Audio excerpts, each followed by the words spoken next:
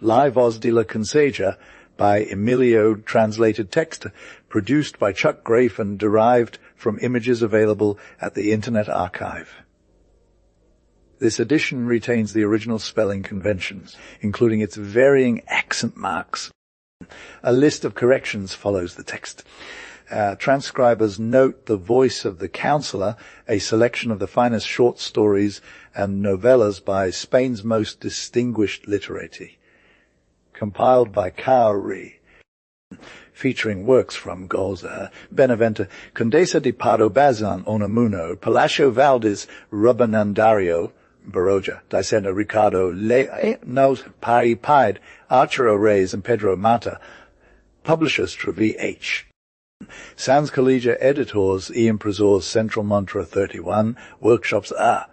Atocha, 23 Madrid. Contents Benito P.A. Res Gallius, the novel in the Tram 17, Jacinto, Benavente, Don Juan's Butler 59, Condesa de Pardo Bazán, Good Friday 77, Migda Unamuno, The Simple, Don Rafael 99, Armando Palacio Valdés Alone, Wellen Rubén Darío, The Bourgeois King 137, Pijo, Baroja Elizabeth, The Vagabond 49, Jokun, Dicenta, The Epic of a Gypsy 165, Ricardo León, The Three Kings of Iron 170, Nogales, The Three Things About Uncle Juan 187, Pedro Pied, The Industry Lovertree, and Three Archmangas Maintro, Pedro Mata's Death 641, Pier, Introduction, Radiatry Matters, The V.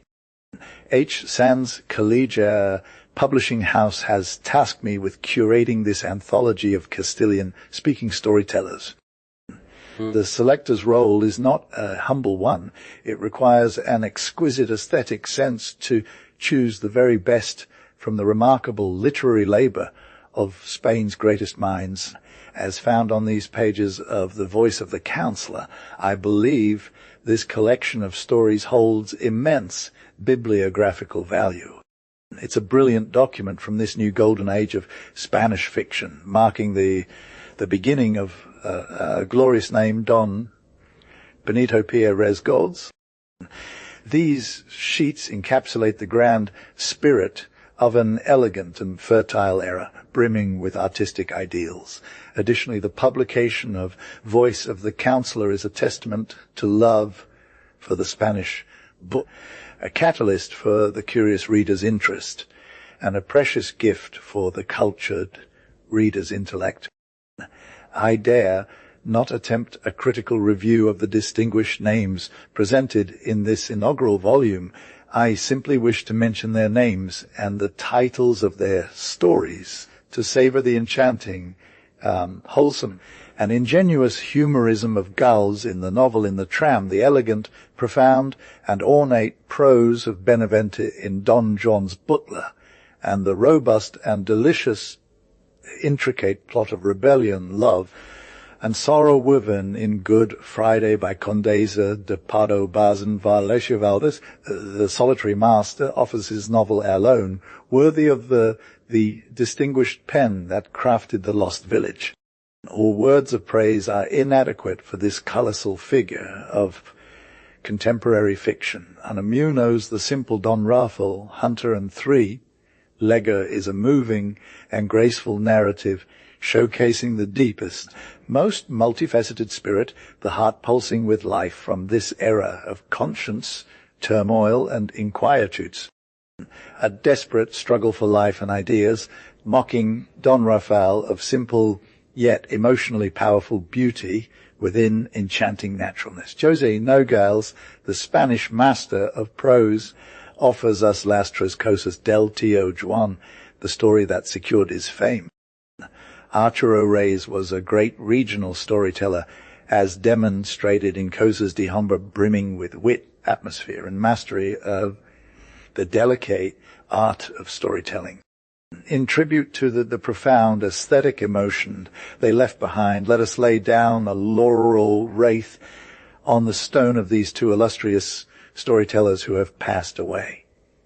La Epopea de una Zienengara by Joaquin Dicenta is a tear-stained rip from raw reality, bleeding and wailing in pain. It's among the most personal works of this renowned Spanish playwright, all passion and violence, entombed today, February 21st, within the four cold walls of a coffin. What a striking coincidence. As I sit down to pen this frivolous review, the news, the death of the author of John Josie. He was a great heart with an unparalleled artistic temperament. La Epopeia di Ana Zianangara faithfully reflects the rich emotional character of this writer. The chronicler artist, Pedro de Raipide, has gifted us with his novel La Enamorada Indiscreta, written exquisitely and in the purest classical style of the golden age of novels. Pedro Mata, in Fort Como Les Meurtres, crafts an ironic elegy brimming with dramatic emotion. The prestige of these names, alongside Baroja and Lune, leads us to expect great success for La Voz de la Conseja. In subsequent volumes, we will publish short stories and novellas from the finest minds of Spanish intellect. Every direction and style will be represented here, serving as a guide for readers who will then seek out the complete works of their favorite authors. Editorial Sans, Collegia loves books and meticulously presents them with great artistic taste. Commercial interests alone do not drive them. They embark on a romantic endeavor to cultivate readers and make book lovers out of librarians. Books by renowned authors, beautifully presented and affordably priced, will attract thousands of readers who will flock to the librarian's counter, transforming the once frugal librarian into an enthusiastic advocate for books. It is time to spiritually reconquer America. Once it was the captains, now it's the book merchants. Together, as publishers and compiler, we believed La Voz de la Conseja to be indispensable in this bibliophilic endeavor. Furthermore, until now there had been no anthology of modern Spanish storytellers worthy of the name. I recall selected pieces for elementary school reading, concluding with Jovellanos and Martínez de la Rosa. Nothing from the 19th century, as far as I know, had been published until La Voz de la Conseja, while in France there were collections aplenty. Here is the translation of the text while preserving the name Emilio, at least 10 florilegios for every literary generation.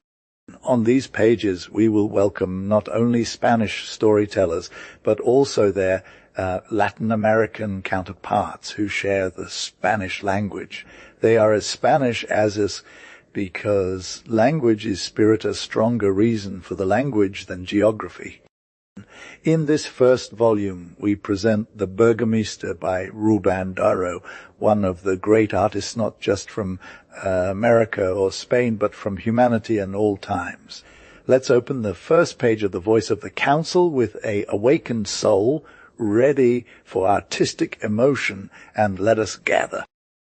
The glorious voice of Galdós, the patriarch of novel writing, begins to ring. Hear devotedly. Career, the novel on the tram Galdós. Ere the tram left the end of the Salamanca neighborhood, traversing all of Madrid towards posers.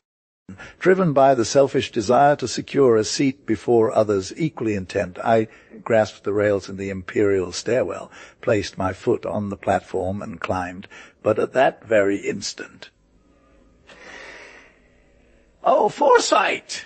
I stumbled upon another traveler entering from the opposite side. I looked and recognized my friend Mr. D., Dionisio Cascajares de la Valina, a person as harmless as discreet, who had the kindness to greet me with a sincere and enthusiastic handshake. Our unexpected collision had no significant consequences, except for a partial dent in a straw hat worn by an Englishwoman at the end of her head, which was trying to climb after my friend, and undoubtedly suffered from lack of agility when its stick was rejected.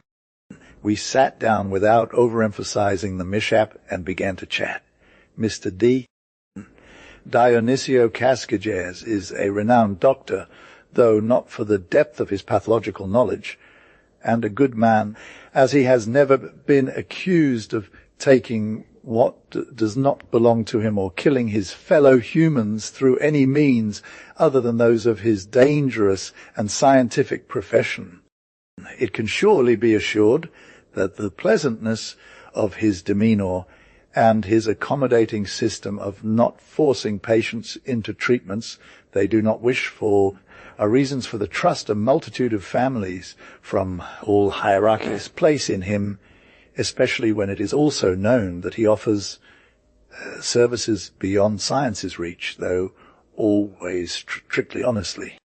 No one knows as well as him interesting events that fall outside public domain, nor does anyone have in such an astonishing degree the habit of asking questions, though this vice of excessive curiosity is balanced by his readiness to share what he knows without others having to ask him. Judge for yourself if the company of such a beautiful example of human likeness will be sought after by curious and loquacious individuals. This man, my friend, as he is with everyone, he hear the translation of the text preserving the name Emilio. He was the one sitting next to me when the car, smoothly gliding down its iron road, descended Serrano Street, stopping occasionally to fill the few remaining empty seats. We were so cramped that I was greatly annoyed by the stack of books I carried with me, and finally, after shifting them from one knee to another, I resolved to sit on them, fearing to disturb the English lady who had been placed next to my left hand. "And where are you headed?" Cascajares asked me, looking over his blue spectacles, giving me the effect of being examined by four eyes. I evaded his question, and he, eager not to waste that moment without conducting some useful inquiry, pressed on with more questions. "And what does Fulano do? And where is Fulano?" along with other similar queries that also went unanswered. Finally, realizing his attempts to gather information were futile, he took a more suitable path for his expansive temperament and began to spill out his thoughts.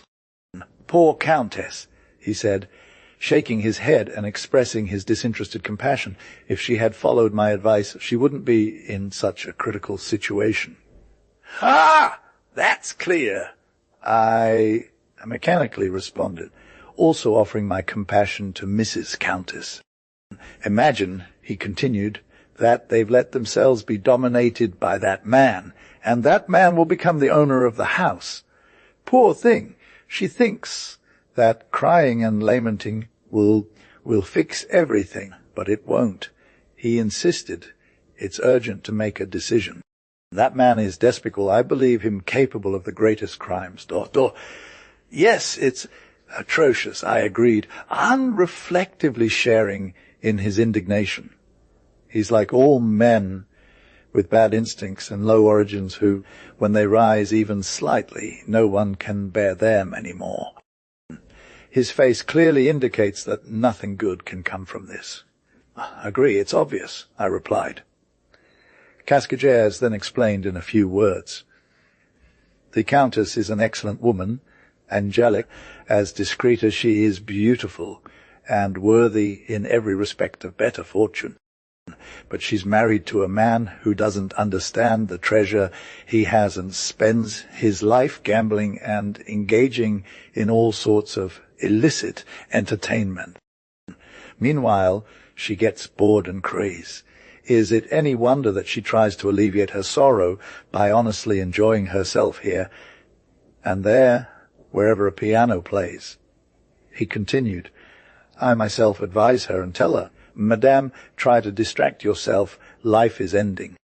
Eventually, the Count will regret his madness and the sorrows will end. I believe I'm right about this.' "Undoubtedly," I responded politely, remaining indifferent as ever to the Countess's misfortunes in my inner thoughts. "But that's not the worst part," Cascajares added, tapping the ground with his cane. "No, the Count has started to become jealous. Yes, of a young man who has taken it upon himself to entertain the Countess. The husband will be to blame. Here is the translation of the text while preserving the name the Emilio, that he might achieve it. All that would be insignificant for the Countess's virtue itself, all that would be insignificant if there didn't exist an abominable man who I expect will cause a disaster in that house. Really? And who is this man? I asked with a spark of curiosity. A former butler much beloved by the Count, and who has set himself to torture the unfortunate, a sensitive lady. It seems he has gotten hold of some secret that compromises her, and with this weapon he intends. I don't know. It's a disgrace. It is indeed, and it deserves exemplary punishment, I said, also loading the weight of my anger onto that man. But she's innocent. She is an angel. But hush, we are at Sybil's? Yes, I can see Buena Vista Park to the right. Tell him to stop. Waiter, I am not one of those who make a show of jumping when the car is in motion, only to stumble against the cobblestones. Goodbye, my friend, goodbye.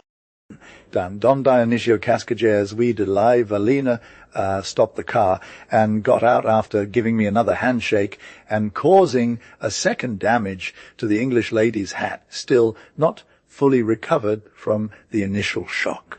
The omnibus continued on its way, and as a matter of fact, so did I, thinking about the enigmatic Countess, her cruel and suspicious husband, and especially the sinister man who, according to the doctor's energetic expression, was about to cause a disaster in the house.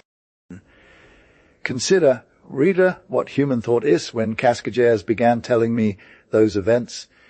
I denounced their impropriety and heaviness, but my mind soon took hold of the same subject, going over it from all sides, a psychological operation that is constantly stimulated by the regular movement of the car and the dull, monotonous rumble of its wheels wearing down the iron of the tracks. But finally I stopped thinking about something that interested me so little, and looking around the interior of the car, I examined one by one my fellow travellers. How different faces and how varied expressions! Some seemed not to be at all disturbed by those around them. Others scanned the group with impertinent curiosity. Some are happy, others sad. One yawned, and that one over there laughed. And despite the brief journey, not one of them wanted it to end soon, for among the myriad inconveniences of life, none surpasses that of being a dozen people looking at each other's faces without saying a word, and recounting their wrinkles, moles, and this or that peculiarity observed on the face or in the clothes. It is singular, this brief acquaintance with people we have never seen and are probably never to see again. On entering, we already find someone. Others come later while we are there. Some leave, leaving us behind, and finally we also leave. This is an imitation of human life, where birth and death are like the entrances and exits. Here is the English translation while preserving the name Emilio. The exits I refer to are constantly renewing, generation after generation of travellers, the small world that lives within. They enter, they leave, they are born, they die. How many have passed through here before us? How many will come after? And for the similarity to be complete, there is also a tiny world of passions inside that drawer. Many go in there who seem to us excellent people, and we like their appearance, even seeing them leave with disgust. Others, on the contrary, repulse us from the moment we lay our eyes on them. We dislike them for 10 minutes. We examine their phrenological characters with some resentment, and we feel true joy at seeing them leave. And while the vehicle keeps running, a mirror of human life, always receiving and releasing uniform, relentless, majestic, insensitive to what goes on inside, not moved by anything, even the faintly stifled passions that are its silent theatre, always running on the two endless parallel rails of iron, long and slippery like the centuries. I was thinking about this while the car climbed up Cal de Alcal, until a thud from my book bag falling to the ground pulled me out of my contemplations. Instantly gathering it, my eyes focused on the piece of newspaper that served as packaging for the volumes, automatically reading half a line of what was printed there. Suddenly my curiosity was intensely pricked. I had read something that interested me, and certain names scattered across the snippet of pamphlet both hurt my sight and stirred up my memory. I looked for the beginning, but couldn't find it. The paper was torn, and all I could read, at first with curiosity, then with growing eagerness, was as follows. The Countess felt an indescribable agitation. The presence of Mudara, the insolent butler, who dared to set his eyes on a person of such high standing, caused her continuous turmoil. The infamous one was spying on her without cease, watching her like one watches a prisoner. No longer did she hold any respect for him, and the weakness and delicacy of such an excellent lady were no obstacle to his infamous designs. Mudara entered at an inopportune hour into the Countess' room, who, pale and agitated, felt shame and terror simultaneously, having no spirit to dismiss him. "Do not be afraid, my lady," he said with a forced and sinister smile that increased the lady's distress. "He come to do you no harm." "Oh, God! When will this torment end?" she exclaimed, letting her arms fall in despair. "Get out. I cannot accede to your wishes. What an infamy, to abuse my weakness and the indifference of my husband, the only author of so many misfortunes." "I was so sore, my lady," added the furious butler. "If I did not hold the secret of your perdition in my hand, if I could not impose certain particulars on the Lord Conde regarding that young gentleman. But no, I will not abuse these terrible weapons. You will understand me finally, knowing how disinterested is the great love that. Here is the translation while preserving the name. Emilio." "He has inspired me," said Emilio, taking a few steps towards the Countess, who recoiled in horror and disgust from that monster. Emilio was a man in his early 50s, dark-skinned, stout and awkward, with rough, unkempt hair, a large mouth with sharp teeth. His eyes, half hidden behind thick, long black eyebrows, expressed the most beastly lust at that moment. "Ah, porcupine!" he exclaimed in anger upon seeing the lady's natural aversion. "What a pity I'm not a clean-cut young man, so reserved, yet knowing that I can inform Lord Conde, and he'll believe me, don't doubt it, my lady. Lord Conde has such trust in me that what I say is like the gospel to him. Well, and since he's jealous, if I present him with this little note—" "Infame!" screamed the Countess, fueled by a noble surge of indignation and dignity. "I am innocent! My husband will not listen to such vile calumny. Even if I were guilty, I would much rather be spurned by my husband and everyone else than buy my peace at that price.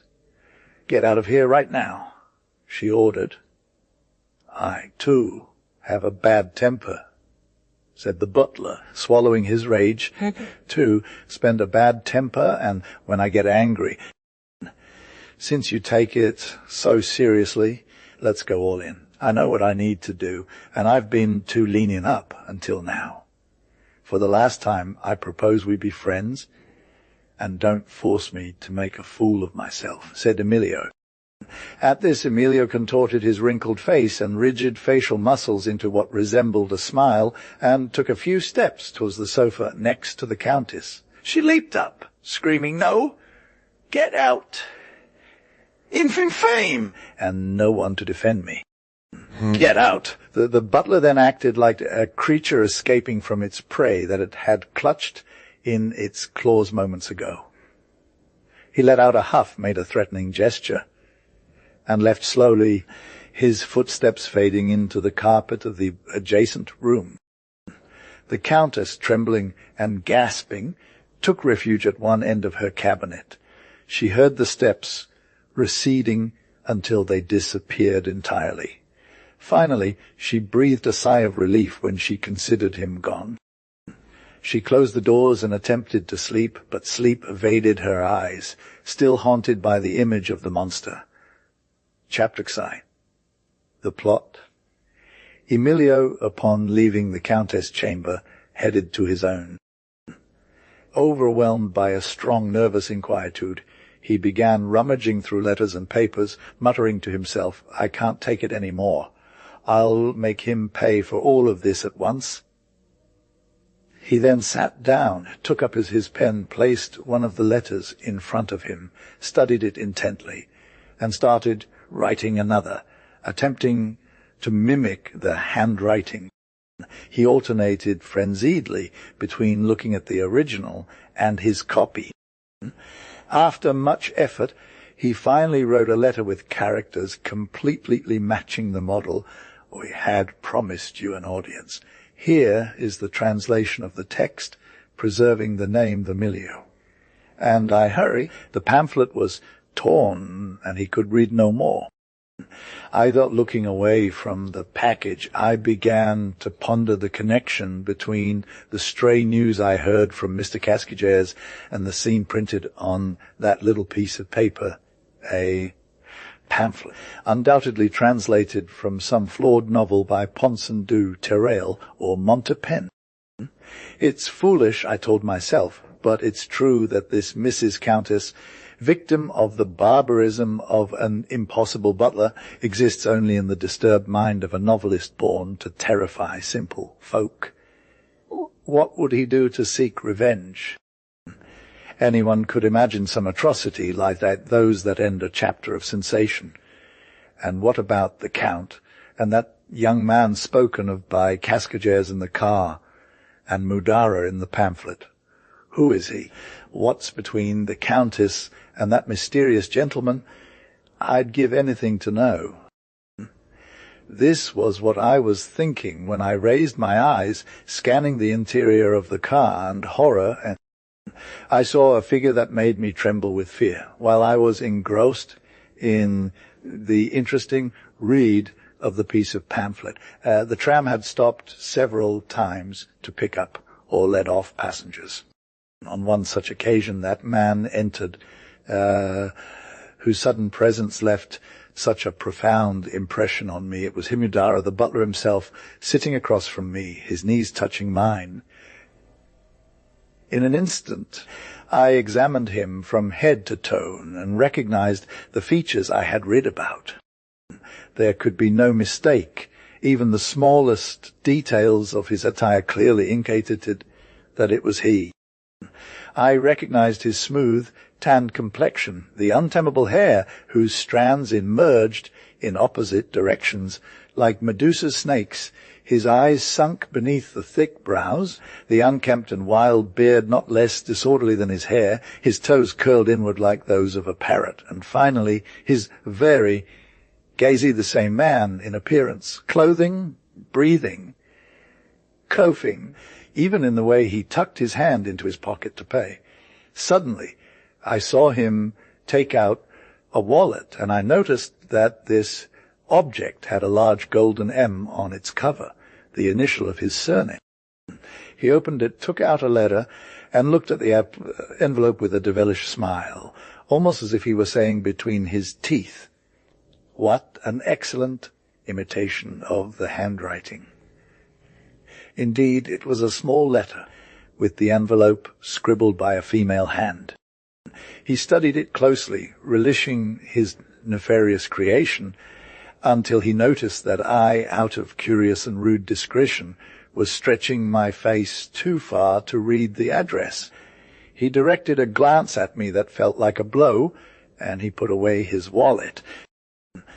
The car continued running, and in the brief time it took for me to read the piece of novel, to think about these strange matters, to see Mudara himself, novelistic and implausible, turned into a living being and companion. In my possession on that journey, I had left behind Alcohol Street, crossed Porta del Sol, and entered triumphantly into Colmeia, clearing a path through the other carriages, making the lagging and lazy carts race ahead, and frightening away the pedestrians who, amidst the street's commotion and bewildered by the cacophony of so many diverse sounds, only see the looming mass when it's already very close. I continued to contemplate that man as one contemplates an object whose existence we are unsure of, not removing my eyes from his repulsive visage until I saw him stand up, order the carriage to stop, and exit, disappearing into the crowd on Colmeia. Several people entered and left, and the living decoration of the carriage changed completely. My curiosity about this event grew stronger. At first, I could have considered it a fabrication in my head, solely created by the convergence of several sensations from conversation or reading, but eventually it felt like a true and undeniable reality to me. When the man whom I thought was the terrible butler left, I found myself contemplating the incident of the letter and explaining it in my own way, unwilling to be less fertile than the novelist in dealing with such a delicate matter. I thought, desirous of revenge against the Countess. Oh, unfortunate lady! She fakes her handwriting and writes a letter to a young gentleman with whom she had various encounters and affairs. In the letter, she arranges a meeting at her own home. The young man arrives at the designated time, and soon after his husband, who had been carefully warned in advance, shows up to catch his unfaithful wife in the act. Oh, an admirable use of ingenuity. This, which has its pros and cons in real life, fits perfectly into a novel. The lady faints, the lover, the husband, shaken, commits atrocity, and behind the curtain stands the fateful visage of the butler enjoying his diabolic revenge. As a reader of many and various novels, I gave this twist to the story that was quietly unfolding in my imagination through the words of a friend, the reading of a piece of paper, and the sight of a stranger. If the carriage continued on its way, and due to the heat inside, or perhaps because the slow, monotonous movement of the vehicle caused some dis that led to sleepiness, I felt my eyelids grow heavy. Leaning to my left side, supporting my elbow on a pile of books, I closed my eyes. In this state, I continued to see the line of faces before me, both male and female, beards on some, clean, shaven on others, those laughing, those stiff and serious. Later, it seemed that in response to the contraction of a shared muscle, all those faces contorted and winked, opening and closing their eyes. Translation. He beheld eyes and mouths, and they showed me alternately a series of teeth ranging from the whitest to the yellowest, some sharp, others blunted and worn. Those 8 raised noses beneath 16 diverse eyes, varying in color and expression, grew or waned, changing shape. The mouths opened horizontally, emitting muffled laughter, or stretched forward, forming pointed snouts, reminiscent of the intriguing face of a certain benevolent animal that bears the anathema of being unnamed. Behind those 8 faces, with their horrific expressions that I have described, and through the car windows, I saw the street and houses, passers-by, all in swift motion, as if the tram were racing at a dizzying speed. At least I believed they were moving faster than our trains, faster than the French, English, or Americans. It was a run with all the speed that imagination can conceive when dealing with solid matter. As this state of torpor grew more intense, I imagined houses and streets vanishing in Madrid entirely. For an instant, I thought the tram was racing through the depths of the sea. Through the windows, enormous cetacean bodies were visible, the sticky appendages of a multitude of polyps varying in size. Little fish flicked their slippery tails against the glass, some staring inside with their large golden eyes. Unknown crustaceans, giant mollusks, coral sponges, and a host of large, deformed bivalves unlike any I'd ever seen before, passed incessantly. The car was being pulled by some sort of monstrous swimmer whose oars, struggling in the water, sounded like propeller blades, swirling the liquid mass with their infinite motion. This vision began to fade afterward. It seemed the car was flying through the air, soaring steadily without the winds shaking it.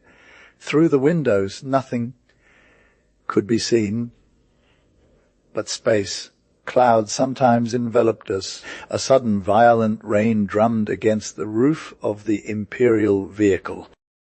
Then we emerged into pure space, bathed in sunlight, before returning to penetrate the foggy embrace of vast, ever-changing skies red yellow, opalescent, or amethystic. We passed through a region where brilliant masses of the finest golden dust floated. Further on, that dust, which I imagined was caused by the wheels grinding against light, was silver, then green like emerald flower, and finally red like ruby flower. The car was being dragged by some volatile apocalyptic creature, stronger than a hippogriff and bolder than a dragon. The rumble of the wheels and the driving force resembled the humming of large windmill blades, or rather the buzz of an elephant-sized bumblebee. We flew through endless space without reaching its end. Nevertheless, as the land sank far below our feet, many leagues away, and on the land itself in Spain, Madrid, the Salamanca district, Casages, La Condesa the Countess, El Conde, the Count Mudara, the enigmatic gallant, all of them. But I soon fell into a deep sleep. Then the carriage stopped moving. It ceased to fly, and the sensation of being in such a carriage vanished from me, leaving only the monotonous, profound rumble of the wheels that never abandons us in our nightmares on a train or in a ship's cabin. I slept. Oh, ill-fated Countess! I saw her as clear as I see this paper right now. She was seated next to a nightstand, her hand on her cheek, sad and pensive like a statue of melancholy. At her feet was curled up a little dog, which seemed just as sad as its fascinating mistress. Then I could examine closely the woman I considered to be personification of misfortune. She was tall, blonde, with large, expressive eyes, a fine nose, almost too large, with a very correct and perfectly formed face resulting from the two curves of her beautiful arched eyebrows. Her hair was styled without affectation, and in this, as in her attire, it was clear she did not intend to go out that night. What a terrible, 1,000 times terrible night! I observed with growing anxiety the beautiful figure I so desired to meet, and it seemed to me I could read her thoughts on that noble brow where the habit of mental concentration had etched several barely perceptible lines that time would soon turn into wrinkles. Suddenly the door opened, admitting a man. The Countess let out a cry of surprise and stood up very agitated. "What is this?" she exclaimed. "Who are you? How dare you enter here?" "Madame," replied the intruder, a young man of excellent bearing. "Didn't you expect me? I received a letter from you." "A letter from me?" gasped the Countess more agitatedly. "I haven't written any letter. Why would I write one?" "Madam, please calm down." "I'm very sorry," said the young man, taking out a letter and showing it to her. "It's your handwriting, your own handwriting." She cried in despair. "What diabolical plot?" The lady exclaimed, full of anguish. "I didn't write that letter. It's a trap they're setting for me." "Madam, please calm down. I'm truly sorry, Wes. I understand everything the Countess said, her eyes flashing with anger. That despicable man, I already know what his plan is. You must leave at once." But it's too late. I can hear my husband's voice. Indeed, a booming voice was heard from the next room, and shortly after, the Count entered, feigning surprise at seeing the gallant, and then, with a forced laugh, he said, "Rafael, here you are. It's been so long." "You came to accompany Antonia. So come, let's have some tea." The Countess and her husband exchanged a sinister look. The young man, confused, barely managed to return the Count's greeting. I saw servants enter and exit. I saw them bring in a tea, then disappear after leaving the three characters alone. Something terrible was about to happen. They sat down, it seemed as if she were dead. The Count was a state of stunned laughter, reminiscent of drunkenness, and the young man remained silent, responding only with monosyllables. Tea was served, and the Count handed Rafael one of the cups, not just any cup, but a specific one. The Countess looked at that cup with such an expression of horror that it seemed to embody her entire spirit. They drank in silence, accompanying the beverage with various delicious pastries from Huntley and Palmer's, and other trinkets befitting such a dinner. Later, the Count burst into laughter again, his characteristic loud and unrestrained guffaw of that night, and said, "How bored we are!" "You, Rafael, not a word. Antonia, play something. It's been so long since we heard you. Look, that piece by Goschak titled Death. You used to play admirably." He urged her to go to the piano. The Countess wanted to speak, but she found herself unable to form words. The Count looked at her in a way that made the poor woman yield to the terrifying expression of his eyes, like a pigeon charmed by a snake. She rose and went to the piano, and there her husband must have said something that terrified her further, solidifying his control over her. The piano played, its strings wounded as it moved from deep to high notes, and the lady's hands awakened hundreds of sounds that had been sleeping silently in the depths of the instrument in a single second. At first, the music was a confusing blend of sounds that bewildered rather than pleased, but then this tempest calmed down, and a funeral dirge arose from that disarray like the dies. I thought I heard the sad sound, a choir of monks, accompanied by the harsh bellowing of the bassoons. Afterwards, heart-rending moans were heard, as we imagine souls in purgatory must be, forever pleading for forgiveness that will never come. The arpeggios stretched on and grew noisy, and the notes tumbled over each other, disputing which one should reach first. Chords formed and unraveled like foam forming and breaking on the waves. Harmony fluctuated and boiled in an endless storm, receding until it was lost, only to return with greater force in massive, frenzied whirlwinds. I remained enraptured as I listened to the overwhelming and majestic music. I could not see the Countess's face, seated with her back towards me, but I pictured her in a state of bewilderment and terror, to the point where I thought the piano was playing on its own. The young man stood behind her, while the Count leaned against the piano to her right. She would occasionally raise her eyes to look at him, but she must have seen something very terrifying in her husband's eyes, because she would lower them again and continue playing. Suddenly the piano fell silent, and the Countess let out a scream. In that instant I felt a strong blow on my shoulder, jolting me violently, and I woke up, about the venerable Englishwoman who was sitting beside me. "Hey, you, sleeping, disturbing she said with a sore frown, pushing away my pile of books that had fallen on her knees. "Ma'am, it's true I fell asleep," I answered, disconcerted at seeing all the travellers laughing at this scene. "Oh, I am going to tell the coachman. You disturbing." You, sir, very shocking." The Englishwoman added in her incomprehensible gibberish, "Oh, you believe my body is your bed for you to sleep." "Oh, sir, you are a stupid ass," she said, blushing and looking like a tomato. She seemed as if blood was rushing to her cheeks and nose, and her teeth were gaping open like she wanted to bite me.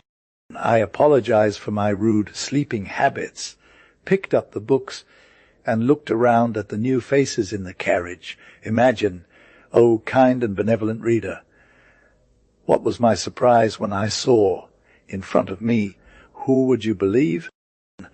The young man from my dream scene, none other than Don Rafael himself. I rubbed my eyes to make sure I wasn't sleeping, and indeed I was awake as ever. It was him, the same one, conversing with someone else by his side. I listened closely. "But didn't you suspect anything?" the other man asked. "Yes, a little." But I kept quiet. Rafael answered, looking terrified. She seemed dead. Her fear was palpable. Her husband ordered her to play the piano, and she didn't dare refuse. He played as always admirably, and while listening I almost forgot about our dangerous situation. Despite her attempts to appear calm, at some point it became impossible for her to keep up the act. Her arms relaxed, and slipping off the keys, she threw her head back and screamed. Her husband then drew a knife, took a step towards her, and with fury exclaimed, "Play or I'll kill you instantly."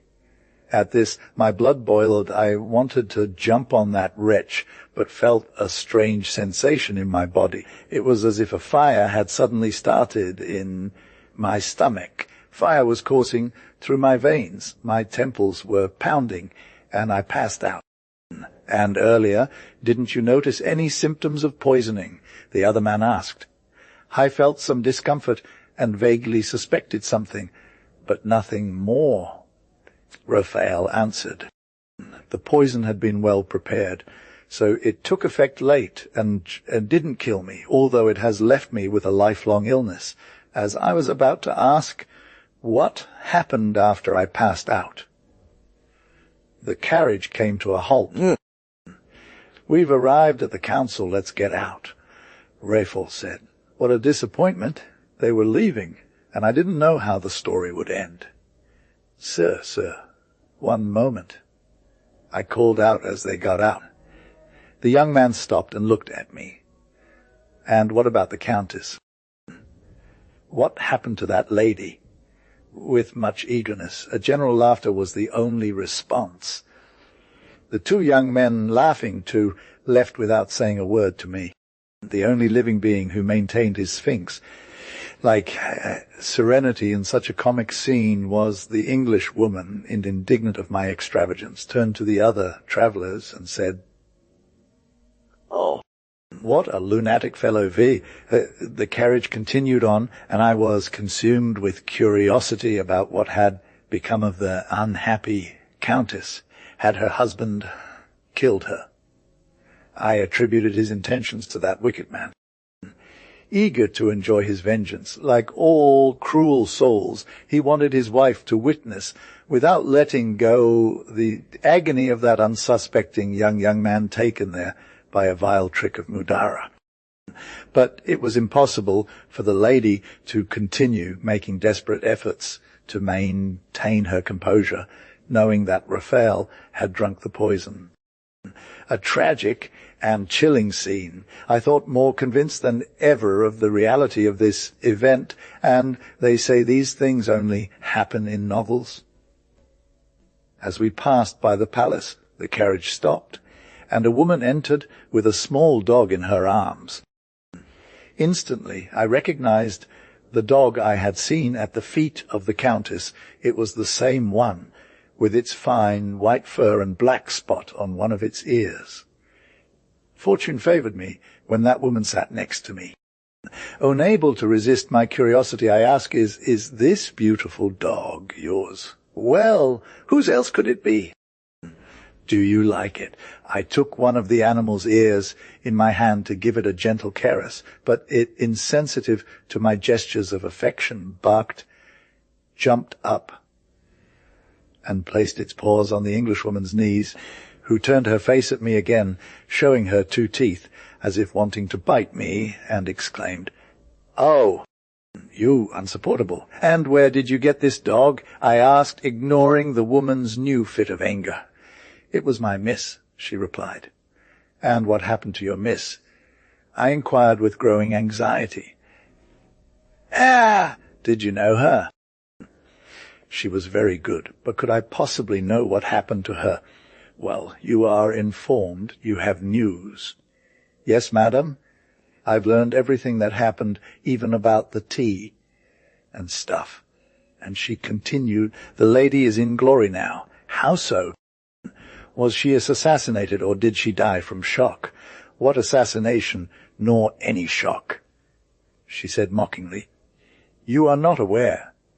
She ate something that night, unknown what, and it hurt her. She fainted until dawn." Bah! I thought to myself, she doesn't know a thing about the piano incident, and the poison, or pretends not to. I then spoke aloud. So it was indigestion.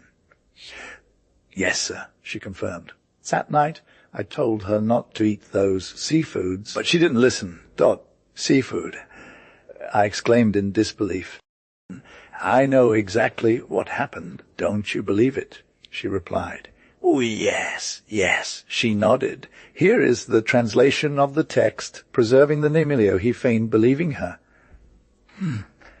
And the Count, your husband, who drew his dagger when he was playing the piano."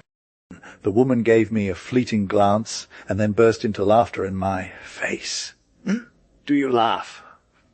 "Bah! Do you think I'm not fully aware?" "I already understand. You don't want to relate the facts as they truly are. It's clear there will be a criminal cause.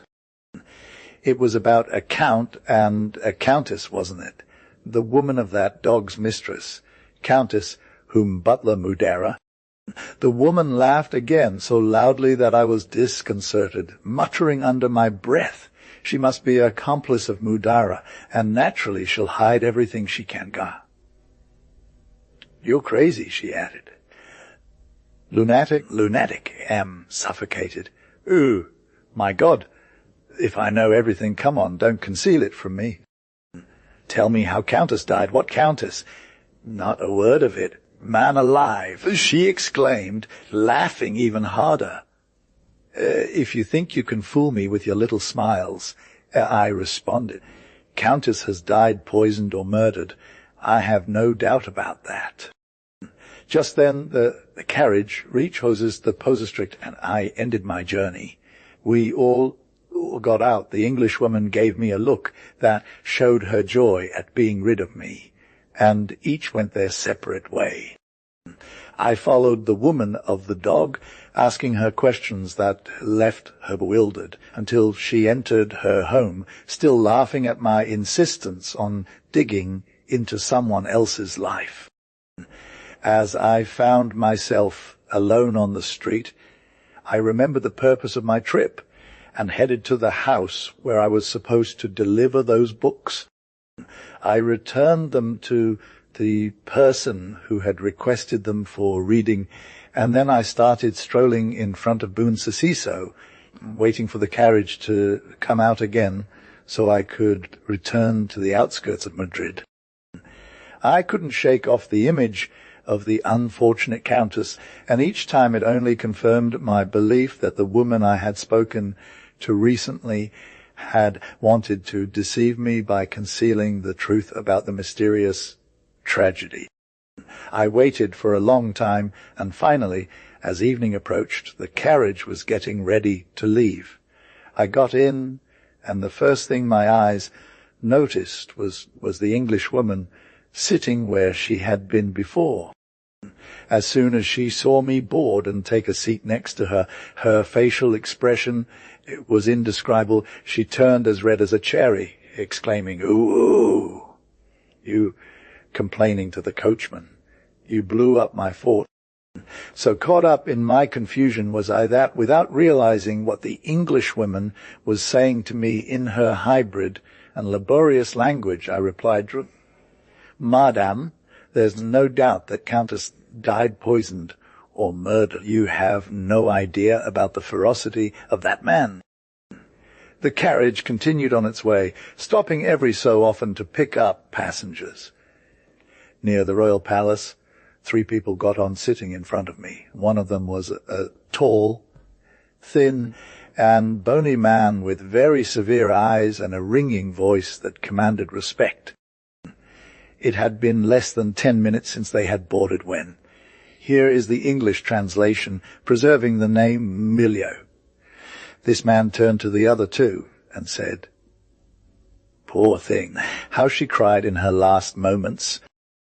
The bullet entered above her right clavicle and then went down to her heart." How? I exclaimed suddenly. So it was from one shot. Didn't she die of a stab wound? The 3 men looked at each other in surprise. "From one shot, sir," the tall and dry and bony man replied with a hint of annoyance. "And that woman claims she died of indigestion," I said, becoming more interested in this matter by the minute. "Tell me, how did it happen? And what happened next? What does it concern you?" The other man retorted, his face contorting with displeasure. "I have a great interest in knowing the outcome of that horrible tragedy." I insisted. "It doesn't seem like an unlikely plot for a novel." "What novel? Are you crazy or trying to mock us?"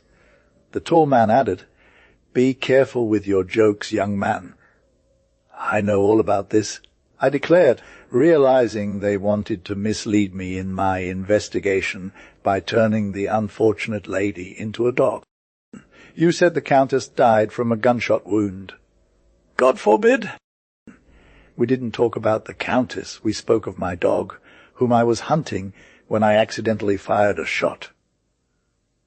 "By all means, if you want to play games, look for me elsewhere, and I'll give you an answer that's more than you deserve. He threatened. I understand your attempt to conceal the truth.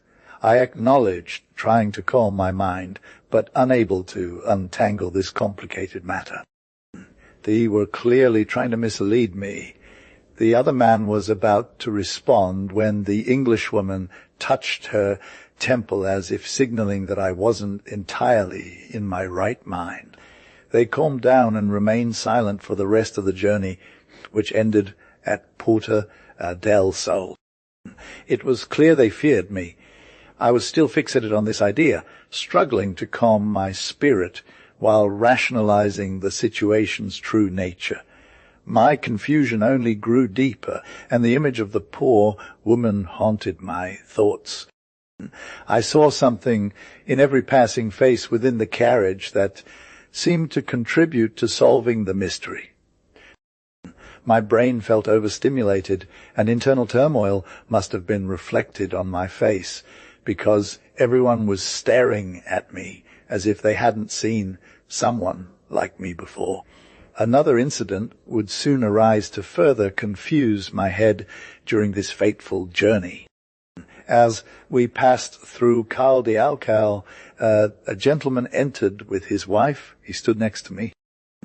He appeared visibly shaken from a recent and intense impact almost touching his eyes with his handkerchief to wipe away invisible tears that likely rolled down under the dark green glass of his oversized monocle. After a brief moment, he whispered to what seemed to be his wife, "There's a suspicion of poisoning. Don't doubt it, that's what Don Mateo just told me." "Poor woman," she exclaimed. "I already knew this as well. What could we expect from such savages?" Her husband responded, "I swear to, here is the translation of the text, preserving the name Emilio. Don't leave a stone until we uncover the truth." I, who was all ears, also whispered, "Yes, sir, there was poison. I know for a fact." "How do you know?" "Did you know her too?" said the man with green anti-glare glasses, turning to me. "Yes, sir, and I have no doubt that her death was violent, despite them trying to make us believe it was indigestion." He affirmed the same. "What an excellent woman."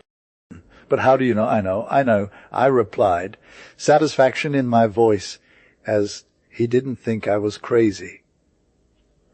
"Then you'll go to declare at the court, because the preliminary investigation is already underway.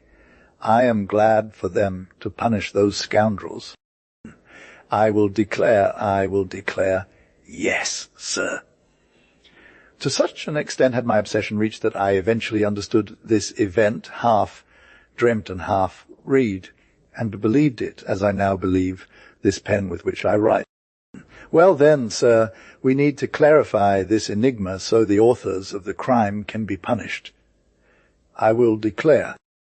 She was poisoned with a cup of tea, just like the young man. Listen, Petronilla," said the man to his wife, "with a cup of tea." "Yes, I am amazed," replied the lady.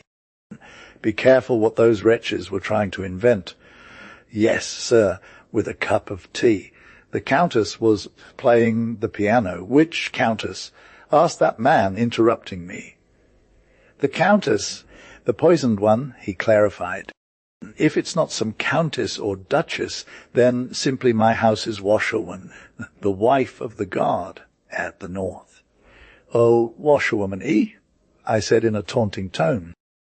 "And you want me to believe she was a washerwoman too?" The knight and his wife looked at me with a mocking expression, and then they whispered some words to each other.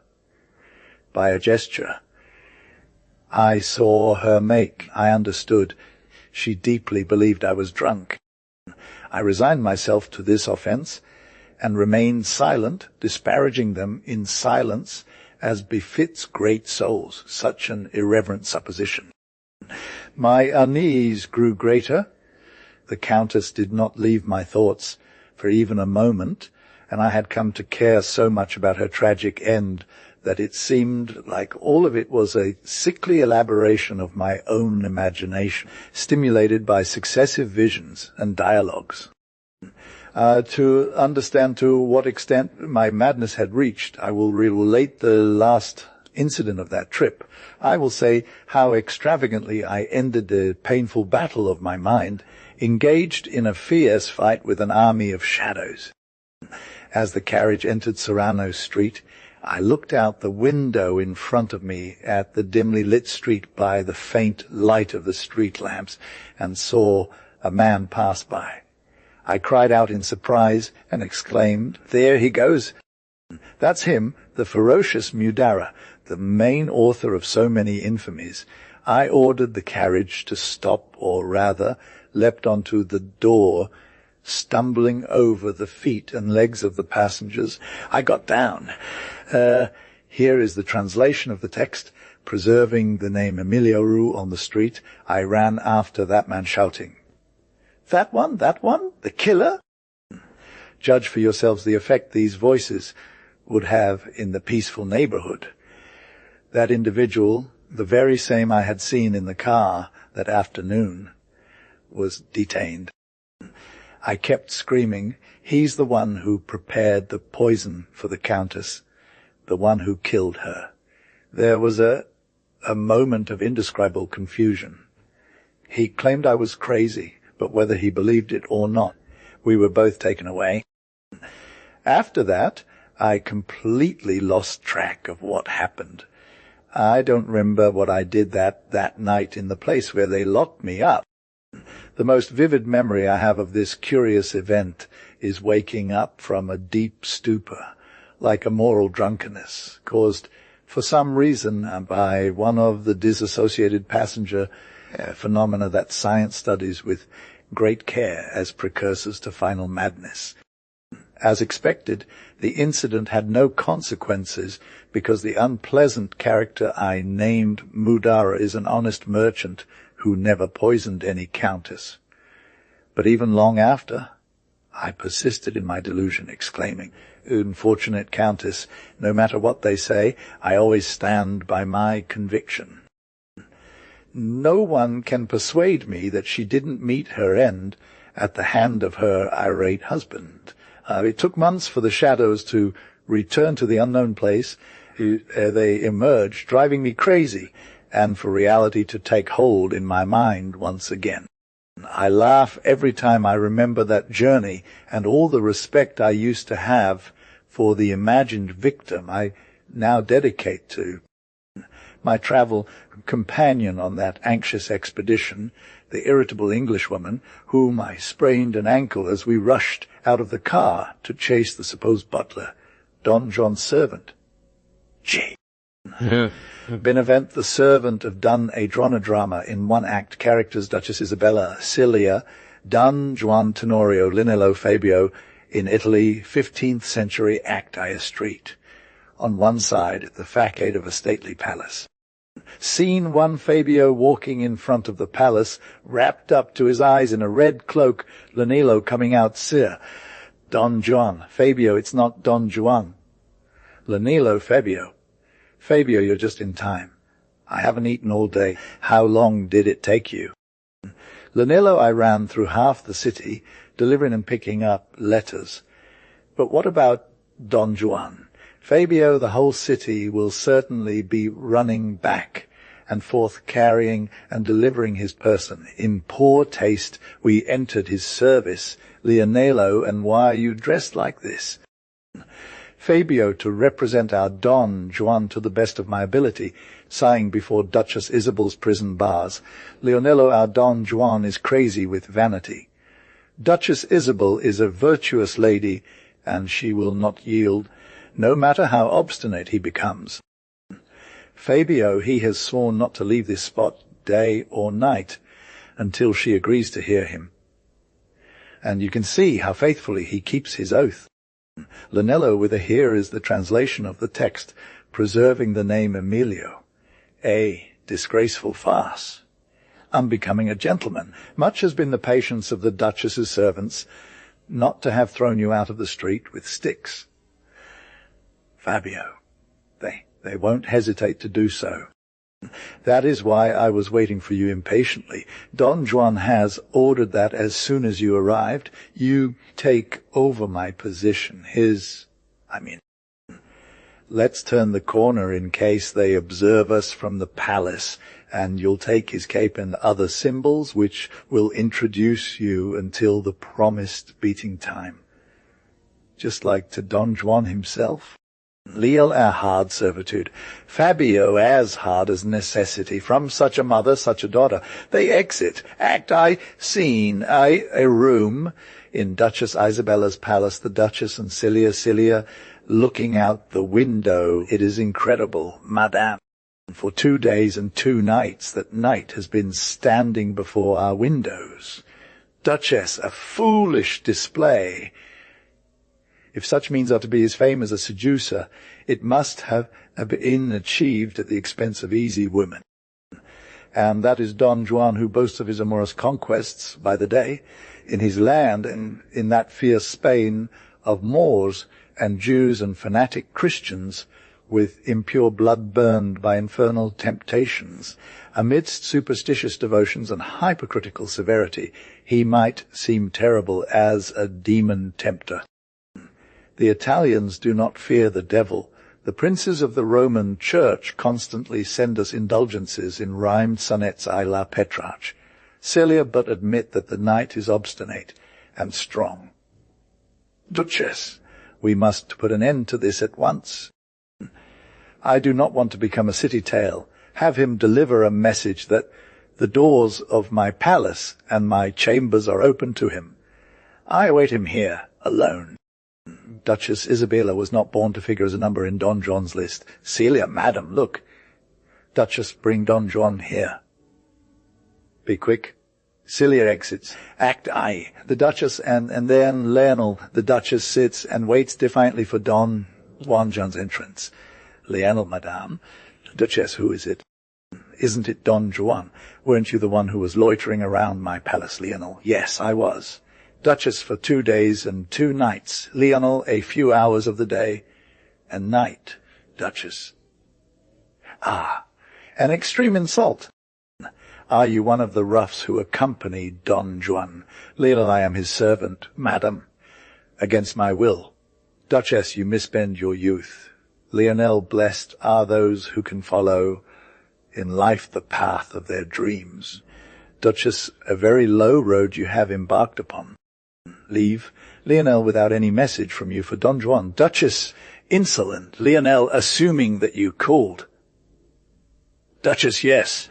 I called him so that for the first time in his life he would be to face with an honourable woman, so he could never say that a lady like me had no defence against him but to avoid his gaze. Lionel, thus, as you are now, I heard many women answer Don Juan, and many defied him, as you did, and many received him haughtily. Duchess, and does Don Juan not learn? Duchess, and do not women? Death, remorse, desolation are horrible, and cannot enter, but preceded by a seductive messenger, beautiful, youthful. Danger, the eternal charmer of women. Avoid danger, believe me, do not listen to Don Juan. Duchess, you confuse me with the common crowd of women. Not without reason do you serve that knight of fortune. Lionel, not without reason do I carry my sorrowful soul for so many souls of noble lovers of Don Juan. How much I wept for them! My heart gathered the shattered loves in his madness for my lord, and in my dreams ended happy so many loves of death and tears. A single love from Don Juan would have been eternal happiness for my life. All my immense love wouldn't have sufficed to console even a single one of his enamoured women. The rich flow of love wasted by Don Juan, next to me, this poor lover of love. Duchess, are you a poet? Only a poet can afford to live as you do, with thought and conscience at odds. Lionel, you know about poets, madam. You don't know about the needy. Duchess, I know.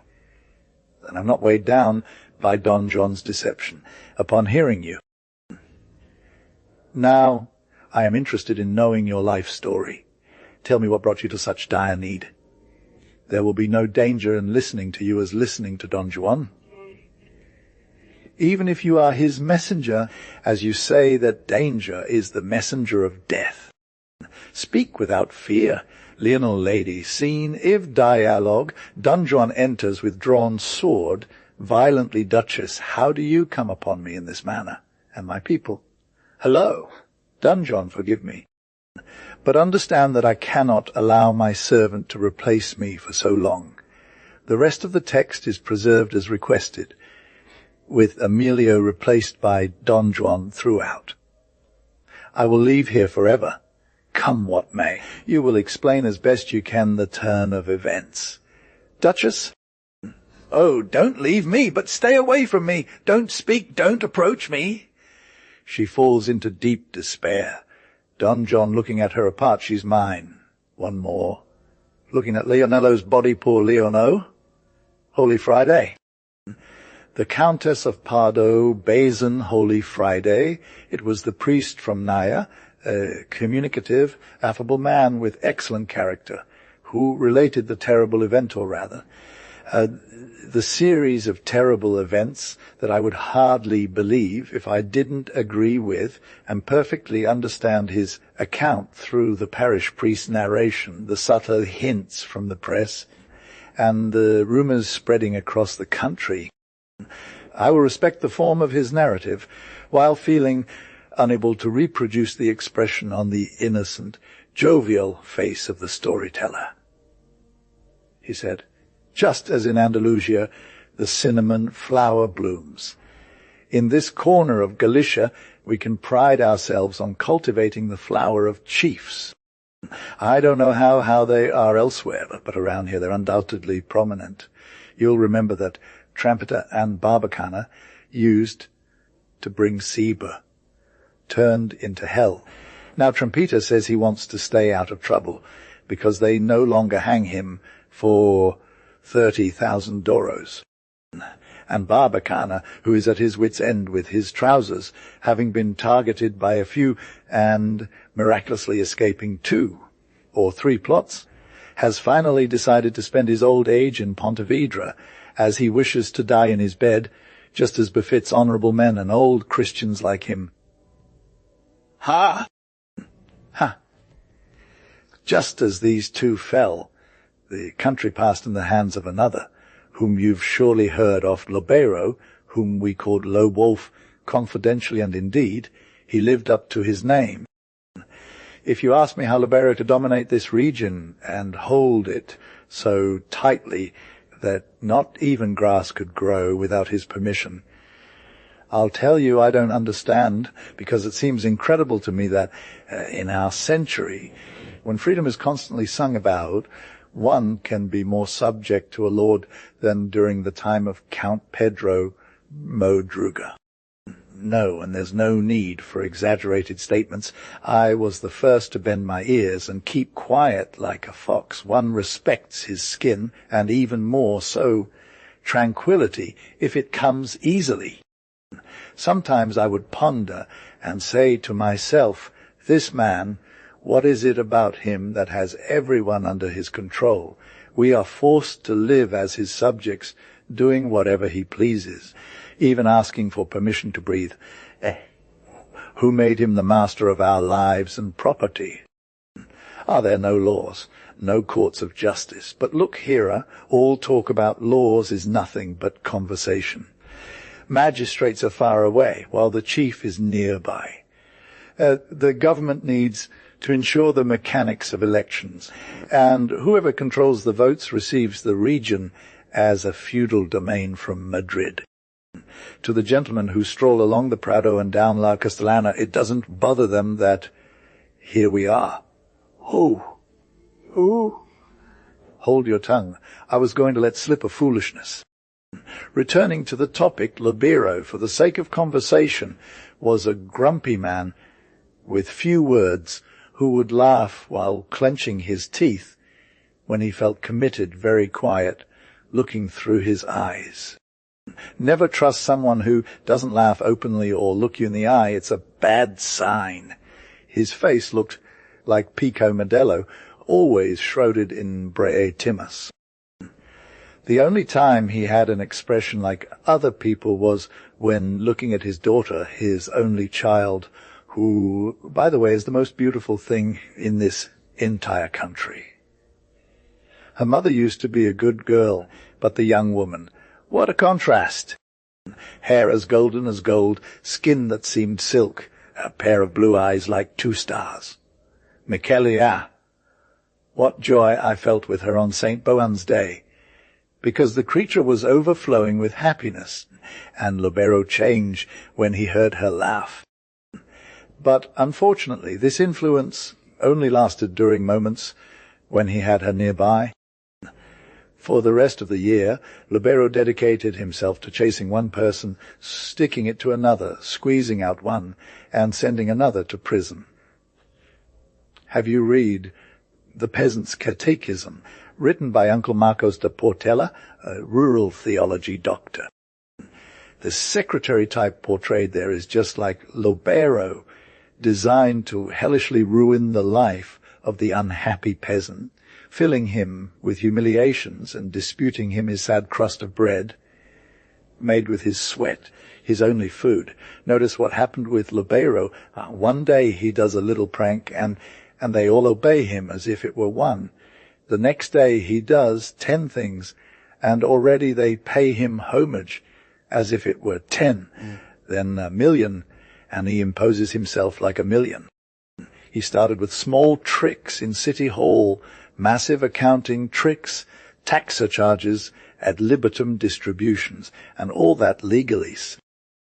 Little by little, people enduring and him tightening his grip more, the situation reached a point where I found myself face to face with an unfortunate villager deep in a path, carrying his best calf on a rope. "Andres," he said, "where are you taking this? There's no market date, no more fair, Sir Abbot." Then, "Sir Abbot, for the sake of him who gave birth to you, don't say a word. It's for that wretched Lobero he sent me to get it, and if I don't deliver it, he'll ruin me, finish me off, even make me die, ashamed, in prison." And when the poor man said this, his eyes were like 2 tomatoes, bloodshot from crying. You understand now what cattle means to a peasant. Giving away that calf was like giving away the threads of my heart. One thing was certain with Lobero: he respected women's honor, not out of virtue, but because it never left him. Some of his satellites, on the other hand, took revenge. Did he have satellites? Dear mother, an organized mob in every sense. You won't forget that when the butler of Marquis Alloa appeared on a mountain some years ago, shot dead, everyone said it was ordered by Chief Barbacana, and the weapon was a bandit known as El Turto de Castrodorna, who spent most of his time in Portugal evading justice. Well, this gem passed to Lobero, but he improved Barbacana's method. Instead of just one outlaw, he recruited a perfectly organized crew with their own passwords, slowcrits, stratagems, and tactics, ready to carry out their surprises in an efficient and secure manner. We had hopes that when the revolutionary disputes and civil wars ended, the country's situation would improve and personal security would be reinforced. Seek security. Seek improvements. Things were no better or worse after Alfonso's restoration, and if pressed, I'd say the Regency gave us a slap in the face. Before, some shouted, "Love this," others, "Long live that." Republic, Don Carlos.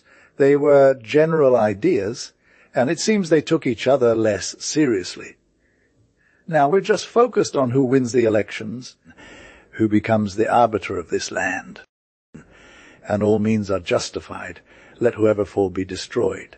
As we say, here I leave one thicket and enter another, but even darker ones. As we were saying, Lobero's gang became a terror in the country. We'd see flames. What happens? They burned down his barn, his stable, his granary, or even his house itself to Anton de Maules or Guillermo de la Fontella. Soon after, someone is seen prostrated, beaten to death, who refused to submit to Lobero in this life or the next. And when asked who did it, he tells a lie, that he slipped from a fence or fell from a fig tree, a sign that if he reveals the truth, he's sentenced to a more severe punishment.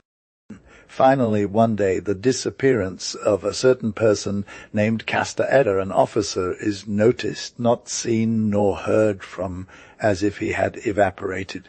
Public murmurs very quietly that this man stood in Lobero's way or opposed him in a major scheme.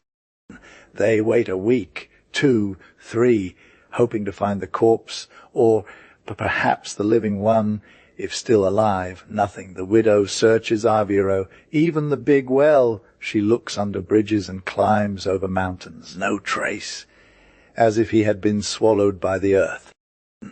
And probably that's what happened. A hole is so easy to make. This Castaeda had a nephew, a young man with promise, who once planned to join the military, but then decided to stay in the country, taking care of his mother and a younger sister. Here is the translation of the text, preserving the name Emilio. He received the benefits that were due to him from his grandmother, and also from his sister and mother. He was a half gentleman, half peasant, and in the village, as everyone has their nickname, they knew him as Christo. You say a French novelist names one of his characters like this. Well, he must surely invent it. I certainly wouldn't. It's true as sure as you are sitting here listening to me tell this story. The nickname pay close attention is significant part of the intrigue in my tale. Why did they give him that alias? I don't know for certain. I believe it was because he resembled a very great and devout Christ figure venerated in the sanctuary of Bourgeois. So poor Christo, as soon as he learned of his uncle Castor Edda's disappearance, he didn't fall silent like the others, including the unhappy widow, who trembled at the prospect of having her husband's body burned and her cottage destroyed, leaving her to beg in her old age. At fairs, pilgrimages in the church atrium, and at Sybil's apothecary, the young man raised his voice as much as he could, denouncing Lobero's tyranny and saying that the village needed to set an example by hunting him down like a wolf, so that owing wolves growing wild would learn their lesson. He argued that such events only occur in places that endure them, that where men have pride, certain abuses are not tolerated, that in Aragon or Castile they would already have settled Lobero's score with a blunderbuss or a knife, that if the chieftain stood in his way, he could tear out the beast's teeth, even at the cost of losing his mother and sister. At first they were frightened to hear him speak, but as time passed and they saw that his words caused no harm, a group of people gathered around Christo, agreeing with him and saying that Lobero must be removed by any means necessary to rid them of this plague. The Galicians are not cowards, rather we sometimes lack the initiative to show courage. We need someone to take the lead, and suddenly we're all in it together. Christo was gaining supporters, and as more time passed and they realized that his words were causing no harm, the protest grew larger, and Lobero, intimidated by finally facing someone who stood up to him, became more docile, so much so that over 3 months passed without any major misdeeds attributed to him. On the grand fair day in Arnido around April, during Easter, I was returning to my parish after enjoying some tostado wine and Rosquilla's cookies when, a short distance from town, the little mare of Ram Limioso, you know him, matched steps with my mule.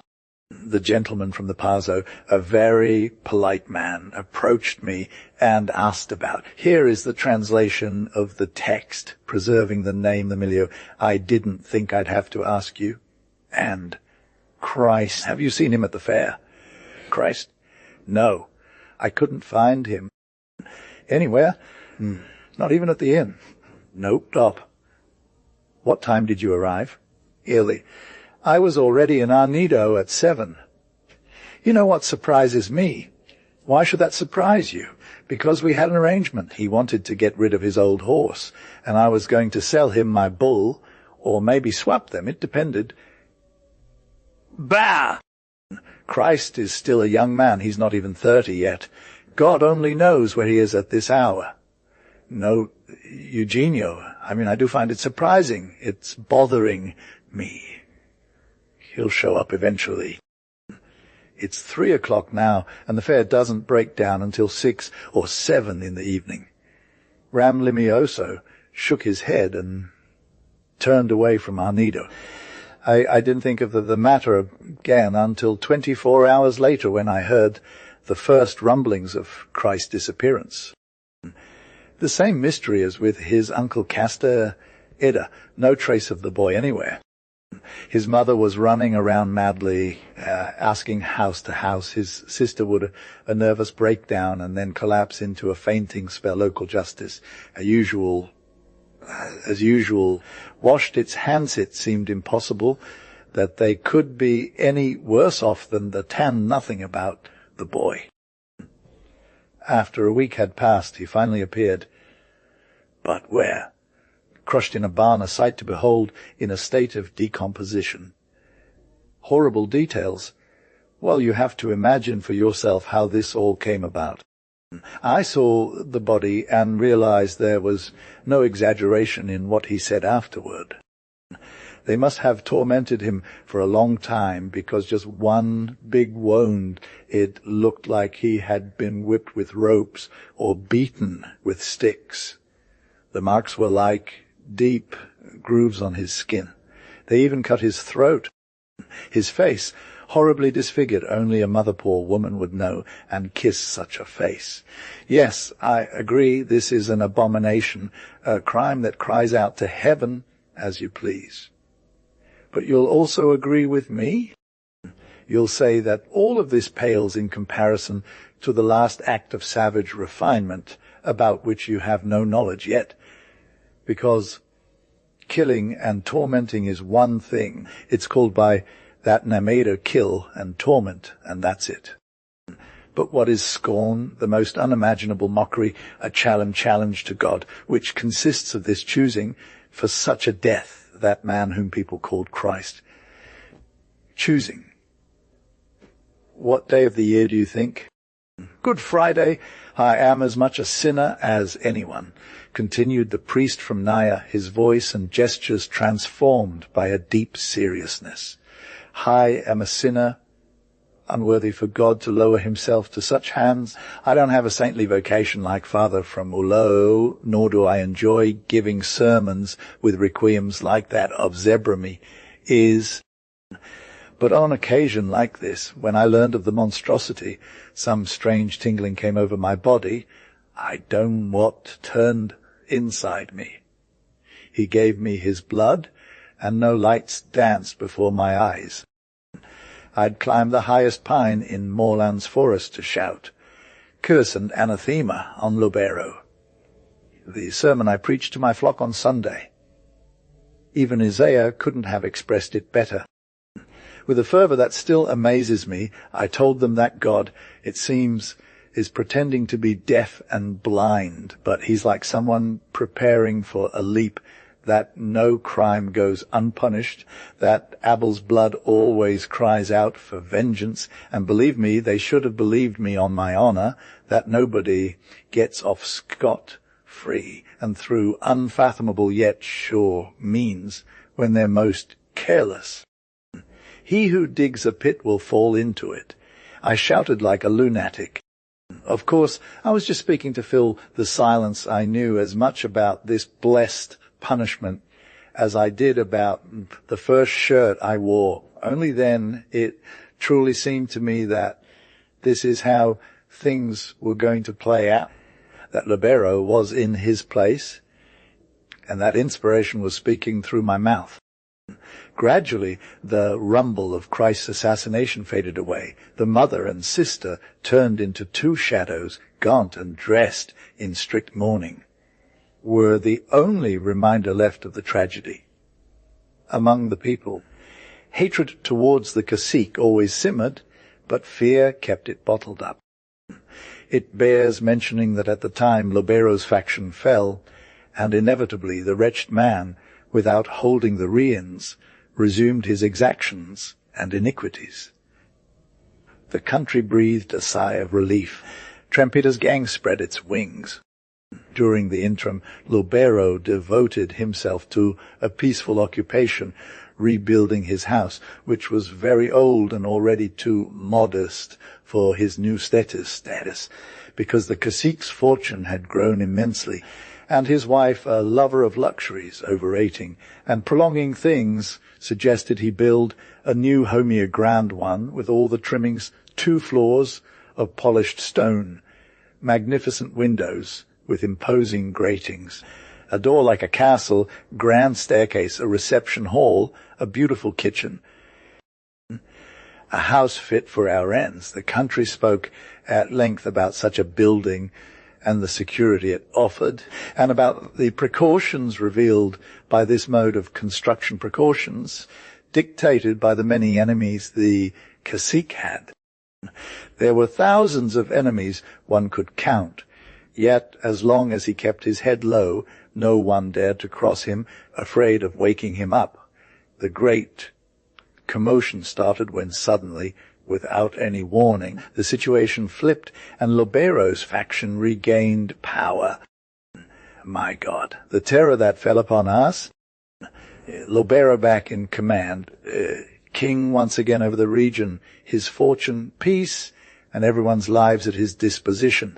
The bodies piled up once more in the granaries, or at the bottom of a viero, or in a deep pit somewhere amid the harshness of some pine forest. Who could breathe? Who would sleep peacefully? Who would be sure of not perishing martyred? You'll laugh if I tell you this. No, you won't laugh. On the contrary, you'll understand better than anyone, for you're accustomed to considering these peculiarities as part of human nature. Fear sometimes is the best agent of valor. Yes, it's through fear that acts of heroism are achieved. Through the despair, actions are taken that in normal circumstances would terrify us. A person facing flames, fearing the fire might spread and trap them in a room with smoke, doesn't trust God or the devil to throw themselves from a fifth-floor window onto the street, even if it means breaking their bones.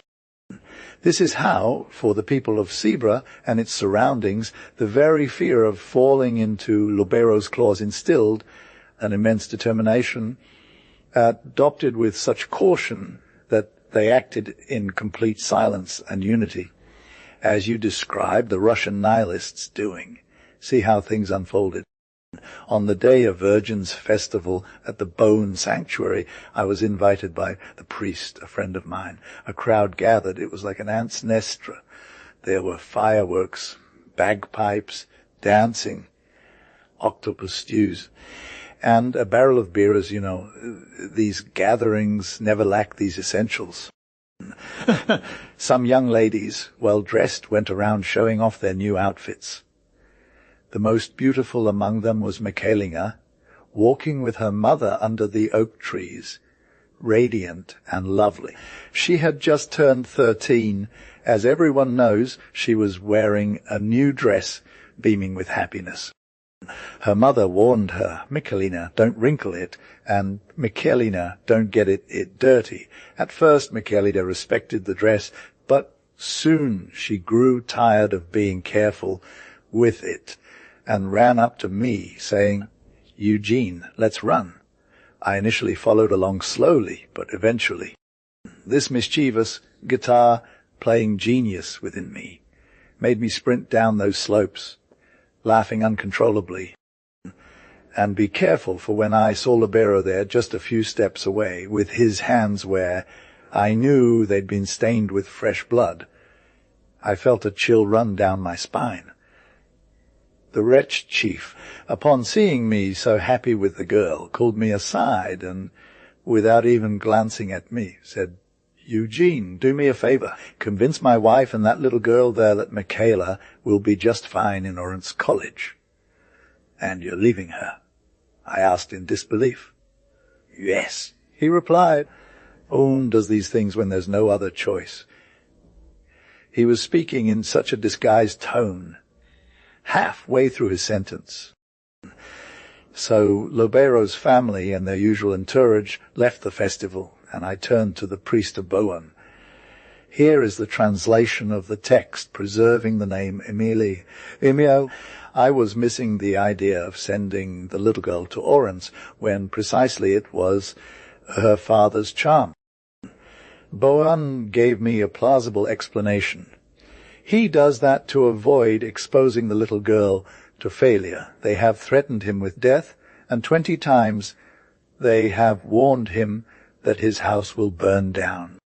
Although he says that as long as he built it, it won't be easy to set it on fire, he doesn't want Michaelina here because he fears some barbarity. You will see. Lady, how indeed the Lobero's house did not burn down. I slept at Bowen's rectory that night. He had eaten and drunk very regularly, so the first sleep was like a stone. I was as still as a marmot. If they play a drumrel in my ears, I wouldn't move a foot or hand. So imagine the explosion for me to jump out of bed in an instant. Pum! Boom! It never stopped resonating in the dark, groping, searching for matches and shouting at the servant. "Hey, Virgin Mary Purissima! Rosendo, you wretch, are you sleeping, or what are you doing? Is the house falling down? Jesus, God and Lord, have mercy." Finally, I lit the match, and when Rosendo entered all bewildered, in his underwear, he couldn't help but laugh. The boy was terrified. Yes, laugh, because it's funny. Lord, don't laugh, for it is a sin. My flesh is crawling. But what's happening? What the devil is going on?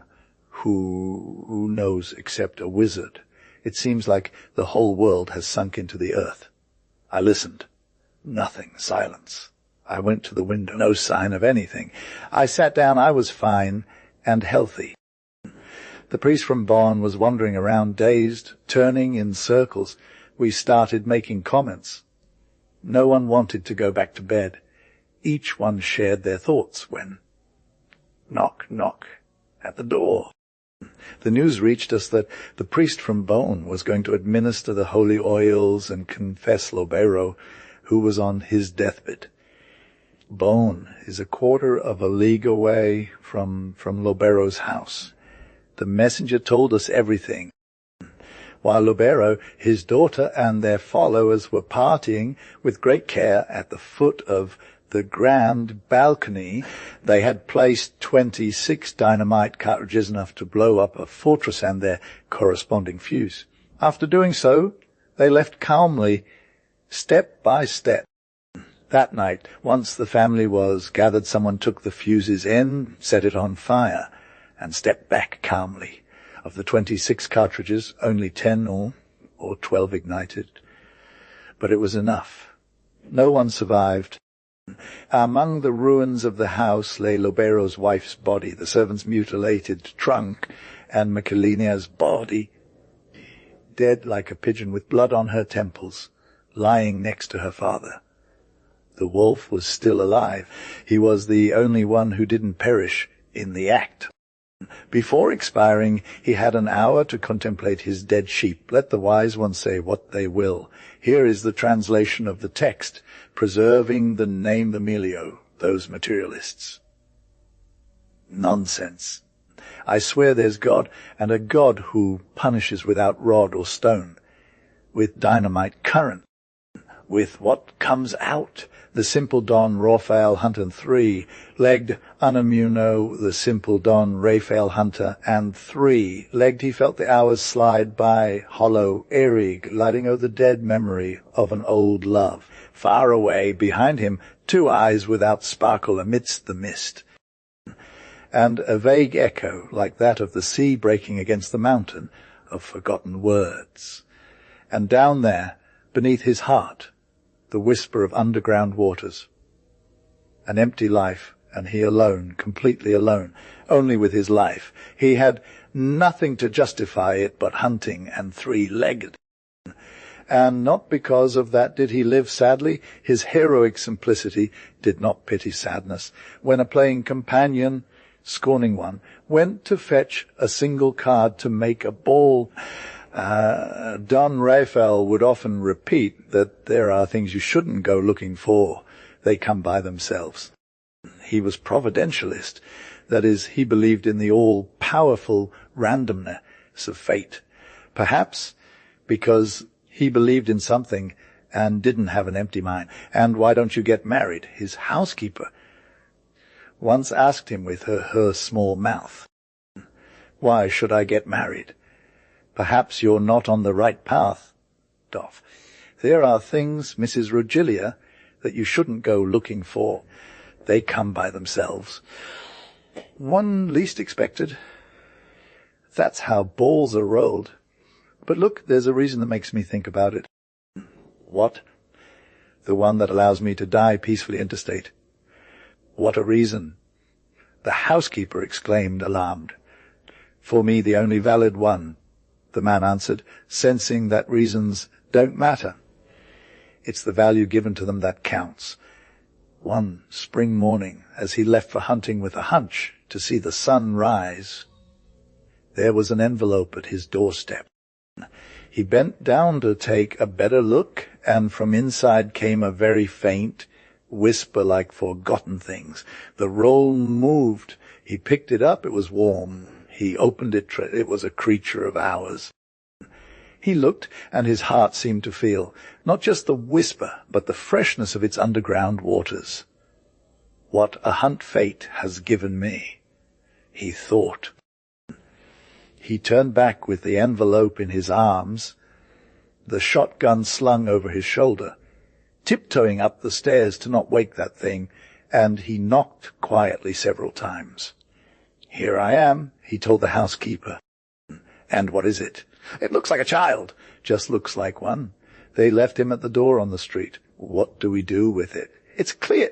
"Well, who?" "Rachel? Both of us." "Me? No." "Find a nurse."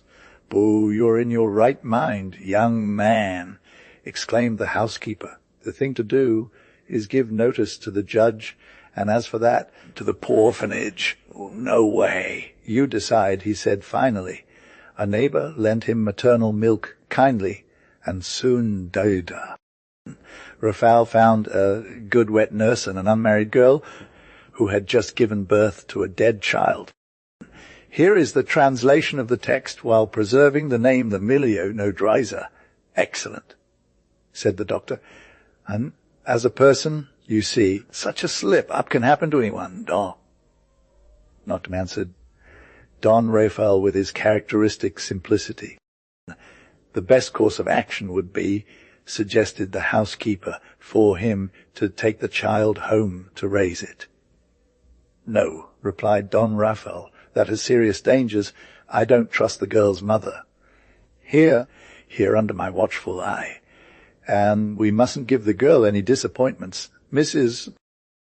Rogelia, as her health depends on it. I don't want this little angel to suffer stomach pains because of a tantrum from Emilia."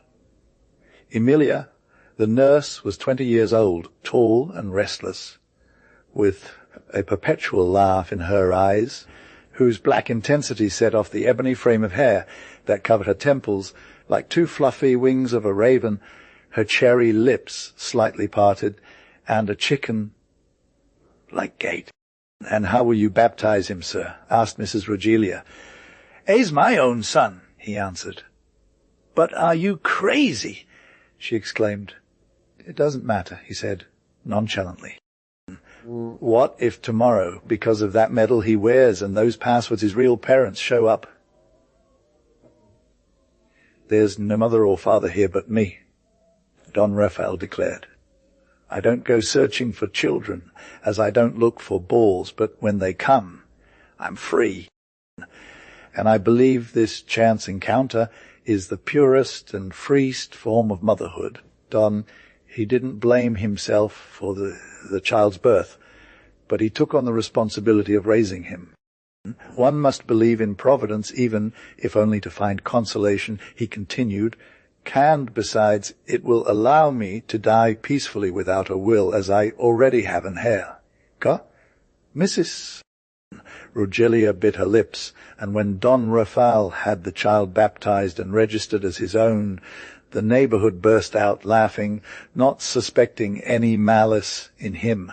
His everyday, transparent innocence was well known. The housekeeper reluctantly agreed with the wet nurse. Don Rafael had more on his mind than hunting and riding. His days were already full. A new life filled his home, radiant and simple. He even lost some night's sleep and rest, walking the baby to keep him quiet. "He's as beautiful as the sun," said Mrs. Rogelia. "And I don't think we've had bad luck with the nurse, either, as long as she doesn't start again." "I'll see to that. It would be a trickery, disloyalty. It's for the child's sake." But no, she's disenchanted with her boyfriend, a major scoundrel whom she already abhors. Don't trust her, he warned, and I'll pay for his passage to America. She was just a poor girl. Until she has another chance, I'll prevent it. Well, if she wants Dot, on that point indeed, because if I must tell you the truth is... Yes, I can guess, he interrupted. But above all, respect my son. Emilia had nothing of a fool and was dazzled by the heroically simple gesture. Here is the translation of the text, preserving the name Emilio. That solitary half a sleep man. He grew fond from the start of the child, if he were his own mother. The putative father and the natural nurse spent long moments on either side of the crib, gazing at the sleeping child smile as he pretended to suckle. What a man, said Don Rafael. And their eyes met. When Emilia held the baby in her arms, Don Rafael would kiss him, his prepared kiss almost grazing the nurse's ebony curls that touched his forehead, along with the father. Other times he'd simply look at one of the twin white breasts, full of life, with the blue veins snaking down from his neck, held between the slender index and hard fingers like a fork, a pigeon's neck curved over him. He too felt the urge to kiss his son, and as his forehead touched the breast, it made him shiver. "Oh, I fear that soon I must leave you, my son," she exclaimed, squeezing him against her breast, as if he understood. Don Rafael remained silent. When he sang to the child while holding him the old paradisiacal lullaby that each mother, despite passing it on from heart to heart, creates and invents anew, eternally new poetry, though always the same, unique like the sun, brought Don Rafael memories of his forgotten childhood in distant recollections. The crib swayed, and with it the father's heart at random, while the song, Coxdale you know, whispered with the waters beneath his heart to carry off the children, who were also falling asleep, Pogliano, between the soft mists of their past. What a good mother she makes, Don Rafael thought. One day, after asking about the incident that made her a nurse, he inquired, but girl, how could this have happened? Well, you see, Don Rafael, she replied with a slight blush on her face. I agree, I see now. A terrible illness struck, days and nights of anguish. Throughout this ordeal, Don Rafael ensured Emilia slept with the child in his own room. But, sir, she said, how can I sleep there? It's simple, he answered with his usual simplicity. Just sleep, because for that man everything was simple. Finally, the doctor declared the baby saved. Save, exclaimed Rafael with a heart overflowing with joy, and he went to embrace Emilia, who was crying from stupor mixed with happiness. You know something, he said, without letting go of the hug, while looking at the smiling child recovering from his illness. That since we're both free and uncommitted, I don't think you still consider that buffoon, who we don't even know, if reached Tucuman or not. And since we are both father and mother to the same son, let's get married and be done with it.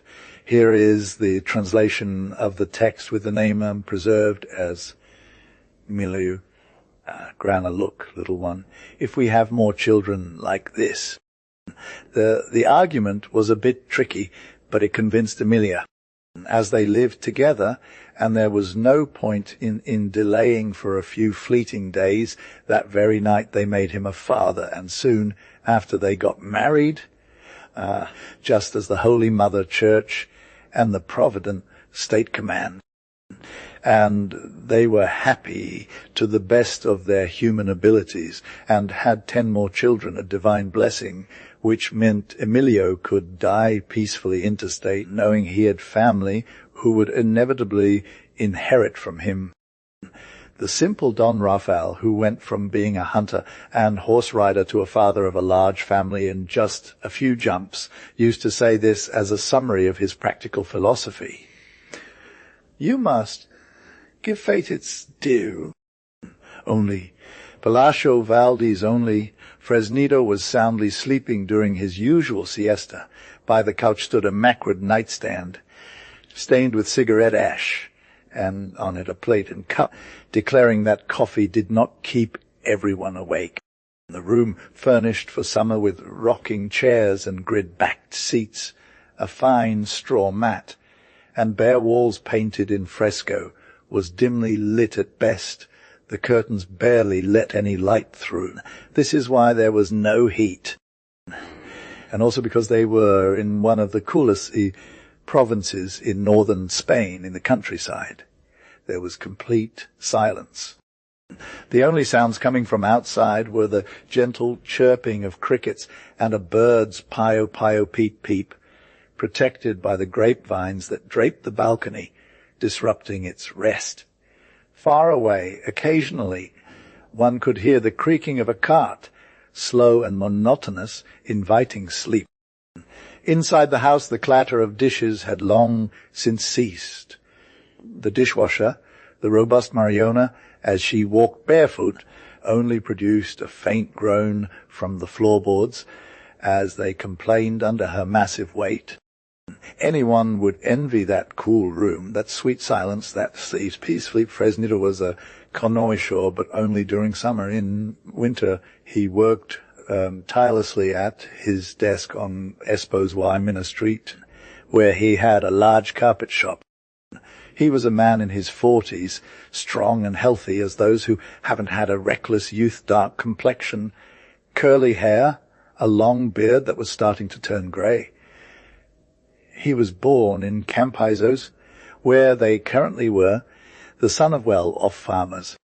At age 14 he was sent to Madrid by an uncle who was a merchant. He worked with vigor and intelligence. He was his uncle's first employee, then partner, and finally married his daughter, inheriting her fortune and business. He married late, around 40 years old. His wife was just 20. Educated in comfort and even luxury that the elderly Fresnido could provide, Margarita was one of those Madrid girls full of finery and vanity, prostrated in the face of the countless ridiculousnesses of court life, as if determined by immortal code sentences, entirely disconnected from nature's life and truth. That's why Emilio hated the countryside, especially the overlooked and leafy little place where his humble lineage originated. He hated it almost as much as his mother, the wife of old Fresnido, who, despite being the daughter of a street potter from Aduana Street, had less desire to set foot in Campizos. As much as they hated him, Emilio was loved by good Fresnido. While he was his uncle's assistant, he would beg for permission every year to spend July or August in his hometown.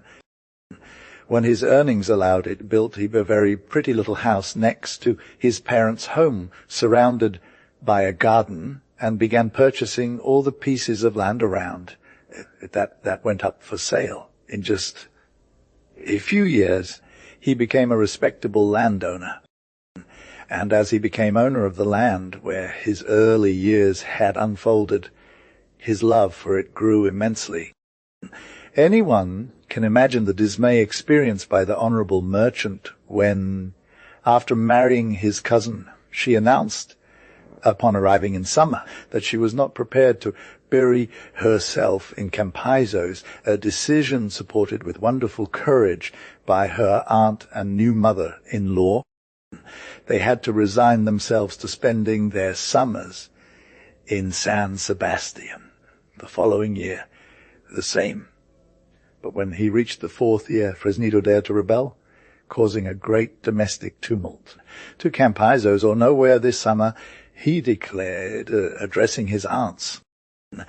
We ladies. His mustache bristled inflexibly as he spoke these forceful words, causing his delicate wife to faint immediately, while his spirited mother-in-law, spritzing her daughter's temples with cold water and holding up an antispasmodic vial for her to smell, began to scold him bitterly.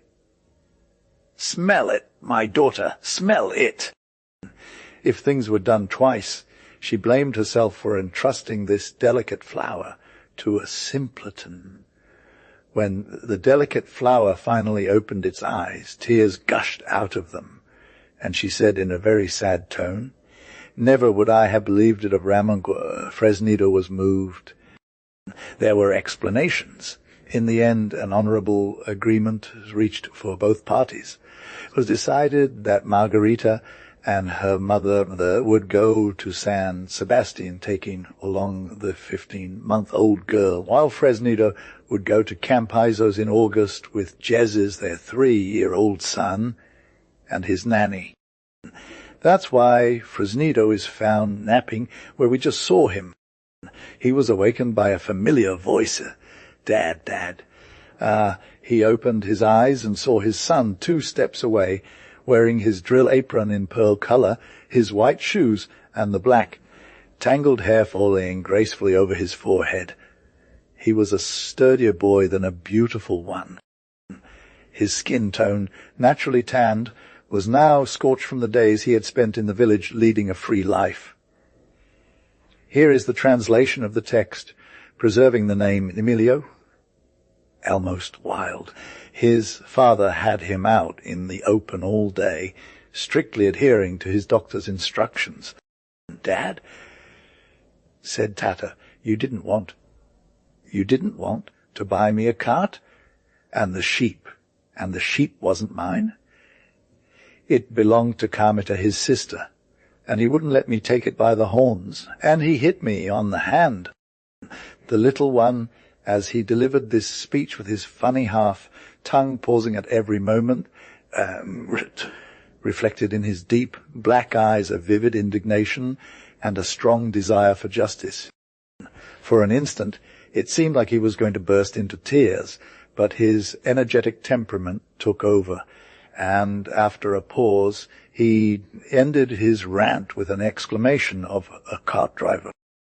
The father had been listening captivated, encouraging him with gestures to continue, as if celestial music were granting him the gift of hearing. Upon hearing the exclamation, he erupted in a loud and joyful laugh. The boy looked at him with astonishment, unable to comprehend that what he found so infuriating brought joy to his dad. His dad could have listened to him for hours without blinking.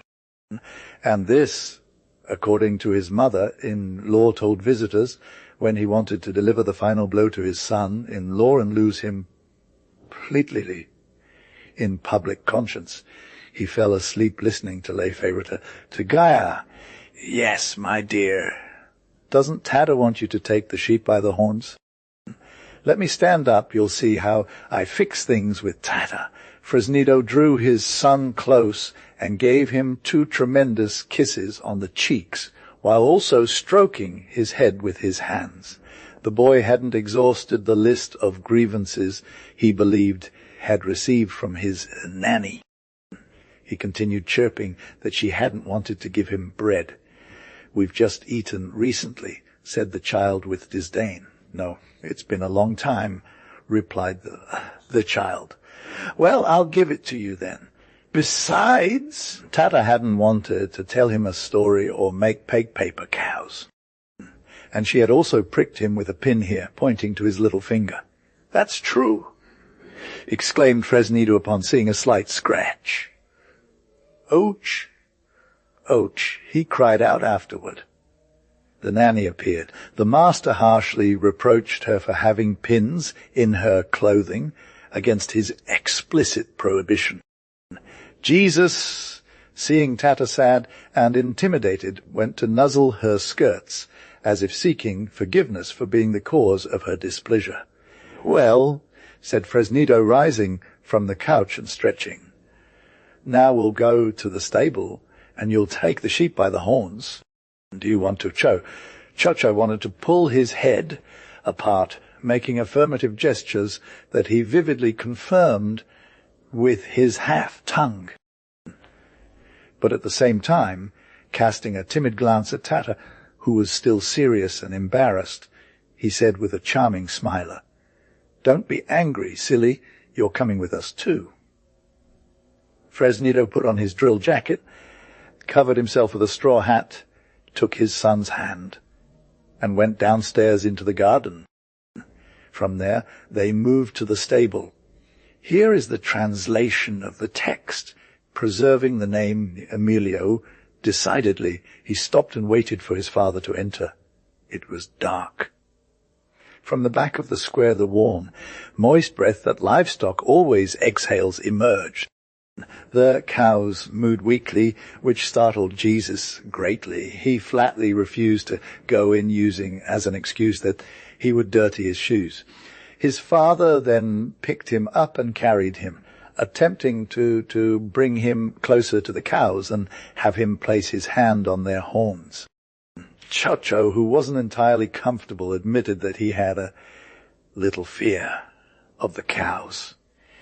As for the rams, it was a different story. He declared that he didn't fear them much or little. He had never felt anything but love and reverence towards them. "Let's go see the rams," said Fresnito with a smile. They moved to the sheep enclosure.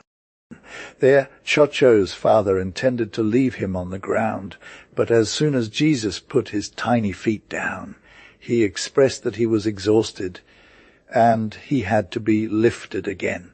He brought his son close to a ram and invited him to touch its horn. It was a serious matter, worthy of contemplation. Cho pondered it carefully. He slowly extended his hand, then withdrew it, repeated the action a few times, and finally decided to tell his father that he had a little fear of the rams. However, he said that he treated chickens with complete confidence. They had never inspired him with even a glimmer of suspicion, and he felt strong enough to grab them by their tails, legs, or even beaks, because they were cowardly and despicable creatures in his opinion. Fresnito had no objection to showing Chocho the chicken coop, which was located at the back of the house, constructed with a metal mesh fence. There Chocho, displaying courage rarely seen in history, approached the rooster, an enormous Spanish breed with proud posture and fiery eyes.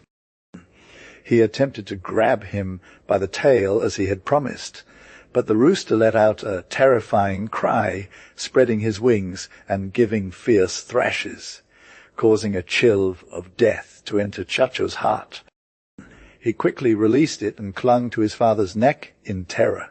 "But man, didn't you say you weren't afraid of chickens?" exclaimed his father, laughing. "You do it, Dad," replied Chocho. "I'm scared." "No, you're not afraid," insisted the father. "And you are?" Chocho fell silent, but eventually confessed that he also had a little fear of chickens. From there, Fresnito took him back to the stable, and after several scares and hesitations, he managed to get Chocho to place his tiny hand on the muzzle of a calf. But when the animal licked its tongue and ran it along his hand, the roughness left an impression, and he refused to approach any other cattle. He then carried him up to the loft. What joy for Chocho to immerse himself in the crisp grass, grab some, and scatter it. Here is the translation of the text, preserving the name Emilio in small handfuls, falling back with arms open wide, but his father's joy was even greater as he watched him. They'd played at being buried alive. Fresnito allowed himself to be buried by his son, who vigorously and cruelly piled grass on top of him, an unexpected display of strength. At the peak of this operation, his dad gave a violent shake, sending all the grass flying. With this, the boy burst into new fits of laughter, as if that were the funniest thing in the world. Sweat dripped from every pore of his tender little body. His hair was stuck to his forehead, and his face was flushed. When his dad tried to take revenge and bury him too, he couldn't resist. So there he was with grass over his eyes. He started screaming and eventually cried with genuine emotion, tears rolling down his cheeks that his father eagerly drank with passionate kisses. Yes, at that moment, Fresnito was overcome by one of those fits of tenderness that often gripped him.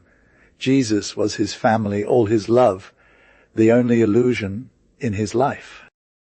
If we delve into the deepest corners of his heart, we might not find a single atom of affection for him left. His wife's haughty, impolite, and harsh character had extinguished the fire of passion he once felt for her when they married. But this tender little flower, this button of a rose, this sweetly baked pastry by angels filled him completely, consumed his entire life, was the foundation of his thoughts, the comfort in his sorrows. He embraced him with fervor, covering his fresh cheeks with tight, prolonged kisses, whispering feverish words of love in his ear. "Who loves you more than anyone in the world, my beautiful one?" "Is it your dad?" "Say, little star." "And you, who do you love more?" "Yes, my life. Yes, I love you so much that I gladly give my life for you. For you, nothing but you. I want to be something useful in this world. Only for you, I'll work, and keep working until I die. I'll never be able to repay you for how happy you make me." Creature, the child didn't understand, but he sensed that passion and reciprocated it subtly. His large, expressive black eyes focused on his father, trying to penetrate this world of love and grasp the meaning of such passionate words. After a moment of silence where it seemed he was contemplating, he took his dad's face in his tiny hands like cloves and, bringing his mouth close to his ear, whispered softly, "Dad, I want to tell you something. I love you more than Mom." "Don't tell her, okay?" Good Fresnito's eyes filled with tears at this. They climbed down from the loft, left the stable, and after consulting the clock, the merchant decided to go bathe in the river as he did every day. "Xocho, do you want to come bathe with me?" Holy heaven, what happiness! Choco was on the verge of joy. Typically, his dad's bath would cause him some tears because he couldn't take him along due to the nanny. Fresnito bathed in a secluded spot, but naked. This time he decided to take his son and leave Dolores at home. The child began to cry loudly for his hat. He didn't want to climb up to get it, fearing that his father would slip away as he had done before. La Tata, laughing, threw it down from the balcony, along with the sheet of his father and the umbrella. The river was a kilometer from the house. They had to walk through narrow alleyways lined with rough stone walls, adorned with blackberries and jasmine. The sun was beginning to set, and the beautiful Campizos Valley, surrounded by gentle hills filled with chestnut trees, and in the background a belt of very high mountains, their peaks bathed in violet mist, slept silently under its incomparable green cloak. There were all shades of green in this cloak, from the pale yellow of tender grass to the dark and deep hues of oak and holm oak. Father and son walked through the narrow streets, preserving themselves from the sun with the first umbrella. But Xocho would often escape, and Fresnito let him free, convinced that it was good to accustom him to everything.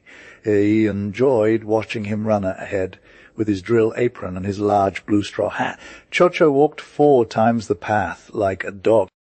He stopped at every moment to pick up the little flowers within reach, and those not, he forcibly made his father grab them, and also cut some branches from the trees, with which he swept the path. By the way, in the middle of it, he had an unfortunate and fearful encounter.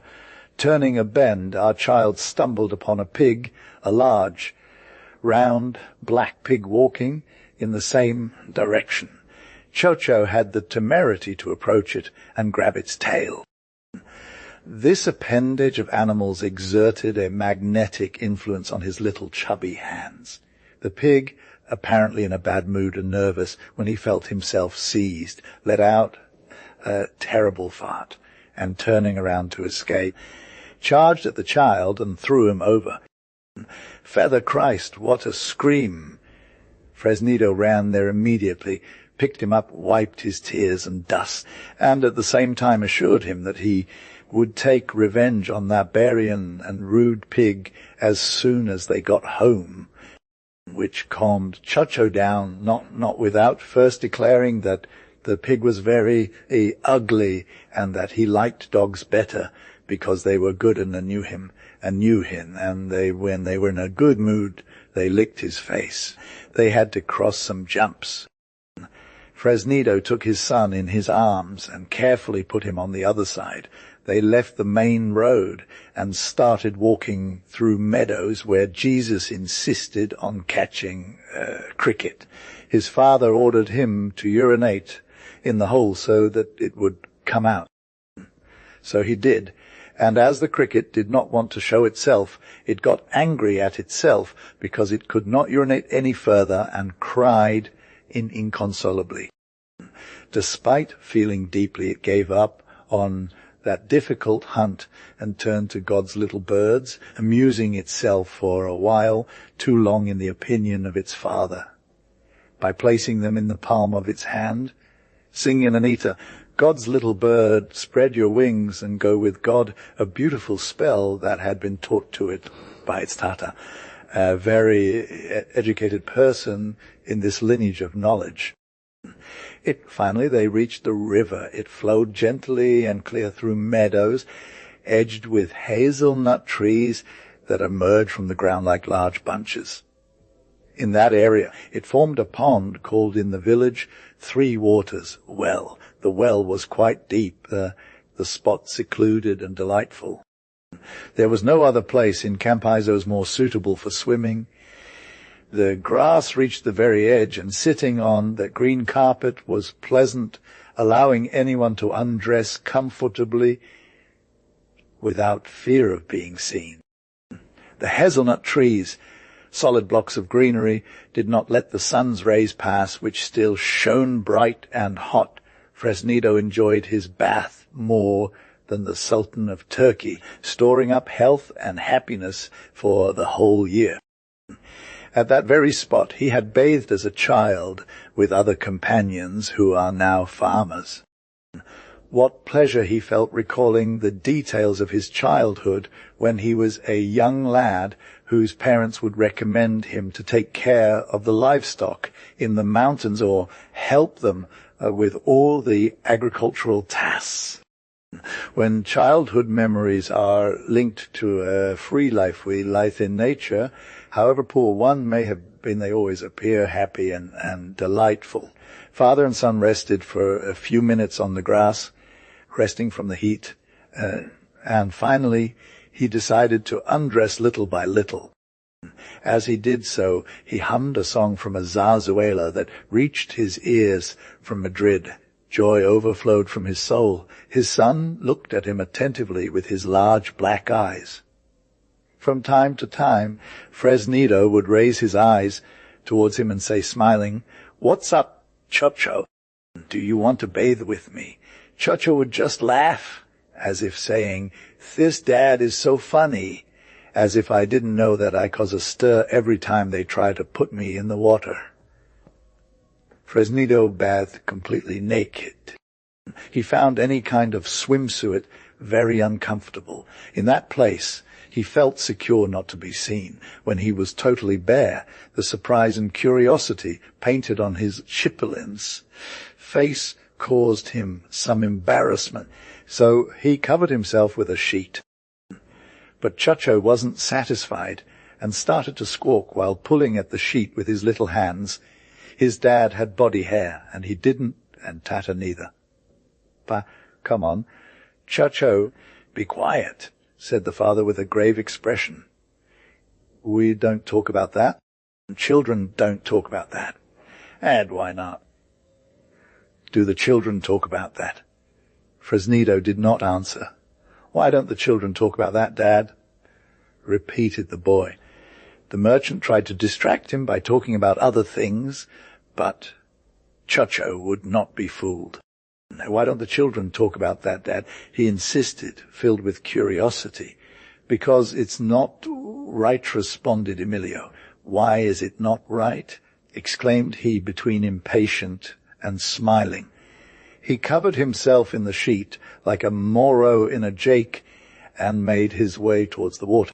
Look, Chacho said, turning around, don't move from here. Sit still until I get out, okay? Look, you're going to see me dive headfirst into the water. Watch closely. 1, 2, look closely. Chacho. 3. Emilio, who had dropped the sheet and was standing on a small rocky ledge, dove headfirst into the pond with the same joy as when men full of life do it.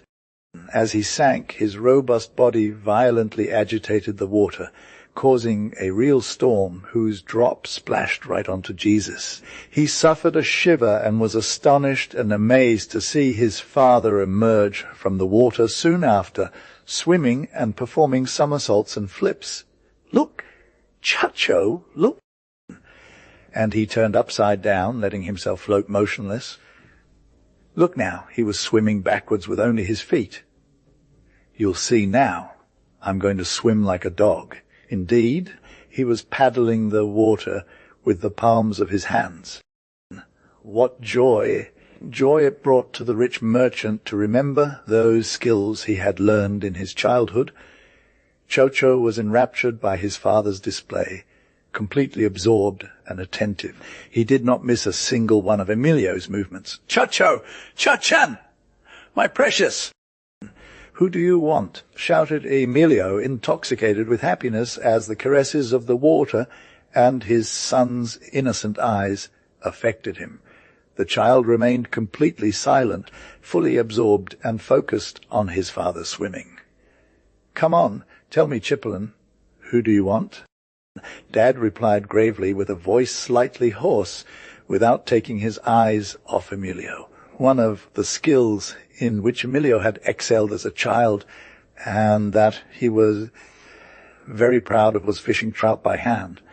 Whenever he came to Campizos, he would practice this fishing. It was truly remarkable, his skill at recognizing and beating the holes in the rocks, blocking the trout, and finally grabbing it by its gills.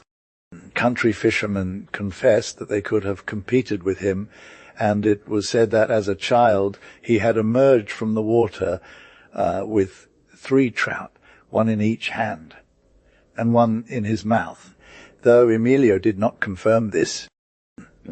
Well, at that moment Emilio felt the desire to provide pleasure to his son and do it for himself. You'll see, Chipolin, I'm going to catch you a trout. Do you want? Of course, because if Chocho had an even greater inclination for aquatic animals than terrestrial ones. Emilio took a long breath, and in leaving his son astonished, he felt around some rocks on the bottom, and only with his fingers could he touch tail of a trout. Here is the translation of the text, preserving the name Emilio. He couldn't catch her. Out of breath, he climbed to take a breath. Chocho, I couldn't grab her. But she'll fall soon. Why will she fall, Dad? Asked the child, who wouldn't let an idiom go without having it explained to him. I mean, I'll catch her next time. He inhaled deeply and dove back into the depths. After a few moments, he emerged with a trot in his hand, which he threw onto the shore. Chocho gasped in surprise and joy at seeing the little creature thrashing and writhing furiously at his feet. He wanted to grab it when it paused for a moment, but as he reached out, The trout leaped away, causing the boy to quickly pull back. He attempted again, loudly exclaiming with joy, but another leap startled him, leaving him suddenly grave. He was nervous. He screamed, laughed, spoke, and cried all at once, while his father, entranced, swam gently. "Come on, brave one. Grab her. She won't hurt you. By the tail, fool. Do you want me to catch a bigger one?" "Wes, a bigger one, Dad. I don't like this one," answered the little boy, bravely giving up on grabbing such a tiny trot.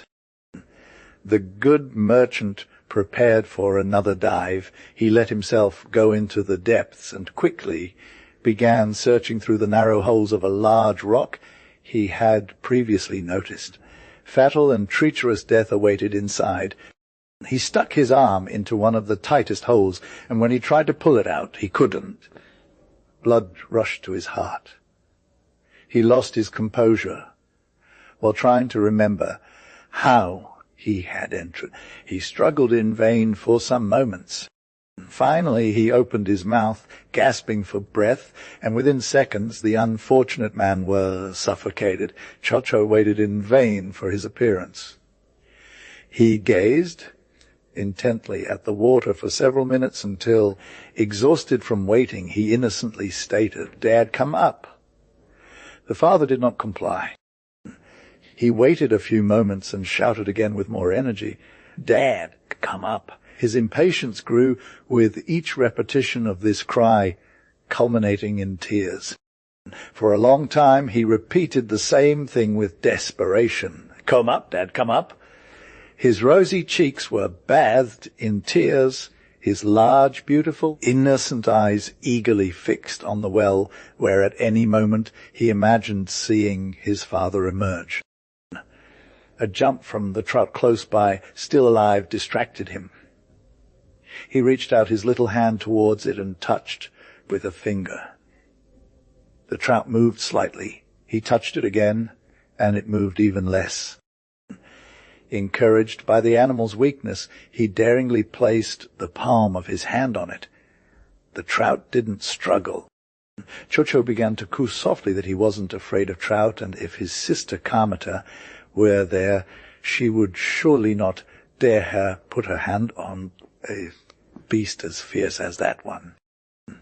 His courage grew so much that he ended up grabbing the trout by the tail and suspending it. This act of heroism filled him with great joy. Loud laughter flowed from his throat, but a violent shake from the trout forced him to let go, terrified.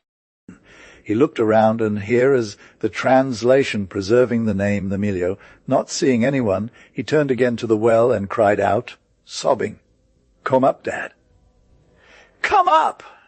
I don't want a trout, Dad. Come up." The sun was setting. That secluded spot at the very foot of the hill was filling with shadows. In the distance, behind the high, distant purple mountains, the sun disappeared. "I'm not scared, Dad. Come up." "Papa." The tender creature drank tears and cried out. No voice responded to his pleas. Only the bleating of sheep or a distant groan could be heard. The river continued to murmur its eternal lament. Exhausted from shouting, Chocho fell to the grass and fell asleep. But his sleep was restless. He was an overly nervous creature, and the agitation in which he had fallen asleep woke him up soon after. Night had fallen. At first he didn't realize where he was, and he said, as he had done many times before in his, "Uncle, I'm thirsty." But when Uncle didn't come, Chocho sat up on the grass, looked around, and his small heart contracted with fear at the darkness that surrounded him. "Uncle, Uncle," he cried out repeatedly. The moonlight sparkled on the water. Drawn to its light, Chocho suddenly remembered that his dad was with him and had gone into the river to catch a trout. Between sobs that tore his chest and tears that blinded him, he cried again, "Come up, Dad, come up, my dad." "I'm not scared." The child's voice echoed sadly in the silent countryside. If goodness, oh. Fresnido could hear him down at the bottom of the well. He would have bitten into the rock that held him, ripped off his arm to respond to his call. Unable to cry out any longer due to a lack of voice, and Boythembre exhausted, Chocho fell back asleep, and that's how they found him, those who had gone looking for him. The Bourgeois king, Rubén Darío the Burgess king friend, the sky is cloudy, the air is cold, the day is sad. A cheerful tale. Something to distract the misty and grey melancholy. Here it is, in a vast and brilliant city there lived a very powerful king who had Rixentric and Rikids, naked slaves, both white and black, horses with long manes, gleaming weapons, swift hounds, and horned hunting dogs that filled the wind with their fanfare. Was he a poet king? No, my friend, he was the Bourgeois king. The sovereign was very fond of the arts and generously supported his musicians, writers, painters, sculptors, apothecaries, barbers, and sword masters. When he went to the forest, next to a wounded deer or boar bleeding, he would have his rhetoric teachers improvise songs about it. The servants filled the gold wine cups that were boiling, and the women clapped their hands in rhythmic and gallant movements. He was a sun king in his Babylon, full of music, laughter, and feast noise. Leaving the bustling city, Emilio went hunting. Stirring the forest with his footsteps, he caused frightened birds to leave their nests, and his voice echoed even in the hidden corners of caves. The dogs, with agile legs, tore through the underbrush as they ran, while the hunters, leaning over the necks of their horses, waved their purple mantles, and their faces glowed, and their hair danced in the wind. The king had a magnificent palace, where he had amassed riches and marvels of art. He approached it through groups of lilacs and vast ponds, greeted by white-necked swans before any of his courtiers. Good taste. He ascended a staircase filled with columns of alabaster and emerald, and flanked by marble lions resembling those on the Solomon's thrones. Refinement. In addition to the swans, he had a vast aviary. As a lover of harmony, rustling, and trilling, nearby he would broaden his spirit by reading novels by M. Onet, or beautiful books about grammatical issues or exquisite critiques. He was indeed an ardent defender of academic correctness in letters and the polished style in arts, a sublime soul who loved sandpaper and orthographic accuracy. Chineries, for luxury alone. He could indulge in the pleasure of a room worthy of the taste of a Goncourt, and the millions of Acreso bronze chimeras with open maws and coiled tails in fantastic and wondrous groups, Kyoto lacquers with incrustations of leaves and branches of monstrous flora and animals from an unknown fauna, rare fan butterflies along the walls, coloured fish and roosters, masked with infernal gestures and eyes as if they were alive, antique leaf parts with dragon claws devouring lotus flowers, and egg-shells adorned with yellow silk tunics, woven with spider thread, dotted with red herons and green rice, mats, sharks, porcelain of many centuries, from those times when there were Tatar warriors covered up to their kidneys, carrying drawn bows and bundles of arrows. Otherwise, there was the Greek room filled with marvellous goddesses, muses, nymphs, satyrs, a salon of the gallant ages with paintings by the great Watteau and Chardin, 2, 3, 4, countless salons.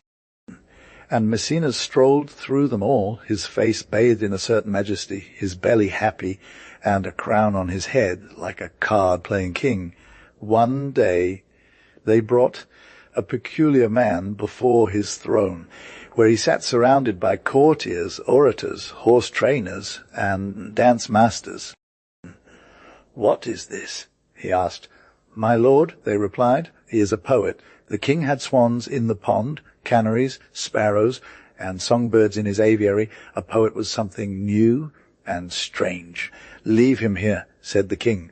"My lord, I haven't eaten," the poet replied. "Speak up, and you shall eat," said the king. He began, "Sir, I have been singing the verb of the future for some time now.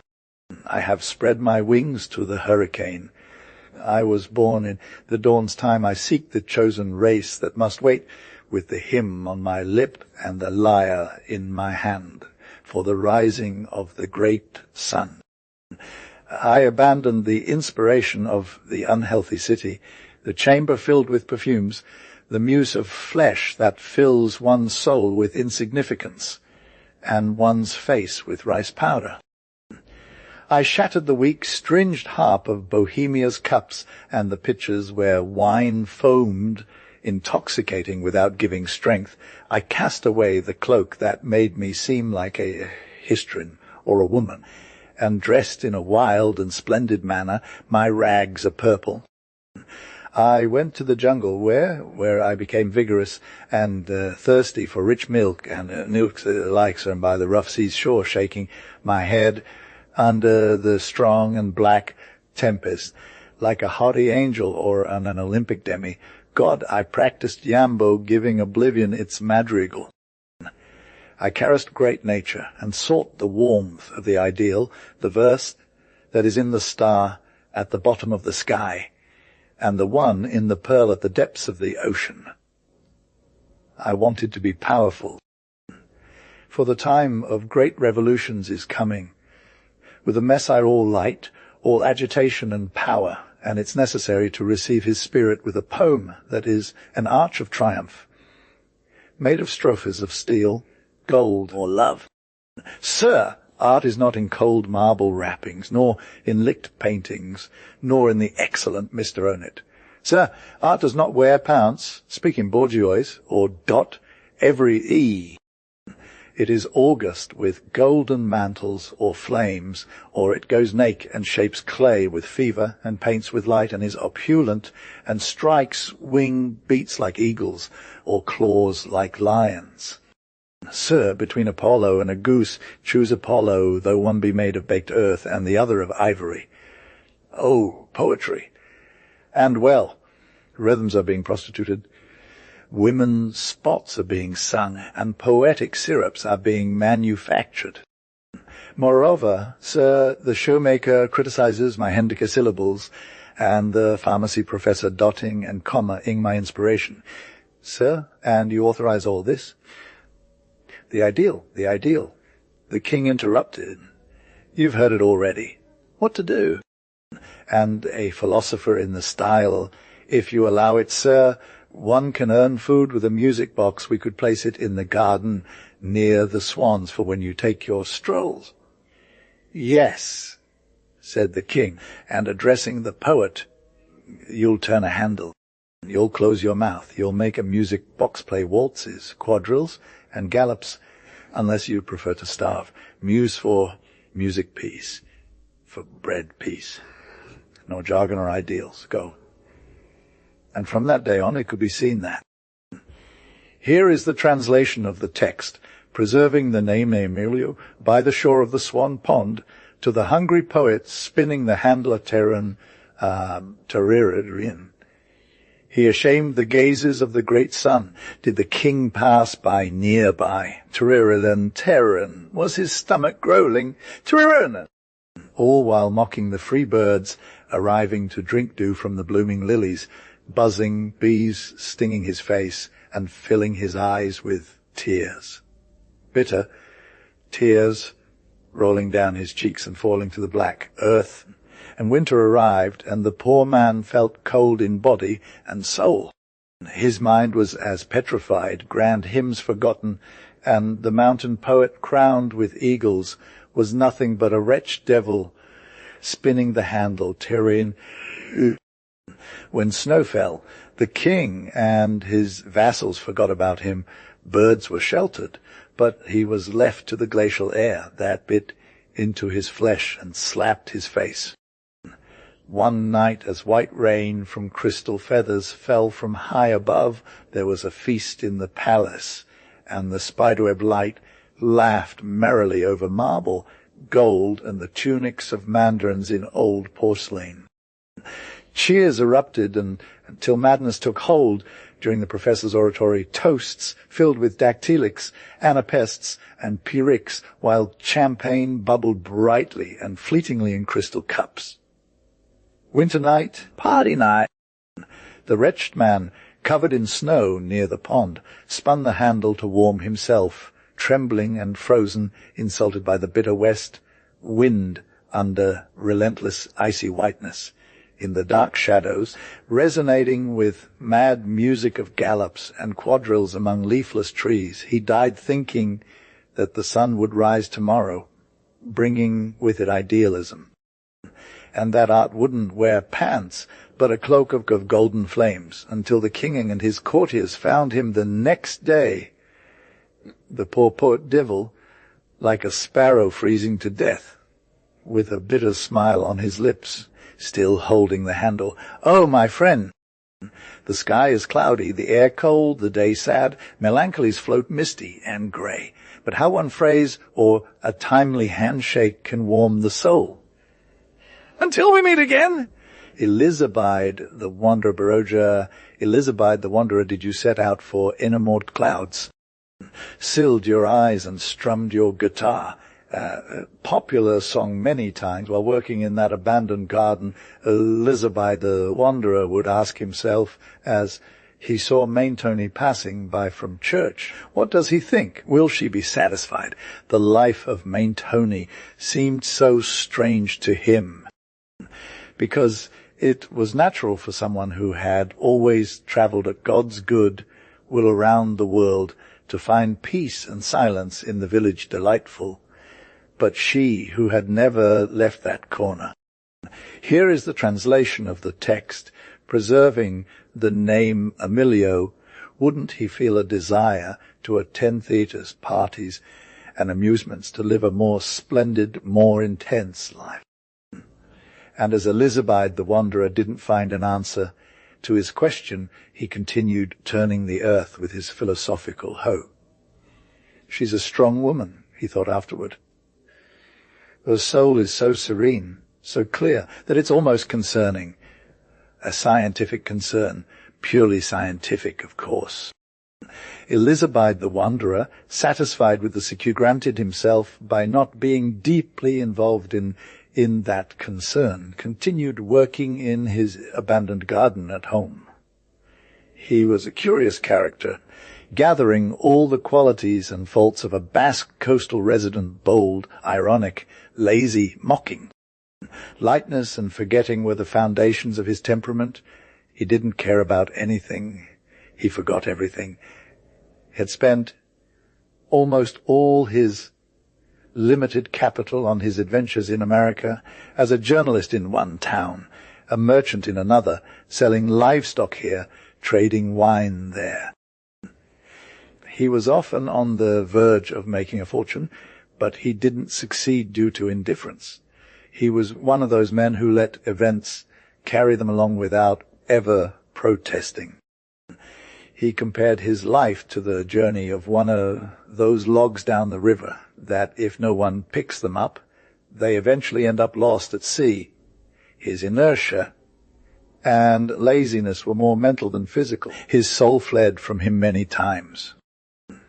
Just looking at flowing water, gazing at a cloud or a star was enough for him to forget an important project of his life. And when he didn't forget it, because of that, he abandoned it for some other reason without knowing why many times. Recently, he had found himself stay in Uruguay, and as Elizabeth was pleasant in his demeanor and not unpleasant in appearance, despite being already 38 years old, the owner of the estancia offered him his daughter's hand, a rather ugly girl who was in love with a mulatto. Elizabeth, who didn't mind the wild life of the estancia, accepted, and he was about to get married when he felt nostalgia for his hometown. the scent of hay from his mountains, the hazy landscape of Basque country. Since brusque explanations weren't part of his plans, one morning at dawn he told his future in-laws that he was going to Montevideo to buy a wedding gift. He mounted his horse, then took the train. He arrived in the capital, boarded a transatlantic, and after bidding farewell to the hospitable land of America, he returned to Spain. He reached his hometown, a small village in the province of Guipuzcoa. He embraced his brother Ignacio, who was there as a pharmacist. He went to see his nurse, promising not to make any more escapes, and settled into his home. When news spread that not only had he not made money in America, but lost some, everyone remembered that before leaving, Elizabeth the Wanderer had said, "If I don't come back rich, at least I'll return with experience." The village already had a reputation for being foolish, insubstantial, and vagabondish. Emilio paid no heed to these things. He dug in his garden and in his spare time worked on building a canoe to float down the river, something that outraged the entire town. Elizabeth the vagabond believed that her brother Ignacio, his wife, and their children despised her, so she stopped visiting them except for rare occasions. However, she soon realized they held her in high regard and scolded her for not coming around more often. Elizabeth began to frequent her brother's home more frequently. The apothecary's house was located at the village exit, completely isolated. On the side facing the road, it had a garden surrounded by a wall, with dark green laurel branches overhead that somewhat sheltered the facade from the north wind. Beyond the garden lay the apothecary's shop. The house lacked balconies, but only windows, open without any symmetry. Perhaps this was due to some being boarded up. When passing through on a train or provincial car from the north, haven't you seen solitary homes that, for some reason, made you feel envious? It seems one must live well inside, with a hint of a sweet and peaceful existence. Curtains on the windows speak of near monastic interiors, large rooms furnished with oak chests and commodities, immense wooden beds. A quiet, tranquil life where time passes slowly, measured by an old high-case clock that sounds its loud tick-tock at night. The apothecary's house was one of these in the garden. Jacinths, heliotropes, rose bushes, and enormous hydrangeas reached the height of the lower floor balconies. Over the garden wall, a torrent of white simple roses called coras in Basque for their frivolity and rapid wilting cascaded down. When Elizabeth the vagabond visited her brother's home, gaining more confidence, the apothecary and his wife, followed by all the children, showed her around the clean, bright, and fragrant house. They then went to see the garden, where Elizabeth first saw Tony, with her head covered by a straw hat, picking peas from the hem of her apron. Elizabeth and she greeted each other coolly. "Let's go towards the river," said the apothecary's wife to her sister. "Tell the girls to take the chocolate there." Tony headed back to the house, while everyone else through a long tunneled formed by pear trees with their branches spread like an umbrella, descended to a small square near the river, among trees, where there was a rough table and a stone bench. The sun, filtering through the leaves, illuminated the river's depths, and one could see the rocks, rounded bends in the river, and fish slowly passing by, glistening as if made of silver. The afternoon was marked by an admirable tranquillity, the sky blue, pure, and calm. Before sunset, both girls from the apothecary's house arrived with trays in hand, bringing chocolate and biscuits. The boys devoured the biscuits like beasts. Elizabeth, the vagabond, spoke of her travels, recounted some adventures, and left all hanging on her lips. Only Mentoni, it seemed, was not particularly captivated by these tales. "You'll come tomorrow, Uncle Pablo, right?" the boys asked.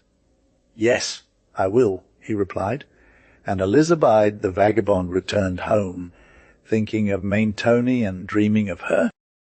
She saw her in her imagination just as she was small, slender, with her black, bright eyes, surrounded by her nephews, who embraced and kissed her.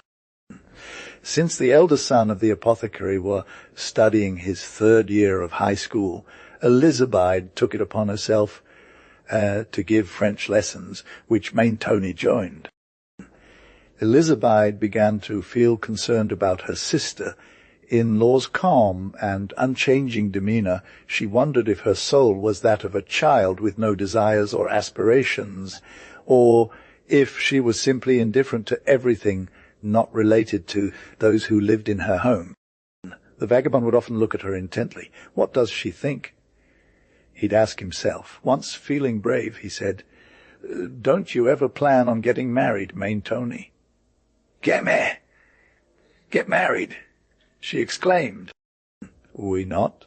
Who will take care of the children if I do?" She laughed and added, "Height 27, I'm already a spinster, and at 38, he counted. I guess I'm in the late stages of decrepitude." Mentoni remained silent. She only smiled. That night, Elizabeth was surprised by her preoccupation with Mentoni. What kind of woman is she? She wondered. She's not proud, nor romantic. And yet, on the riverbank near a narrow gorge, there was a spring with a deep pool. The water seemed crystal clear due to its stillness. It was perhaps Mentoni's soul, Elizabeth thought, and yet her worries only grew stronger despite her efforts to define her. Summer arrived.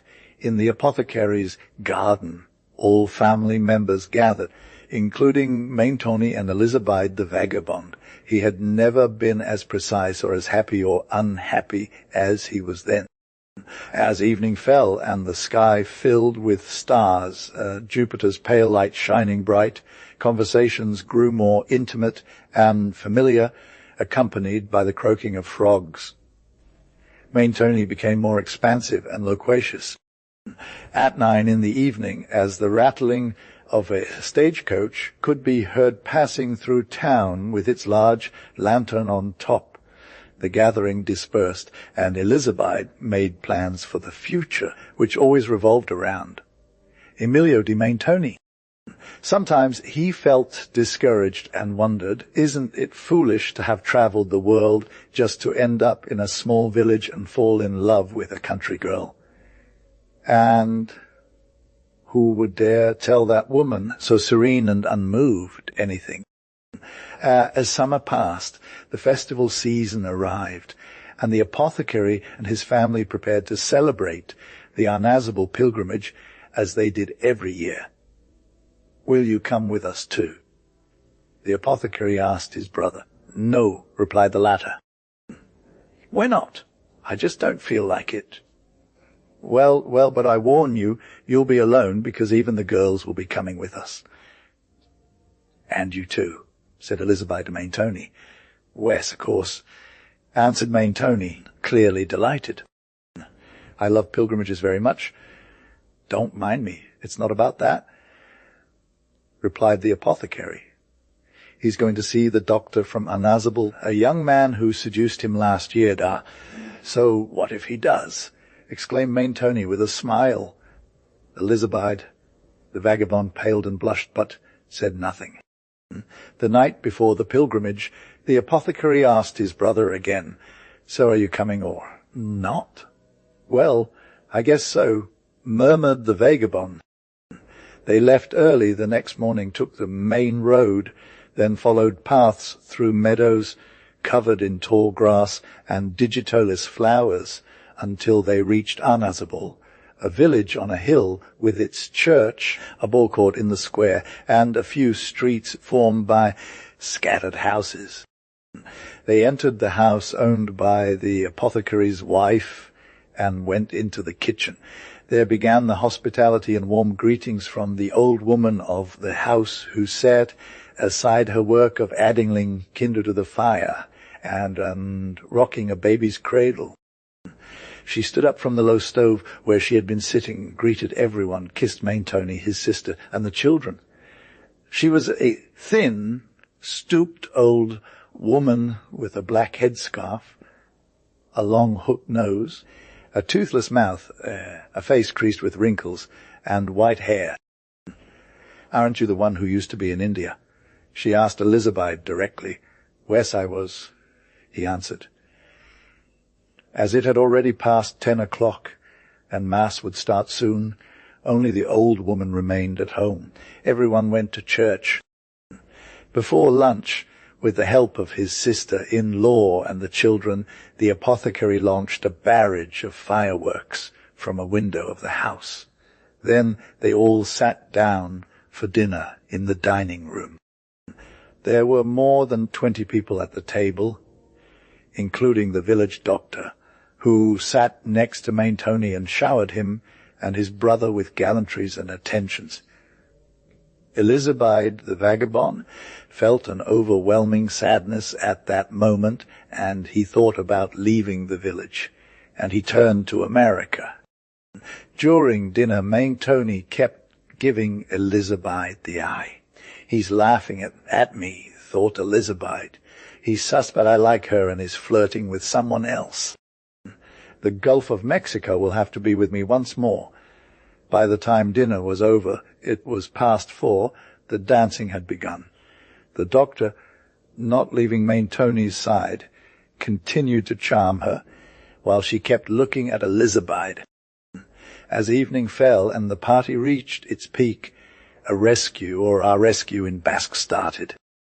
Young men, holding hands, formed a circle around the square, led by drummers. 2 of them stepped forward, seemed to hesitate, and then, with their hats in hand, invited Mentoni to be the first, the queen of the dance. She tried to refuse in Basque, glancing at her brother-in-law, who was smiling, her sister, who was also smiling, and Elizabeth, who looked solemn. "Come on." "Don't be silly," said her sister. And the dance began with all its ceremonies and greetings and memories of a primitive and heroic age. After the rescue, the apothecary took his wife to dance the fandango, while the young doctor asked Mentoni.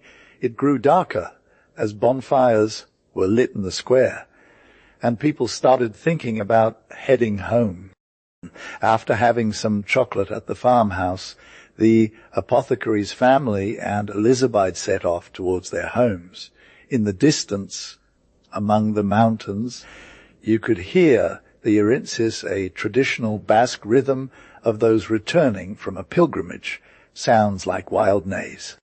In the thickets, glow warm shone like blue stars, while frogs let out their crystal notes in the serene night silence. Every now and then, when they came to a slope, the apothecary would suggest they all hold hands, and they'd sing as they went down, Eta San Antonio, Urquae Alacqua, Ascaran Biotzico Santo Devotua, Sir Anthony of Urquiola, our devoted saint, despite Elizabeth's desire to distance herself from Mentoni, with whom she was irritated. It happened that she found herself next to him. When they formed a chain, she gave him her hand, a small, soft, warm hand. Suddenly, the apothecary, who was leading the way, stopped and pushed back, causing them all to bump into each other. Sometimes Elizabeth would find herself holding Mentoni in her arms. She playfully scolded her brother-in-law and looked at the wanderer, always solemn. "And why are you so sad?"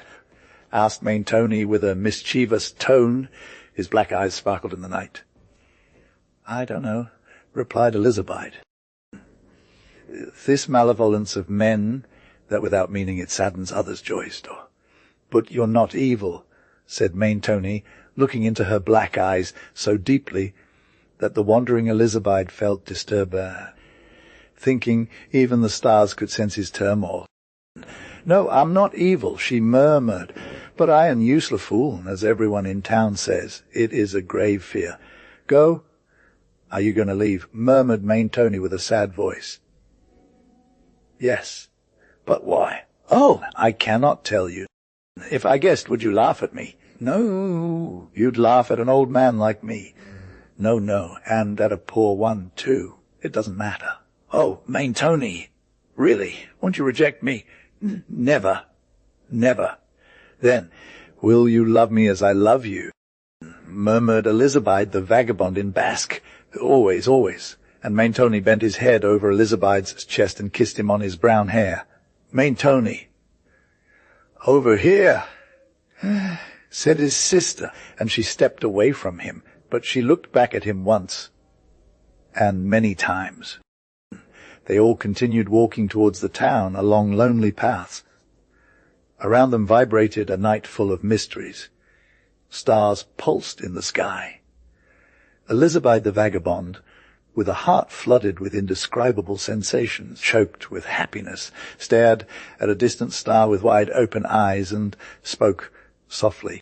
The epic of a gypsy woman, Dicenta, the epic of a gypsy woman. The sun was beating down on the wide road, one of those official roads in Castile where travellers seek in vain for shade or a stream to quench their thirst.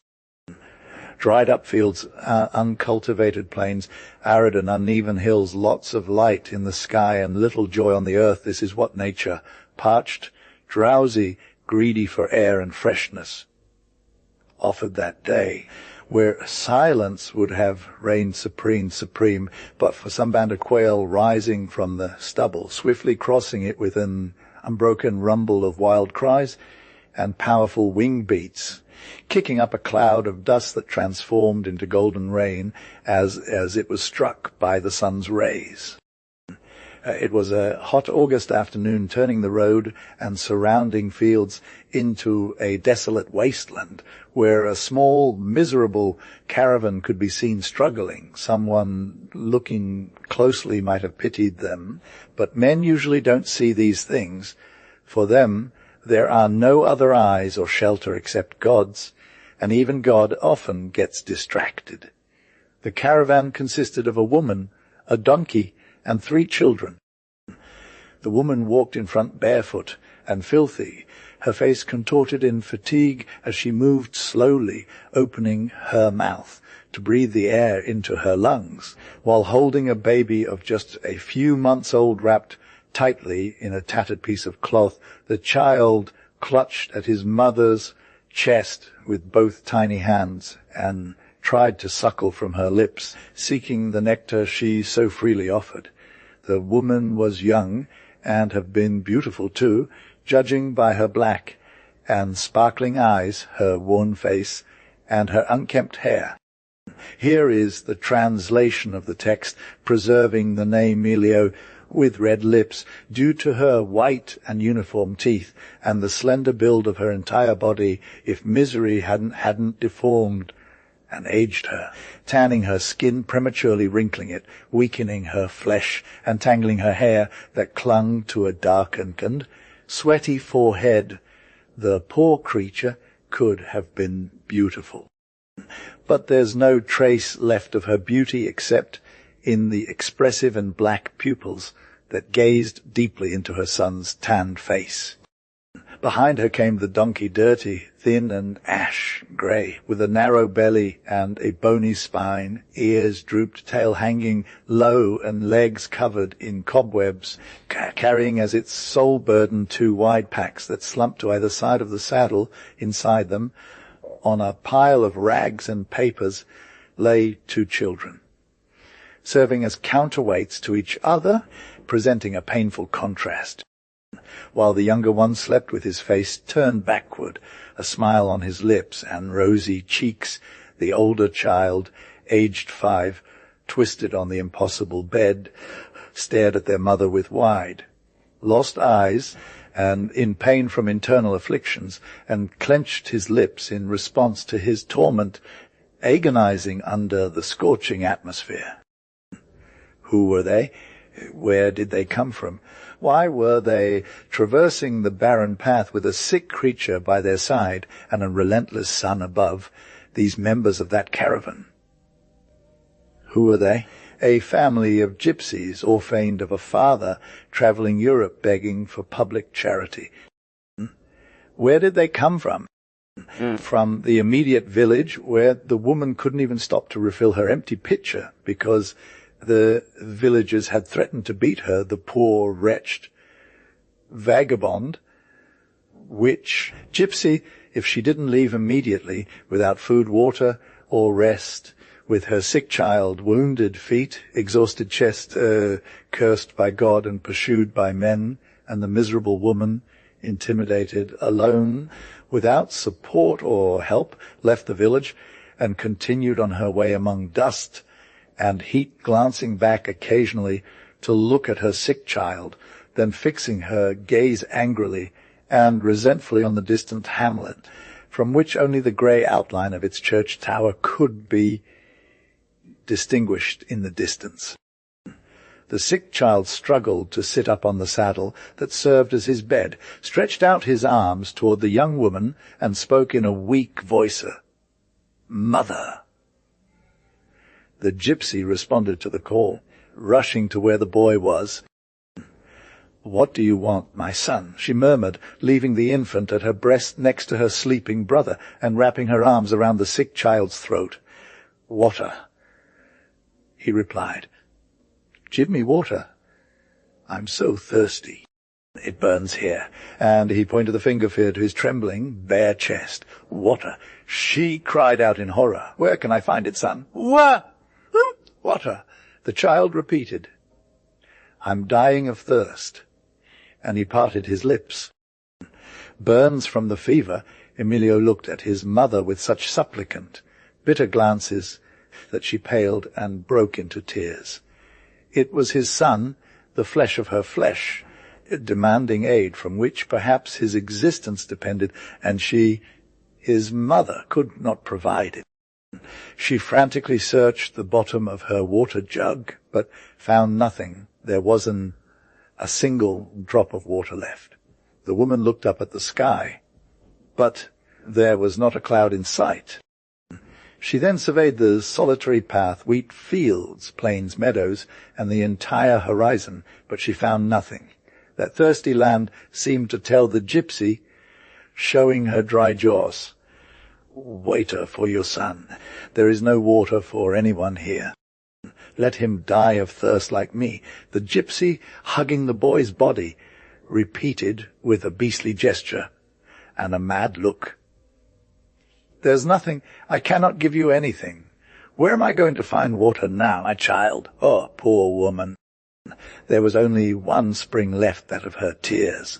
Suddenly the gypsy smiled with a smile of hope.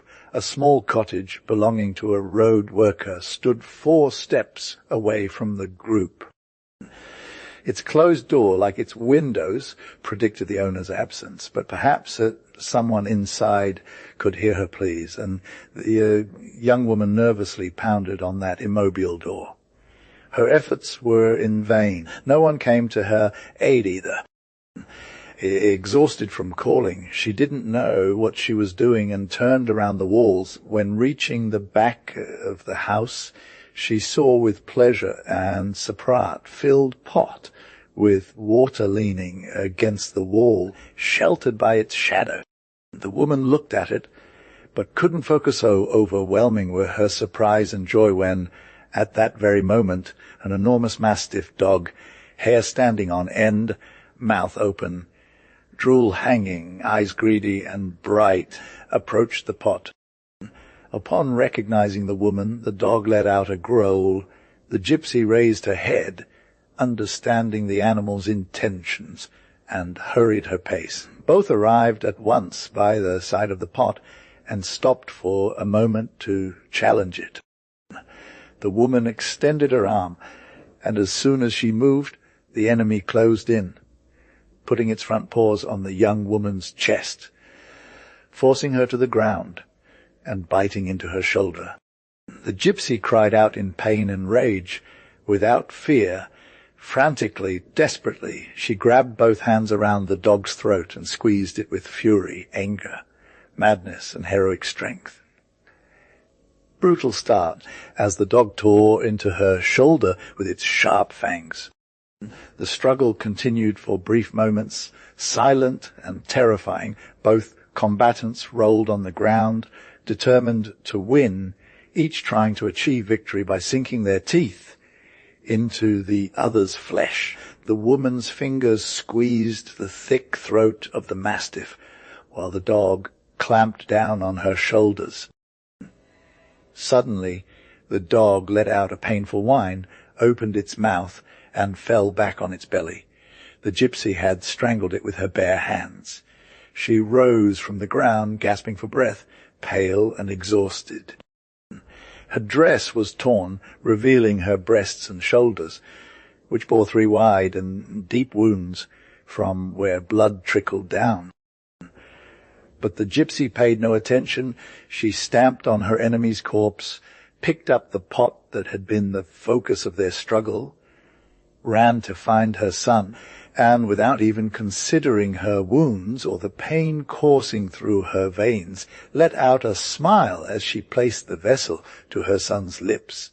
"Here, drink." The 3 kings from the east. It was Christmas Eve, 1916, a glacial, dark, and sombre night devoid of carols or serenades, laughter, or bells. In the silence that enveloped the sorrowful land, one could only hear distant buzzing sounds, rumbling tremors that spread an ominous chill through the cold air. A caravan from the east approached along a deserted path across a barren plain. Under a gloomy sky devoid of stars, only silhouettes were visible. Powerful horses, robust camels with humps, 3 riders, and vague shapes obscured by darkness. As the caravan neared a junction where other paths converged, it paused uncertain. The sky appeared as black as ebony, the earth like bronze, and the air a sharp knife. Silence was so profound that one could hear their own heartbeat within their chest. A sudden flash of green light tore through the distant horizon, blinding like lightning, opening like a rose, and showering tear over the sombre night's cloak. Many more lights followed, accompanied by terrifying rumblings that shook the earth, followed once again by silence. And so the caravan continued its journey into the darkness. A brilliant flash illuminated the entire sky in the west. The plain glowed with a crimson light, and voices and thunderous roars filled the air. It was war on its black steed, galloping across European fields.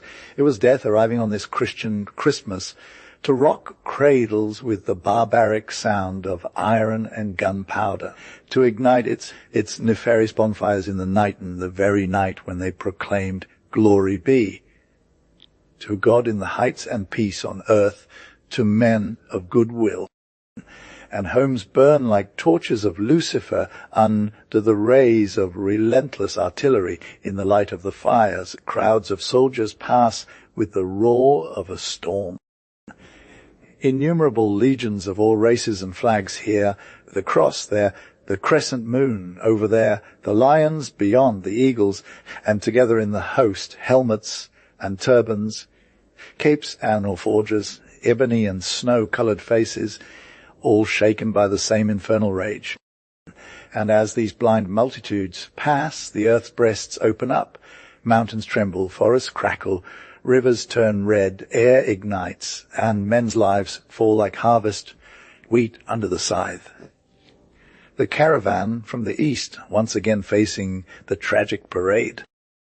Red tongues of fire quiver at the edge of the road. A city burns in the night. In its sinister glow, the true nature and wealth of the 3 pilgrim kings are revealed. They are 3 kings. One is Persian, a venerable figure, green eyes, a snow-white beard, a majestic stance. He wears a purple and gold robe. He carries a scimitar with a topaz on the hilt, and wears over his robe a rich ermine cloak. The other king is Arab. He has a black and tangled beard, thick lips, a finely drawn nose, black, large, and beautiful eyes in almond shape. His jacket is crimson, embroidered with golden labour. His turban is also red. The sword is precious, with a golden hilt and rubies. The cloak is blue. And the other king, Ethiopian. His skin is as black as plum wood, but elegant in figure and noble in features. High forehead, aquiline nose, very red lips, pointed beard, very white eyes and teeth, curly and thin hair like peppercorns. He wears a white dress with graceful pleats, and also the xema or toga he displays is snowy, with gold sunflowers. Around his naked neck he hangs a string of coral, and at his waist, in green silk, a knife with a golden hilt and emeralds. The three kings come on 3 horses, black, white, and bay. A long train follows them, with camels and mules, and a cart filled with abundant riches. Just as in the vast desert, when the Seman wind blows, sand rises and spins in terrible eddies, hot air rises, obscuring the sun, and falling upon poor caravans that, bound together, tremble in hope of finding burial in the sands. So suddenly a cloud of soldiers, boiling and noisy, with the impetuousness of Seman, arrives by paths and trails to the city in flames and falls upon the 3 pilgrim kings. Surrounded by troops that are already sniffing out royal booty, they become prisoners of an excited and victorious army, their numbers diminishing from his noble majesty. Captured between spears and rifles to the tents of the victor, he, an old stern and proud man, with white coarse whiskers, wrapped in a grey cloak, receives them, without much courtesy, in his campaign tent, filled with plans and maps in colour, covered with flags and safety pins. Who are you, says the arrogant general, to dare cross the battle lines? Do you perhaps ignore that no foreign person or civilian may enter these lines without grave risk? Who are you, simple or traitorous, to so boldly come, armed and carrying goods, to these prohibited places? What documents, what reasons justify your audacity? Do you know the punishment here meted out to spies? Speak quickly, foreigners. Tell me who you are and where you come from. Show me your passports and papers, and be grateful to this cross I bear on my chest for not immediately applying, without further questions or delays, the unyielding sentence of our martial law. Do you not know me? Replies the old king. My name is Melcher. I am from Iran, from the ancient and famous empire that brought low the proud spirit of Babylon, queen of cities. I come from the holy Elbers, father of all rivers, whose living waters restore youth and bring back the dead. I have journeyed here through mountains and deserts, crossing vast plains, unyielding solitude, cruel sands and brackish marshes. But thanks to my labours, I bring incense and balms and perfumes from the city of roses, from Tehran's gardens, silk fabrics finer than a bird's plume, embroidered with arabesques and flowers, leopard spots and gazelle shapes, pearls from Ormuz, gold and silver tissue, cushions and carpets from Shiraz bazaars. I am seeking peaceful lands where the Lord's peace reigns supreme, he who, as a child and poor, was born in a stable in Bethlehem. I am Gaspar, says the second king. I come from the Euphrates and Tigris, from the giant palm forests bordering the sea and desert, from glorious ancient lands filled with ruins and tombs, from imposing ossuaries of history, from dead cities that still weary the world with their resounding echoes. I come from Basra and Baghdad, where I learned tales of the 1,001 nights. I pitched my tent among the pale bricks of Khorsabad and Nabilon and Seleucia. loaded my camels with ancient gold, sacred relics, magnificent treasures of Syrian kings. I also brought pure-blooded Arabian mares and snow, white donkeys all laden with riches. I am Balthasar, says the Black King. My palace stands by the waters of the blue Nile that leaps and flows between lakes, volcanoes and torrents, through ice on mountain peaks and fire in deserts and craters. I am black because the sun scorched me from my cradle in Ethiopia's barbarous yet glorious lands. Yeah. Across the Red Sea I went to Yemen, to happy Arabia. I followed the routes to Mecca, Medina and Jerusalem, the glorious path to Damascus. I discovered the treasures of ancient queens, the Queen of Palmyra and the Queen of Saba. I slept in the shadow of Lebanon cedars. I bathed my face in the Jordan, and I come to Europe laden with purples and ivories, precious stones and woods, aged liquors, sandalwood myrrh, and exquisite cinnamon.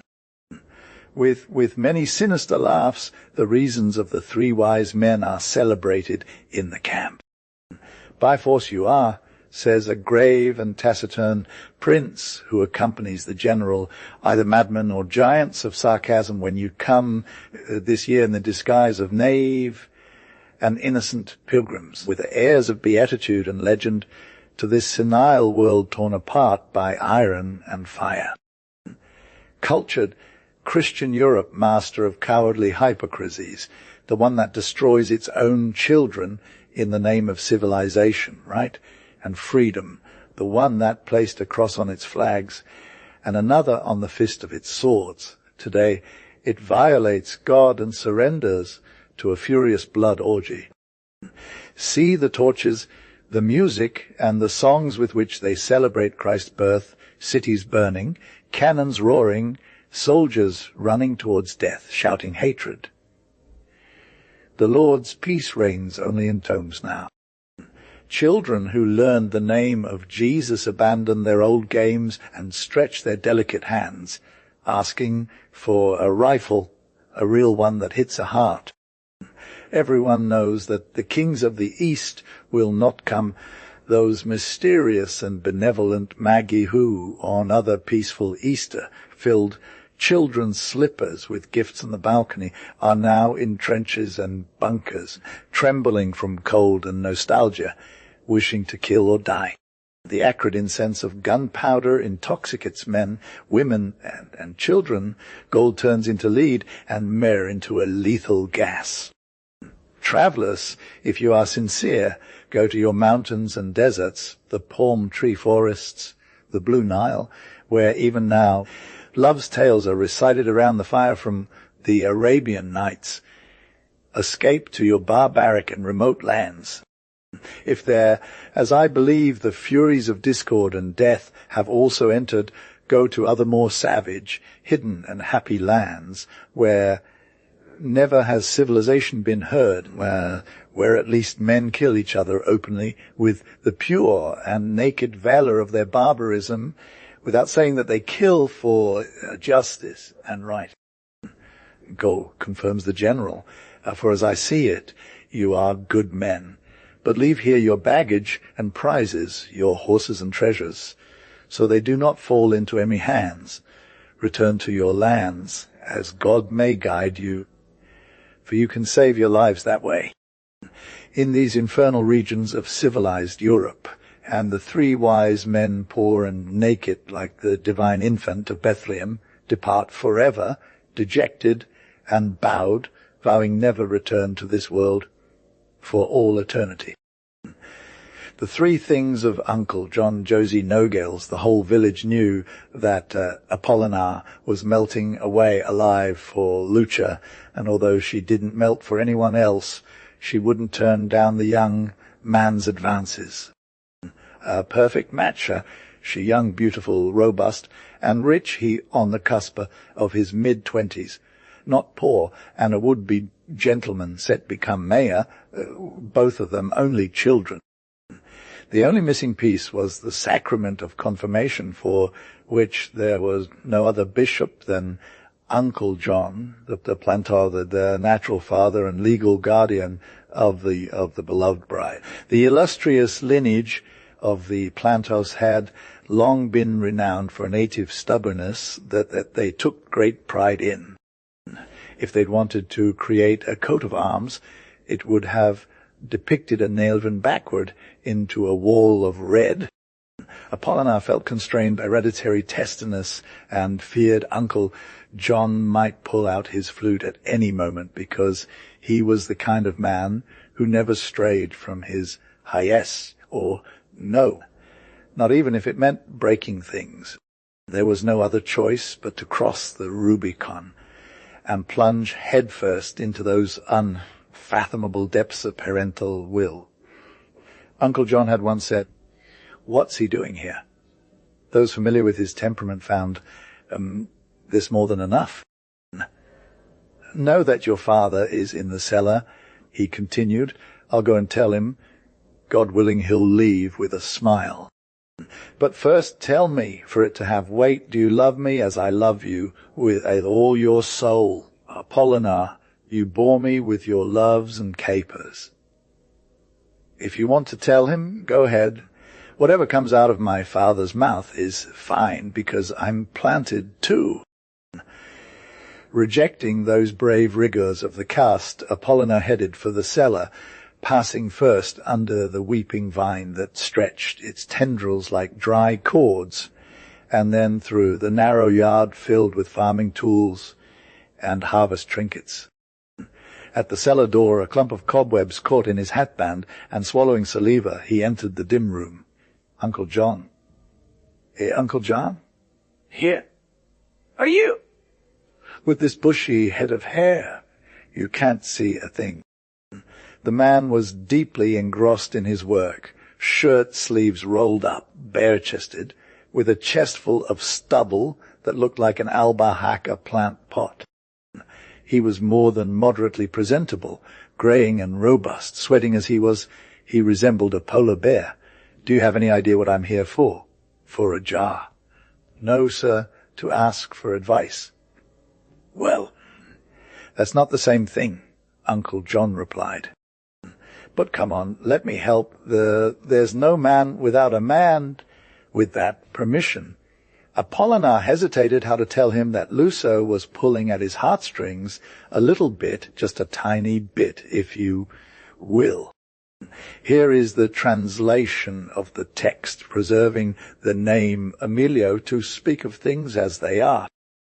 And since it seems to me that I too am inclined to take a piece of the pie, I come because it is just to tell you what I think about this fellow who is on the right path and for a good end. Uncle John gave himself 4 scratches on the head, turned his back, went to grab the jar and the rein, and with both in his hands, as if he were blessing everyone with Dominus Vobiscum, he opened his arms and said, "Every touch of humanity is yes and no. So, before releasing either, one must chew things over well. We'll take a couple of torches, and may God be with all of us." After drinking in turn, Uncle John chewed on that slab like a beautiful and prudent ox that doesn't put its foot down unless it's firm ground. Therefore, bearing this in mind, I say it seems to me that women were made for men and men for women. And that is why they pull each other. But since neither men nor women are always free, others must hold on to each other to ensure the furrow is well ploughed and the seed isn't wasted. I, who for now am the odd man out in this affair, tell you that anyone who wants to join my sheep must do 3 things without excuse. Failure to do so means they can leave with a fresh breeze blowing and turn over a new leaf. Although it's 300, I'll do it anyway, as long as I get under the yoke. Uncle John, spit out your gum because I'm already late, and even if he orders me to carry the wine cellar, I would still consider it a light task, given how determined I am about the fellow I've been talking about. I'm not so barbaric as to order something beyond human strength, no matter how animal, like the three things I ask are that they bring me the first cock that crows at dawn each day to make a remedy for this toothache that occasionally takes my breath away, that whoever does so doesn't bite off more than he can chew without bend his knees, running away or lying down, that he gives me fire in the palm of my hand on the morning of my saint's day calmly, without dances, jolts, blows, or shakes. Anything else? No, that's it. It has to be fair, neither too much nor too little. And Uncle John, get ready to forge the strongest yoke there is in the house, because I'm going to put it on, if God doesn't have another plan. And Apollinaire left there with a radiant face, his eyes twinkling in a burst of crazy joy, and blew away like a romantic plume that piece of spiderweb that got stuck in his hat. Trunk. What luck! Lucia, your father, has told me to get ready that we have to open a furrow. How silly you are. What furrow are you talking about? It seems to me that something is coming up. And the jar spoke more than the people. I'm talking about the furrow that all human yokes must make. You'll see what sweet work it is. But how stupid you've become. The one at dawn, when Apollinaire eagerly went to his choral without taking his eyes off the cock, until the strange remedy for eretch, which he collected hot, like carrying a beautiful emerald inside. That day, the first condition having been fulfilled, and not knowing what to do at such unusual 4 hours for his wakefulness, he went with the diggers to his vineyard to kill time until his stomach told him. Upon reaching the vineyard, he said to the workers, "Let's see, boys, there's a quarter of wine for whoever can bend without doubling up, or pushing or lying down, and get a vine branch in the way that doves gather straws for their nest." But what does this have to do? Strong stuff. And 4 or 5 of the younger ones left the group, and bending and straightening, each one pulled out a vine branch in the manner and way sparrows catch straws for their nest. Let me see. Do it if you want. As many times as he tried, he bumped his head against the pile. A frank and noble laugh brightened up the vineyard, and even the cherry-colored sun rising up the blue hool seemed like a big face, puffed out in laughter. To do that, you need to build up a lot of backbone strength and make sure your legs don't get weak. You have to dig vineyards and give your body good sweat baths. Really, bring an axe. This one doesn't weigh much. Another. And like a general addressing his troops, he waved the tool. Today I'll be just like anyone else. We have to tighten up, and don't feel sorry for me if you see me breaking into a sweat, because I need to build up some muscle. That's both an olive tree trunk and a bamboo pole. That was an heroic day. The diggers, seeing how bravely Apollinaire worked, reduced their cigarettes, saved conversations, hurried their snacks, and lathered up their arms with oil. As the sun set, it wasn't the mocking face filled with laughter that appeared among the morning mist, but another very serious one, almost austere, that seemed pleased with the offering of human sweat that irrigates the land and fertilizes the world. When they shook hands, the boss of the crew said, "You said, have you seen the seed? No." And Apollinaire felt a deep shame for that confession made right out in the field. So, come on, man, there's time for everything. "I have a bet with your cousin Epifanio," he says. "His way is better. I say yours is. As an early seed, barley reaches our knees. Wheat looks like a forage area." And they went to the planted field, which with its greenery cheered one's soul, and Apollinaire felt a joyful voice inside him that seemed play in another lush green spot, shouting, Everything is yours. Rejoice, or you are no man. And he rejoiced honestly, paternally, as if all that vigorous vitality had sprung from his own bowels. Me, who hasn't seen this? Cursed be the casino and cards and whoever invented them. Cursed be the taverns that suck up our time and don't let us see this glory, this divine blessing spread across the fields. The cousin Epifanio's crops could not compete. The land was the same, but routine's greed, whims, ignorance, and need had depleted and impoverished it. The old farmer explained the situation. Give a worker meat and wine, another. Potatoes and tomatoes. That is the land a worker. According to how you treat it, so it produces. Apollinaire felt another healthy and strong love enter his soul, love for the land, love for his own, the quiet enjoyment of possession, the comfort found in the warmth of the field, like seed that germinates, sprouts, grows, and reproduces. What was I thinking? Uncle Agapito, you are making me a man. I'm going to dive into the fields like a wild animal. To the fields, to the fields. That's where the milk comes from.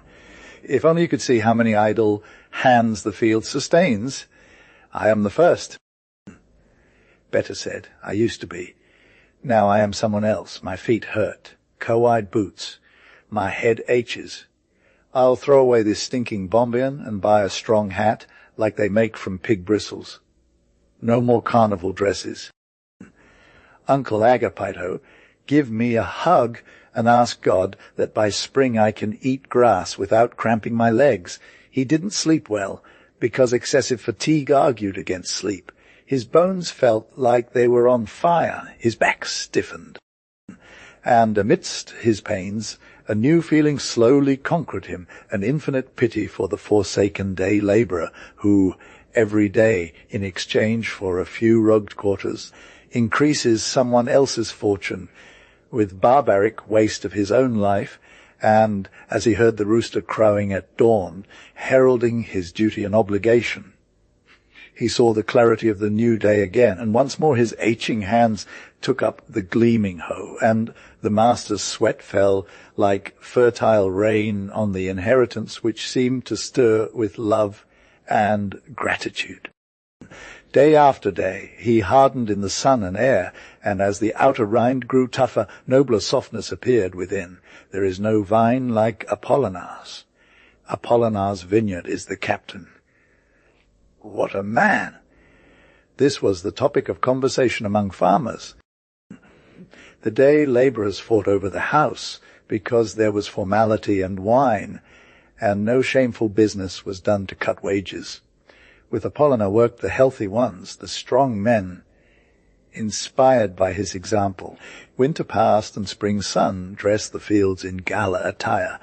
The crops. Here is the translation of the text, preserving the name the Melio. In bloom, the air was filled with pure aromas. The wheat fields glistened, the barley swayed proudly to the wind, the fig trees' fruits, bursting from the strain of the first leaves, spread a splendid golden green veil towards the sun. And the vineyards stretched over the reddish earth another veil of grapevines, and already the early morning scent of threshing spread like a sweet and invigorating caress. The day of the test had arrived, the feared yet desired day when Apollinaire had all his life great aspirations pinned on him. Before the rooster's crow, the tower bells rang out with a glory and joy peal, like voices from a nuptial chore celebrating the union of heaven and earth. Lucia couldn't convince her father to spend at least that day with his jacket on. I'd feel too hot, and since he found this reason sufficient, he didn't offer any other. With hereditary pride, he covered his polar bear-like chest with a pristine linen shirt, through which the fluffy crest overflowed like a lush potted plant. When Apollinaire entered, the cousin Clely, Mako and Sister Bella, along with their large family, the house workers and several neighbours, who had been drawn by the cooking and frying smells. Fierce awakeners of gluttony were already there. Have them enjoy themselves, Uncle John and company, said someone. Thank you, Apollina, and I say the same, replied another. Well, here's today's gallonize, a term for a hearty meal, which looks like a bruise. Without asking for permission, he went to the stable and brought back a bundle of poppies, scattering them on the ground. Uncle John, take note, he said, then moved nimbly and plucked a bunch of blooming grass that landed on his chest like a flame. If you wish, I'll eat it. You don't have to eat it. The point is to tear it apart. Lucia took the largest ember from the stove. There you go, she said. Uncle John lit his cigar, and if he wanted to roll another, there was no rush. He didn't fidget, dance, or blow, or shake. As if he had a collar here that looked like an ounce of gold. That's it. Now, just then, he asked 3 things at once. Now, Lucia, hug this brute. The brute didn't wait for Lucia. He embraced her with all his might. Uncle John, is this really for me? For you, embrace it. And he thanked the cock that had healed him, for neither did I have any jaw or similar pain. So, don't be a donkey, said Lucia. Father wanted you to wake up early. If not, you can't hug me. Apollina let out a loud, striking neigh, a neigh of health, love, strength, and fortune. Do you know what I dreamed tonight? Asked Uncle John.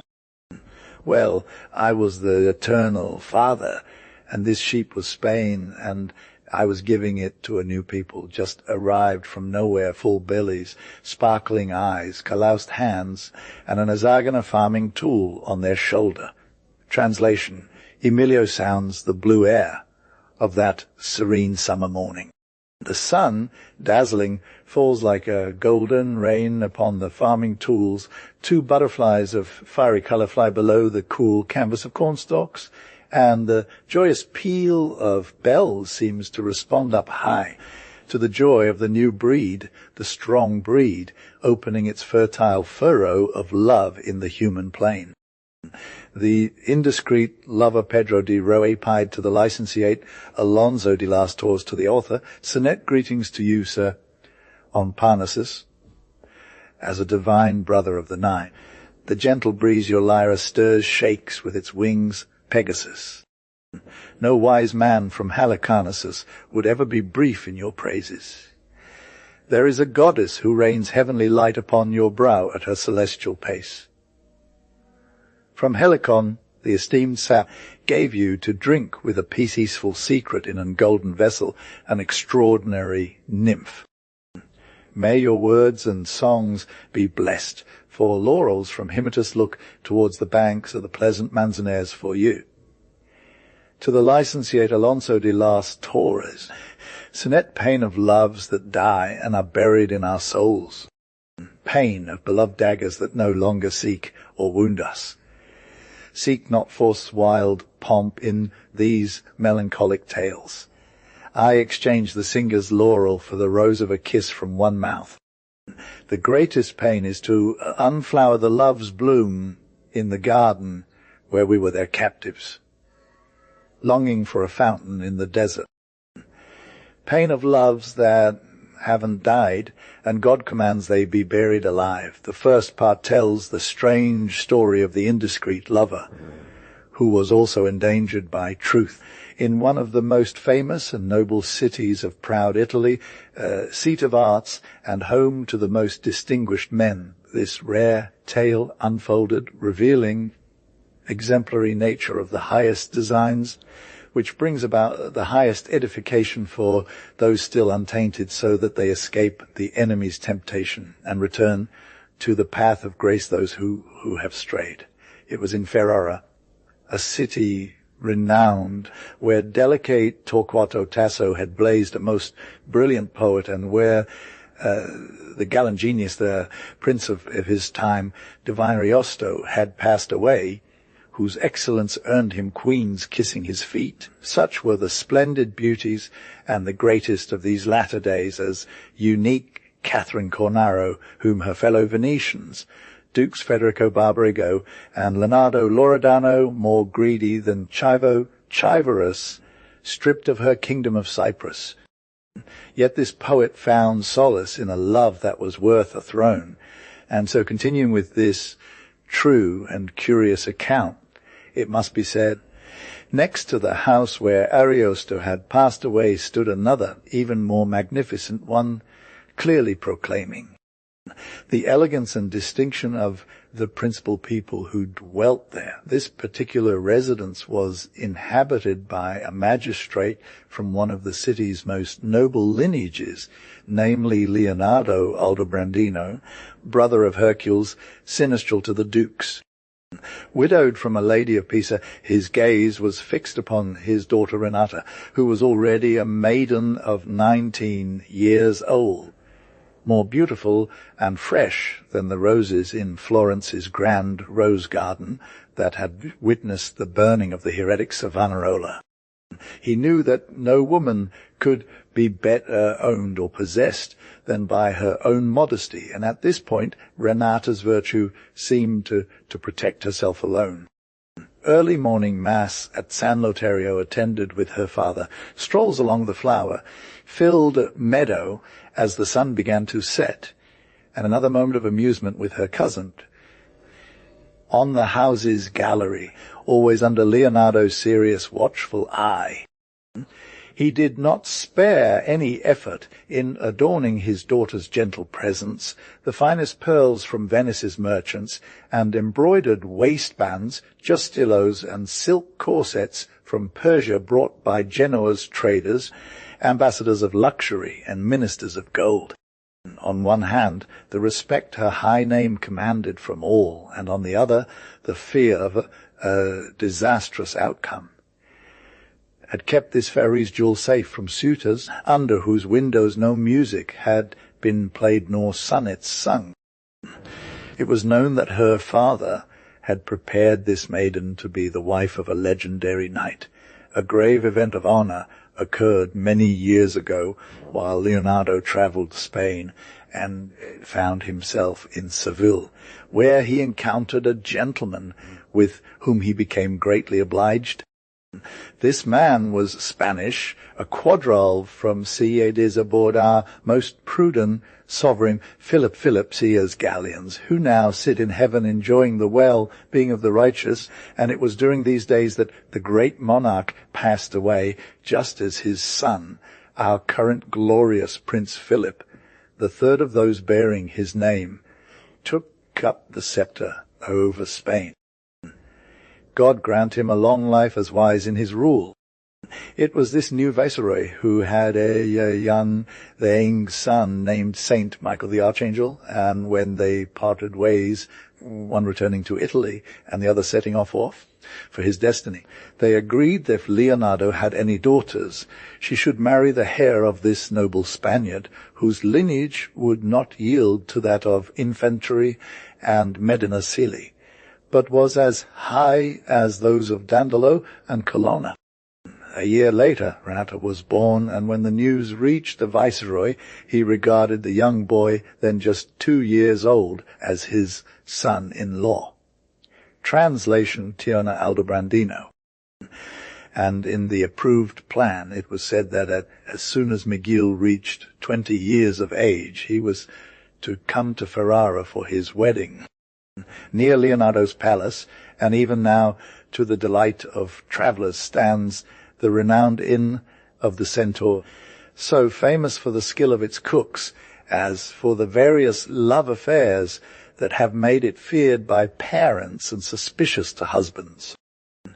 Being the best in the city, all the quality people who travel usually make their stay there: Spanish captains, Roman clergymen, French merchants, ladies of high rank, and great lords stop at it on their way through Ferrara, and thus is the bustling activity in its wide courtyard, where ornate carriages mix with common wagons. The horseman's steed, with the priest's mule, Chianti wine fills the jars on the tables with generous abundance, and under the magnificent dense vine that encircles the gate there is, as at a gathering of beggars, to whom food is distributed at certain times. Its rooms are spacious, like those in a great man's house, and its kitchen splendid like a Geronimite monastery. It was in the sweet dying of melancholy October, when, as the evening wore on, 2 horsemen arrived at the inn. One was very young, with a gallant and exquisite figure and face like an angel, and his hands like those carved in ivory that are seen in some Italian churches, and are the work of the singular craftsman known as Donatello.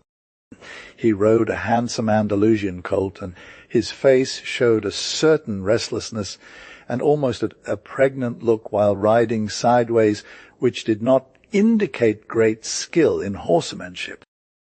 Following him was an old, stout man on a mule with a demeanor suggesting he had once been a soldier for Duke Alba in his time, now carrying out his job with dignity and a touch of humility as a servant, and somewhat familiarly as a squire. As soon as they reached the inn's door, they had to stop because a large carriage was approaching and pulled up alongside them, also loaded with boxes. They stopped and watched as only one gentleman alighted from it. He was young too, but of stronger and more manly bearing than the horseman. His skin was olive-coloured, and his hair black like a prince from the east, who seemed to be the sun himself shining through his eyes. His posture was gallant and proud, and his bearing nobly majestic. He wore dark clothing, simple as for travel, but on his cloak blazed the distinguished order of St. James like a fire sword. He entered the foyer, had the carriage move away, and he and his elderly companion rode their mounts into the inn's courtyard. It had rained a bit, making the cobblestone pavement slippery, which was all there was. There were elaborate and polished plans.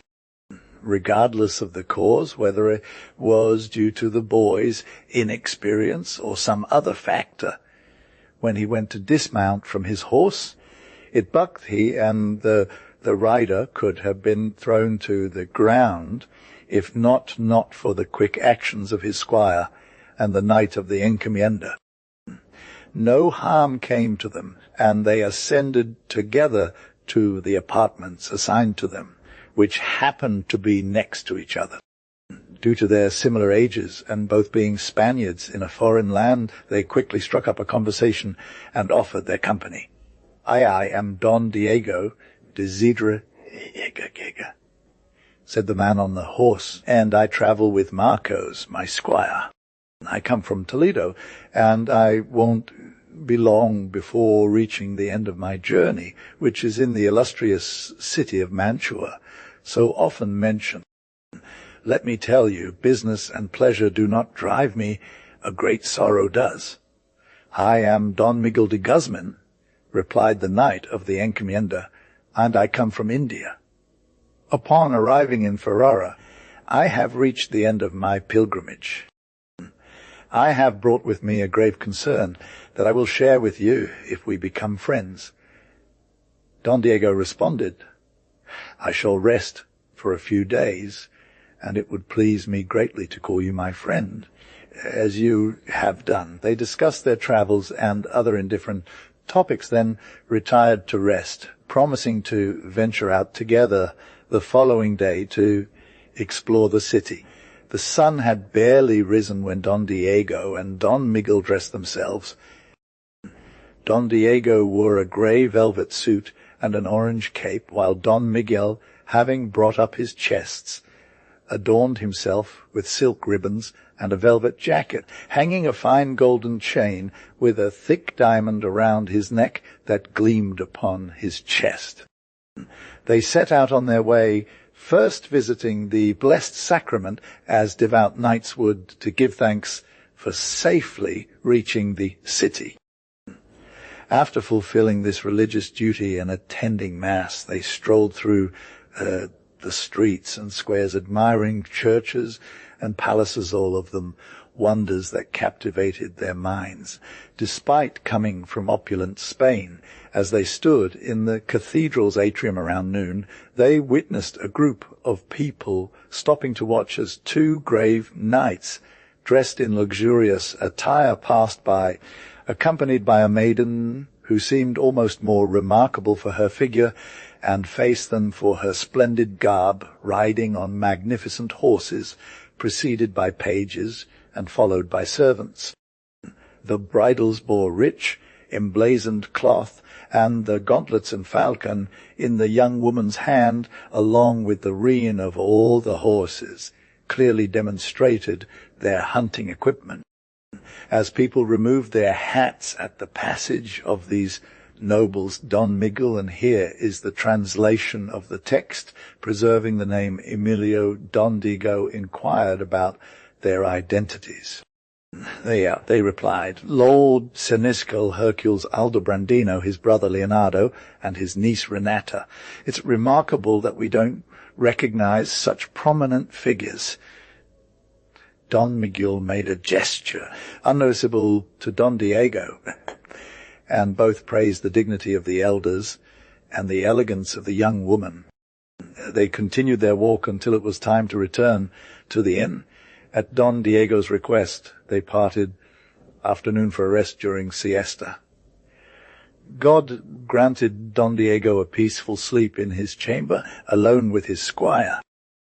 Overcome with emotion, he threw himself into his squire's arms and began to weep Mary Magdalene after her repentance. 1,000 times, dear Marcos, he said, 1,000 times I wish I had never left our home for this journey that has led me here. I fear I won't make it to Mantua, and will be cursed by my parents, and without the shelter of my aunt, the prioress. The squire responded calmly, Calm yourself, my lady, don't let your tears disturb me too. Look at my mistress, Dona Mensa, her eyes filled with sorrow she might doubt her own manly disguise. He continued, You were wrong to promise Don Miguel that you'd stay here. All that matters is that you reach Mantua as soon as possible, where peace awaits you in the monastery. Why was I born a woman? She sighed. Cruel parents wanted to force me to marry an old, ugly man with a hunched back and a tongue that constantly spoke of doubloons on his back. I thought of my Aunt Dona Clara and her convent in Italy. To avoid any further travel, we left Toledo without considering the journey's length. She expressed her regret for not becoming a nun at San Clement College in our city, instead risking her forced vocation and eternal salvation. Let's just focus on reaching Mantua, she said. But tell me, what evil bird has bitten you, causing such misery? It has wings, but is not a bird, she answered. It's blind, yet sees everything. It's a child who knows more than 100 doctors. Dona Mensa exclaimed. I'm amazed that this little troublemaker didn't appear in front of us on the road. She added, I want to take out my female disguise from my bag and reveal the truth about our story to Don Miguel. I've grown to love him so much, with his handsome appearance, noble manners, charming speech, and discreet thoughts. My heart bleeds at the thought of being torn away from his company. They spent the following day together, deeply engaged in conversation. Don Miguel was highly educated. Here is the translation of the text, preserving the name Emilio. He enjoyed reciting verses he had learned, unaware that his conversations with Don Diego found a cruel flame. It so happened that when they were together, Miguel had the noble thought to recite to his friend the following sonnet he had once written about a lady who had a mole on one of her breasts. Sonnet, wise moon that knew just where to place yourself in the round breast. I assume it's pride, and filled with joy at the precious fate that befell it. It is a flower from such a garden. He is the star, astrolin, a magical star, guide, and north of that sphere of love. Oh, king without a court! A planet in that alabaster sky. It attracts by burning. Fire of Niso. Magnet of the gaze. Magnet of the kiss. To ignite your lips with its flame, and then quench it as you receive them, like a lake that puts out the fire from an antorcha. The green eyes of the fair lady. Guzman didn't realize the disturbance Don Diego was trying to hide as he continued reciting the verses, thinking he would say them to a young knight for entertainment, not realizing they were falling into the ears of a noble maiden. After he finished and received applause for his artful delivery, Don Zeveniga was asked to recite in turn. This was a grave predicament for the lady, but yielding to the inevitable circumstances, she had to speak with a slightly trembling but smooth and crystal clear voice, recalling a song that came to her mind, sung love from nowhere I know not. Passion at a time unknown. What a fool hides what the soul seeks. Let not the severe thought distract me from my affairs. Does the wind perhaps meditate? Do roses perhaps think, long live the beautiful madness that talks to the sun in the meadow and runs across the plains riding on the chimera? The sun that dies at sunset is reborn another day. Who of us dies to be born again will not return. A day when we have not loved is a day lost. Oh, loves that are already past, and loves that have not yet come. Let my sweet secret book read your gaze. Without you life is nothing. What would the Paraclete be without Heloisa? What would Valtuso be without Petrarch? Why does the enchanted boat in vain wait on the lake? Of whom does the shore cast its shadow and flower? Spring gardens, what will you be without love? Don Diego, finning a sigh, had to compress it upon finishing the narration, barely managing to thank Guzman for the congratulations he received, delighted by the way the song was delivered. They continued conversing, leaning on the open window, while below the eternal chorus of all times and countries persevered. The servants spoke ill of their masters and the government of the Republic, and women bit at the honours of their neighbours and the lives of absent friends. There is no Trajan but Caligula in the eyes of the servile people, nor lady but a light-minded one in those women who through the years can no longer defend themselves with their wits, and through their indiscretion did not become proficient in the arts of love at the academies. As evening fell, Don Miguel went to seek out what still remained for him, Don Diego, and requested his company for a walk outside the city, which that sweet autumn made extraordinarily pleasant.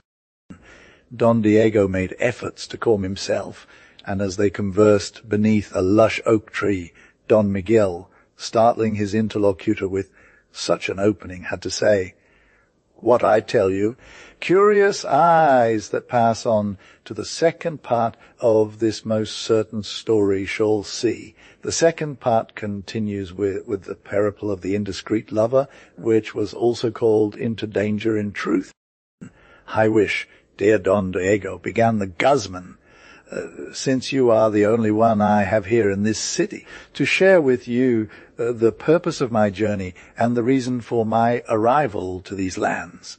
You must know that I have come to celebrate my wedding, to which you may consider yourself a natural guest. But it should astonish you to learn that I have never spoken with my wife, whom I may thus call, and that I want to test her character's condition, though I already know about her exterior. Have you seen her? Asked Don Diego, almost trembling.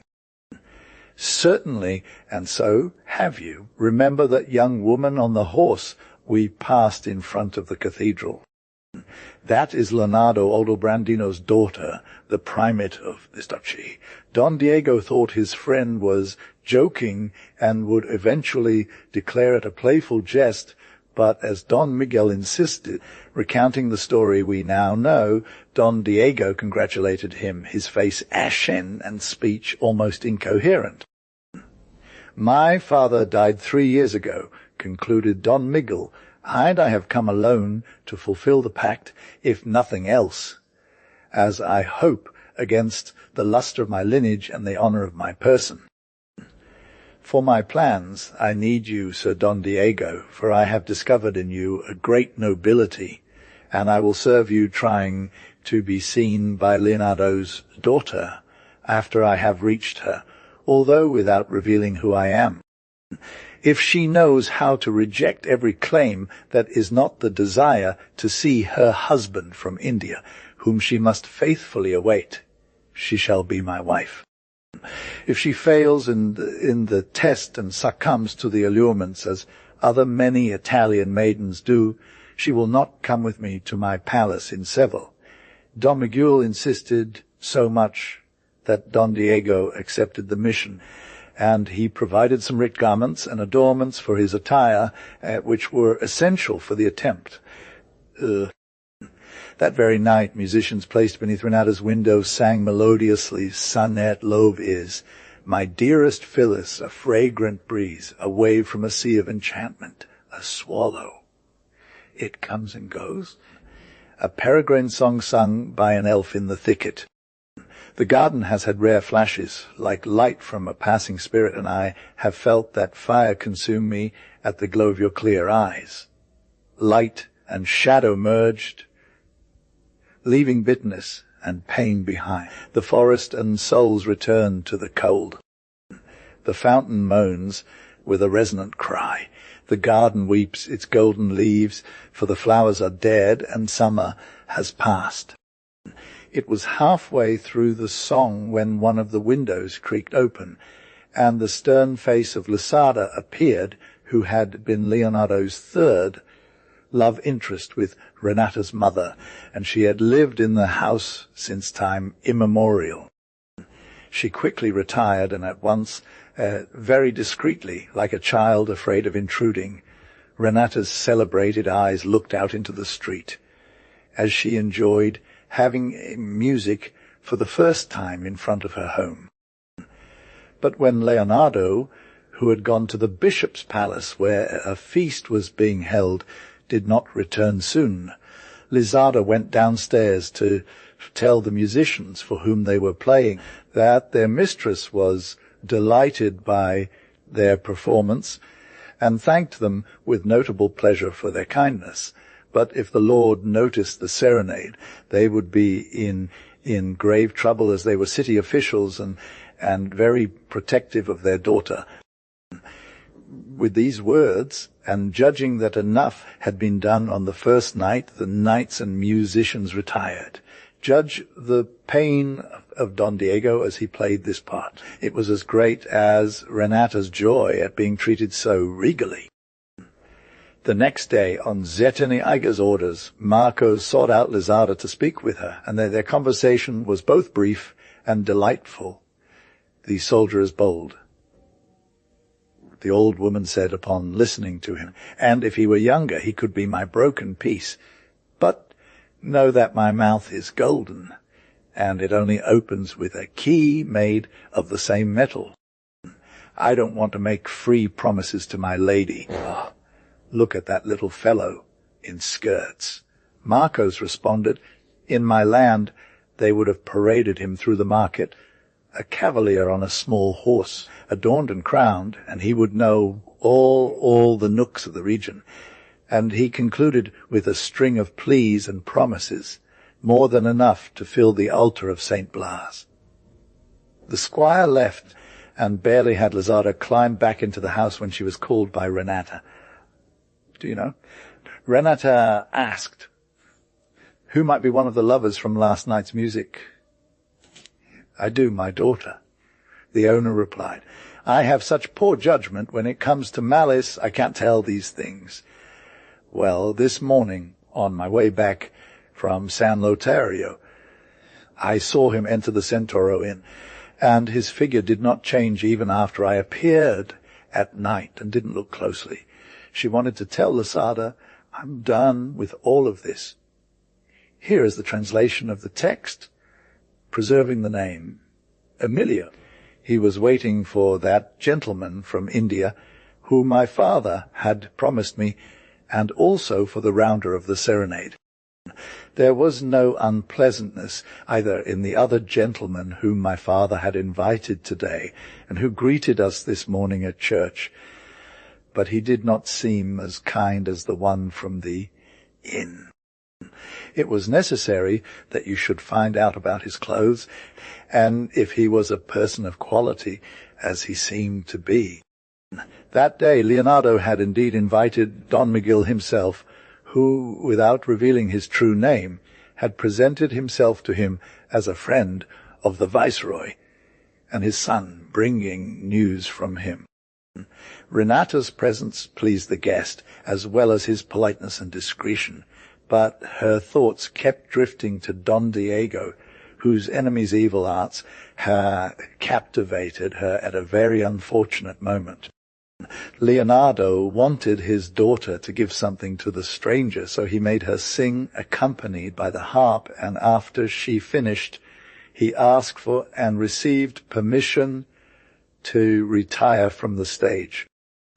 Thus Renata was free, ran to find Lizarda to speak with her about Don Diego, driven by the passion of lovers who only know to talk about what they love. She asked if Lizarda had inquired about his name and status, and she learned that he was a Spanish gentleman named Don Diego de Zeraiga, travelling for pleasure as a very rich majorat from Castile. Knowing this, her passion grew stronger when she realized he was an important man. Prompted by Don Miguel, Don Diego found himself obliged to send Renata messages, and better received than sent notes, and it was remarkable how, alongside the growing love of Renata for Don Diego, the false Zidia de Iga's passion for noble Don Miguel also intensified. The lady, hiding behind the disguise that she had used to preserve her modesty while travelling on the roads towards the convent where she planned to be enclosed, cried in solitude. Sometimes, determined to break free from this abnormal situation, she would present herself in men's clothing to meet Guzman. Other times, she decided to leave for Mantua without saying goodbye to the gentleman who innocently was causing such damage to her spirit, even if his love were the honest kind that complied with a high-born and Christian young lady like herself. The Duke of Ferrara had organized a night party in his beautiful gardens to honor an embassy from the magnificent lordship of the Republic of Venice, and it was to be a fortunate event, in keeping with tradition among the successors of Alfonso of Este, Divi Hercules Filius. As was natural, Renata, as niece of the Siniscal, played a leading role, and Aldo Brandondino, without knowing that he was honoring his future son-in-law, invited Don Miguel to join the event and participate in a play that would be performed there. Guzman informed Don Diego about this, and soon after translation, in the gardens of the Duke, a notice from Renata was posted for an evening gathering during the party. She was as magnificent as the lord who arranged it, and her presence animated the stately grounds. As one approached, a delightful and peaceful melody of music could be heard, and upon entering, one noticed a remarkable frequency of gentlemen and ladies conversing and socializing, enjoying the sound of music and relaxing with ceremonial dances and other delights. The arboretum's dense foliage illuminated every part, making the precious stones on the elegant costumes glisten like dewdrops on flowers, and the white silk slippers of the ladies, adorned with diamonds, seemed like stars sparkling against the green meadow Those days were filled with constant feasts and tournaments, with rings being thrown and prizes awarded. There were jussets reminiscent of famous ones in Castilla, such as the honourable passage of Cicero de Quay, ones at Medina del Campo, and another similar event when Duke Ban de la Cuva, Duke of Albuquerque, Count of Ledesma, Viscount of Hulma, Lord of Montbeltran, and La Edrada de Colar and Row, honoured an embassy with his majestic presency model of valour and a mirror to loyal knights serving their kings. In the centre of the gardens, a wide square was laid out, bordered by elders with their aged trunks adorned in an ivy. Noble statues stood tall, and soft moss dressed the marble figures in a luxurious green velvet. Rings were raced under the glow of torches, and a Milanese knight named Leonilo Sforza emerged victorious. He was from the renowned lineage of the same name. The winner wore a bracelet on his left wrist, engraved with his motto, which he also had on the pennon of his spearer poetic and graceful phrase, "I am a galley slave to love." He presented his award to a lady standing beside Renata, Laura de la Rova, from a family that had produced Roman pontiffs. Aldobrandino, taken by vanity, felt slighted, but there was no impoliteness that night at the party like that of the unfortunate Don Diego, who seemed to dread the event. A dance of savages followed, then another where the participants dressed as ancient Roman legionnaires. The dancers formed 2 rows, and then some graceful Amazonian women emerged from the forest, rivaling even Penthesilea. They rode on snow-white horses, their bodies covered in cloaks, with quivers on their backs and bows in hand, shooting arrows high into the trees. Following them were servants carrying various bulls' bodies on silver trays, their horns and hooves adorned with garlands, surrounded by a grand display of candied fruits. The announcement of the feast that followed was as splendid as those of Beatrice of Avalos' wedding to the magnificent John Jacob Trivulzio and the violent Viscontis to Duke Lionel of England. The banquet ended, but it does not mean that the event lacked significance. Several cheers were given to the Venetian embassy, and then, as lichens, they began to say, "Long live the Duke for many good and long years with triumph over his enemies." And Cardinal Judas, who was present, said afterward, "Praise be to our Lord, he gives us such a Lord." All those who had been part of the feast quickly moved to another location, as the night and gardens provided enough time and space for the party to continue. The whole Senate gathered in a meadow where a platform had been set up for some very illustrious actors to perform amusing farces. The farce that was about to be performed, titled The Triumph of Prudence, was not at all amusing or entertaining. It was here that Don Diego had his thoughts wherever his soul led him. The performance began with a panegyric called The Triumph of Prudence. In this allegory, the Venetian lord was depicted as Mentor, guiding Italian country portrayed as Ulysses. The plot was simple and pleasant, and all the artifice was masterfully woven together. After that, there was a comedy walk titled Great Leader is Love, a beautiful poem where the poet intertwined truths of life into the fable. It was here that Don Miguel had been asked by Aldobrandino to take on a role, as he was a prominent figure and well versed in Italian literature. The characters were Richard and Cardenio, knights, Lucretia and Beatrice, ladies, Hippolyta, the mistress, and Pian, Philo, and Dorotio, servants. Renata played the part of Beatrice, unaware that the Cardenio she was acting with in the comedy was her true betrothed husband, as eagerly awaited as unhappily received. In this scene, It seemed that all the ladies had launched a crusade against all the knights to conquer their hearts, as they did not consider them sufficiently submissive to their will. And using weapons for their cause, they first employed the tyranny of pride, which only resulted in uniform disdain.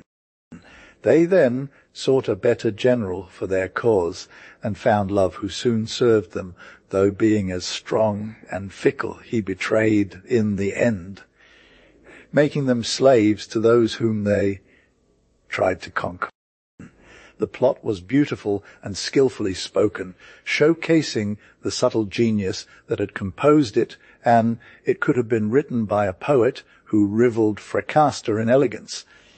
Here, let's insert a snippet of the scene, because the interest it stirred within the listening senate, and even our own enjoyment dictate so. In the middle of a wood, Knight Richard, Prince of England, and Lady Lucretia, Duchess of Italy, found themselves, and their words echo a translation to Ricardo, will you be an elusive lady less graceful than flowers?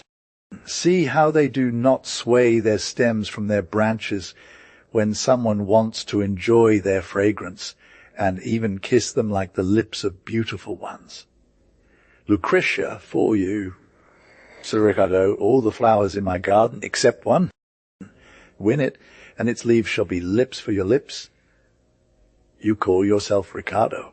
Thus was your king, heart of lion, named Ricardo. Do you want me to go to Palestine?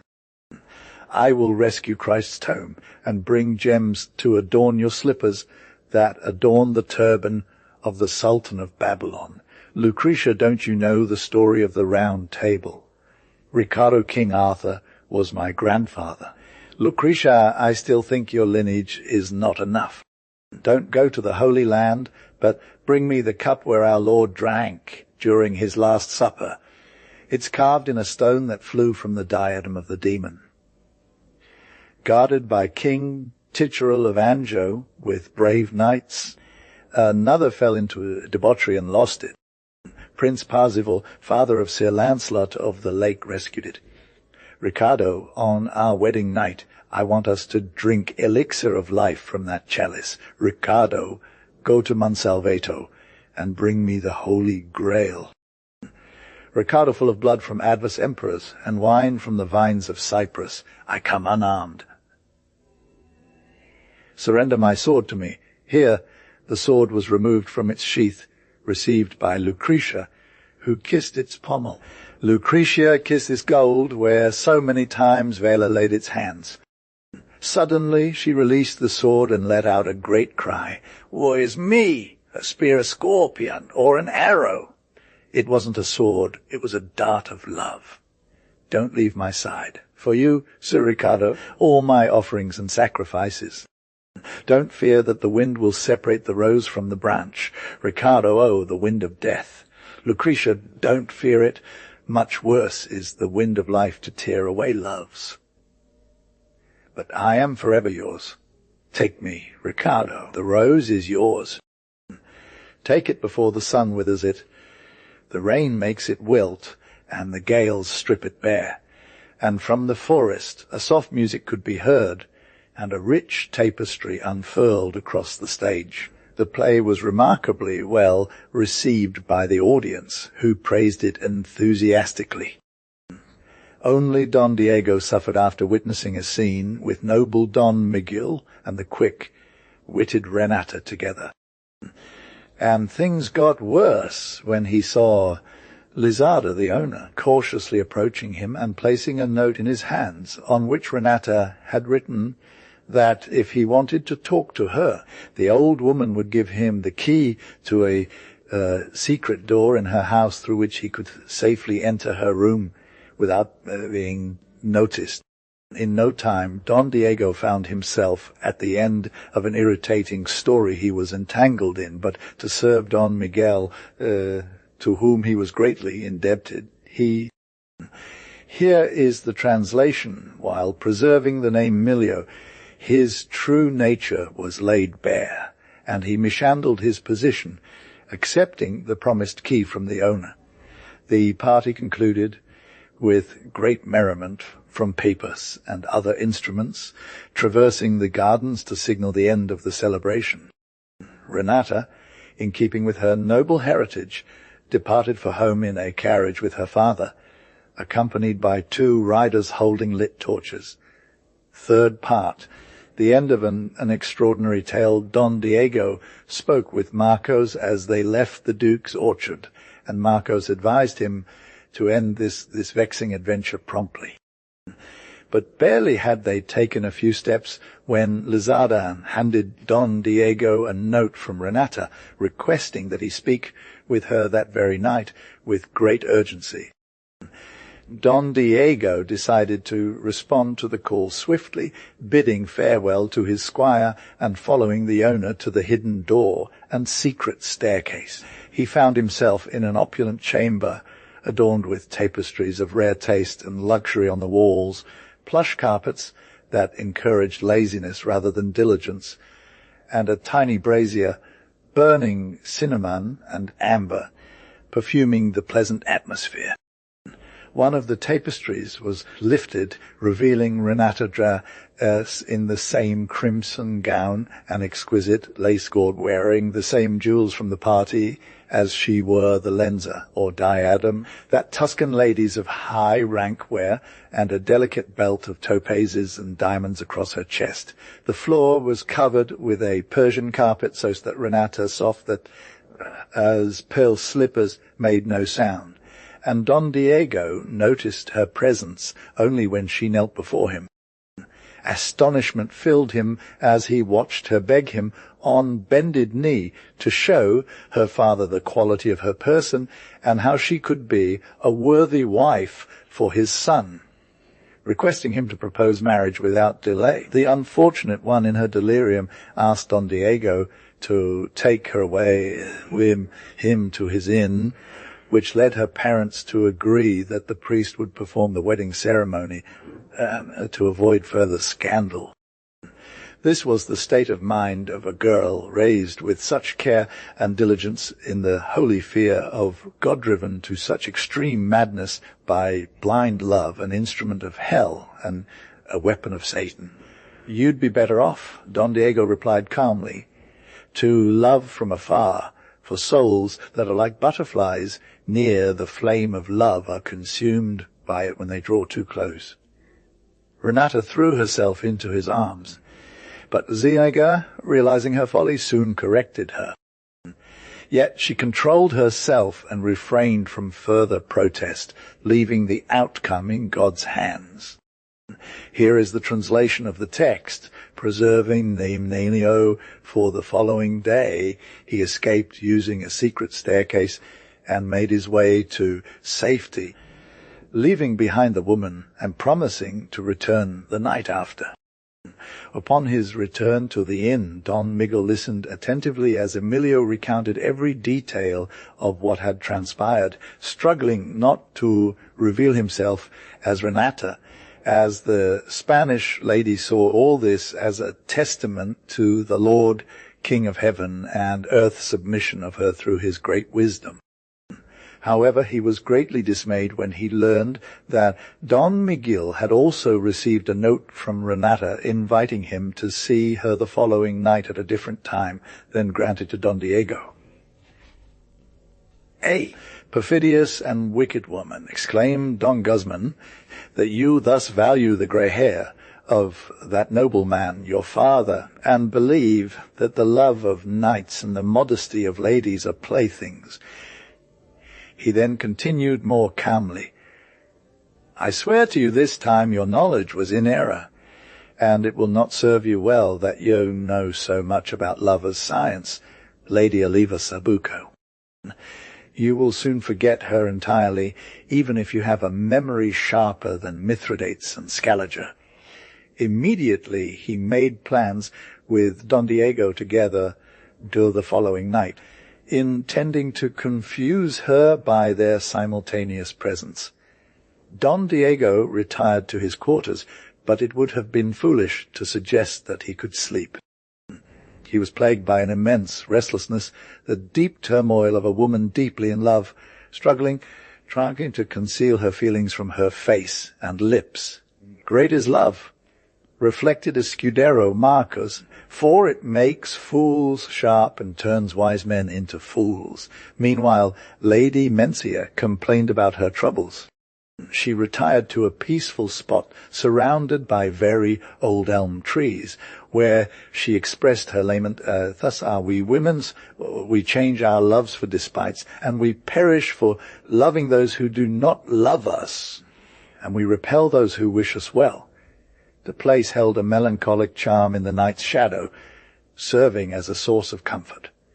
O night, divine night, sister to mystery, and mother of blessed poetry, you are the enchanted door to pleasures, and the philosopher's stone for sorrows, marvel to lovers, harp of songs, princess of secrets, and universal fortress of love.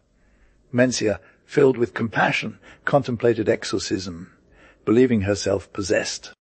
She sought solace in piety, picking up a borrowed book by Don Miguel titled The Path to Mount Zion, only to stumble upon handwritten verses within its pages.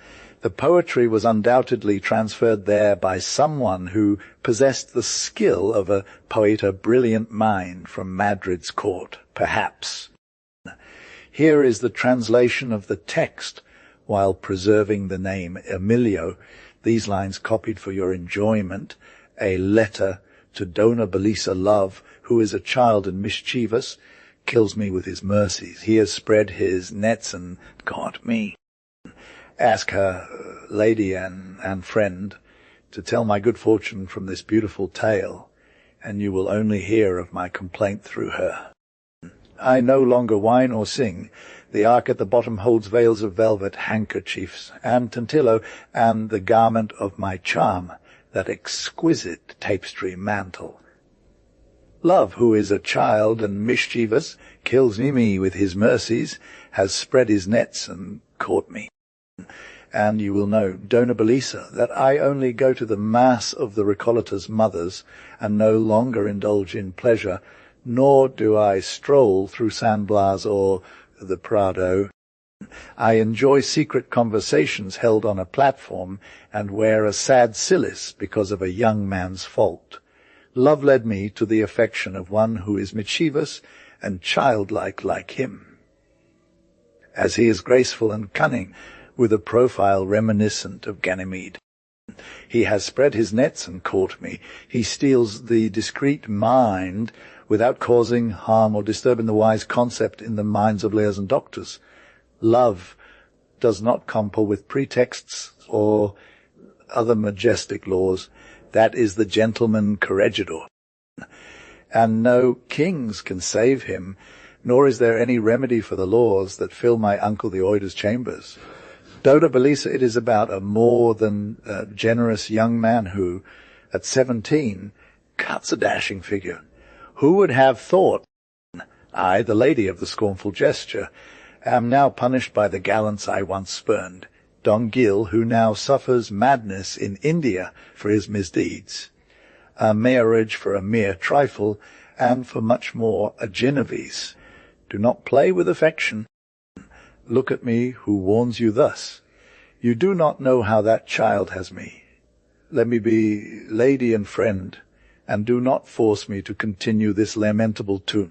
I tell you the secret compelled by the affection of our old familiar bond. But it is not good for my tongue to speak in the wind about my misfortune, nor to make my scandalous song public.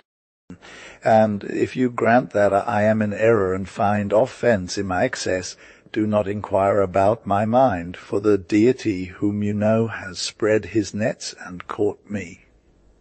Read them and read them, Dona Mensa, with careful attention, as if they were a sweet poem reflecting her own sorrows. Soon after she committed them to memory, which was very clear, and almost constantly recited them. As soon as the sun rose, she took from her money pouch, which Marcos had brought on his mule, the feminine attire befitting her, which was simple and of great modesty. a dress of Astamia and a taftansillo veil with which she intended to enter Mantua, as it would not be decorous for her to enter the convent ere her travel clothes. And when Don Miguel sent his friend greetings, no longer was Don Diego, after taking leave to enter the chamber of Guzman, he presented himself at the door threshold, displaying such gentle feminine presence that Don Miguel was completely disturbed and confused by the unexpected appearance. "It was not a dream, Sir Don Miguel," she began, "to see your kind friend Don Diego transformed this way. But in a few words I will tell you the truth of my tale. Born in Toledo to very noble parents, they named me Dona Mensa de Carvajal. More concerned with amassing wealth than nurturing my spirit, they married me off to a rich but old, unkempt and ugly man. My protests fell on deaf ears, and so I resolved to take as husband one who is eternally beautiful and good. A sister of my father, once a woman of great beauty, lives in Italy, governing a community of nuns, and I thought to come with her, donning the disguise you've seen me in, accompanied by Marcos, my house escudero, who was a comrade in arms of my grandfather, and holds greater affection for me than even my own father. Thus I set out for these lands, where I would join Dona Clara de Carvajal de Mendoza, now known as Sister Margarita, prioress of the Capuchin nuns in Mantua. But God, must be you willed that you were on my path. Know this, Don Miguel, that from today on you will not see me again. Have been strong until now. For a moment I shall be weak to make a confession. My heart will jump out of my chest if I do not share it with you, and yet I can, because you are as noble and dignified as a king's son. And then I shall return to my former strength to say goodbye, that may take pieces of my soul with it. Don Miguel's astonishment grew greatly upon hearing such words coming from such a beautiful mouth. The gravity of Dona Mensa's demeanor and all the honesty she put into her speech, which she delivered with her eyes fixed on the ground, had reached him deep within his soul. "I cannot," she continued, "find the words to tell you what I want to say, but I must. Don Miguel, I love you, and you are the first and only knight to whom I can confess this. Consider my love as an enchanted rose with a fragrant aroma that I must savour from afar, for if I dare to touch it, 100 sharp thorns will punish me for my audacity. But know that I adore you, even though saying so diminishes my worth, and that I am so ambitious that I seek a great favour from you. I beg of you, Don Miguel, to forgive the one who loves you as Medlia." She tried to kneel before him, but Guzman stopped her, taking one of her pale hands in it and kissing it with respectful solemnity. That night, as they had agreed, Dona Mensa came to Renata's house dressed as a man. The Italian was waiting for Don Diego in the same chamber. The other night, as soon as he saw him enter, she threw herself at his neck with transports of love, and when she stumbled upon Don Diego's round chest, wondering how such an obstacle could be in her beloved's breast, she had to ask him, while she stroked the mysterious place, "What is it that swells you here, sir?" "This is the only thing that swells me, madam," responded Don Diego with a sarcastic tone.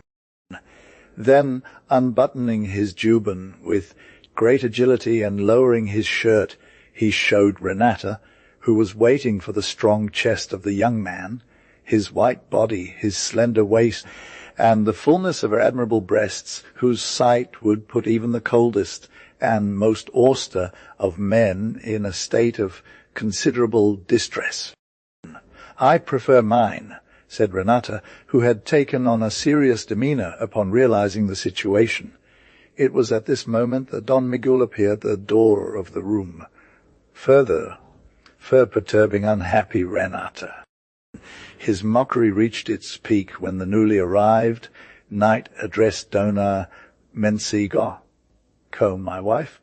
After helping her dress again, he took her by the hand, and without a word to Renata, they both left.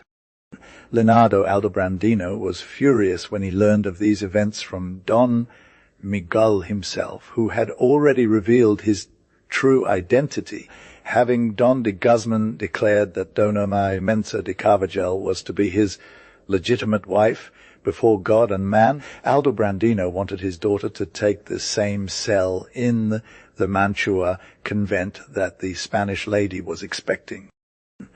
The parents of Dona Mensa were no less pleased with this fortunate news, and they quickly ordered a mass in Santo Tomi Church in their city to celebrate their daughter's happy marriage. This was the mass at which Don Lucas Leviv Escobedo did not attend. He was a cold and unyielding man like Mari Angola's Graces, who was initially her intended husband. And some say they did not participate in the holy sacrifice because, being descended from the Levy family, which had been traded to Don Pedro of Castile, he was undoubtedly older as an avaricious man than as a Christian, and he detested bacon as much as he never disliked 8 real shields. The wedding of Don Miguel and Dona Mensa was lavish in every sense, recalling with pity and sorrow the deception of unfortunate Renata, who, and because she was indiscreet in her loves and sought the affection that seemed impossible from the famed Don Diego, was justly punished. And today we know of her that she is a religious as perfect as she has been an exemplary and fortunate wife to Dona Mensa, who died in her palace in Seville a few years ago, looking into her husband's eyes. And see here that even the strangest events are paths by which Godsdom leads creatures to where they most need to be for their soul's salvation.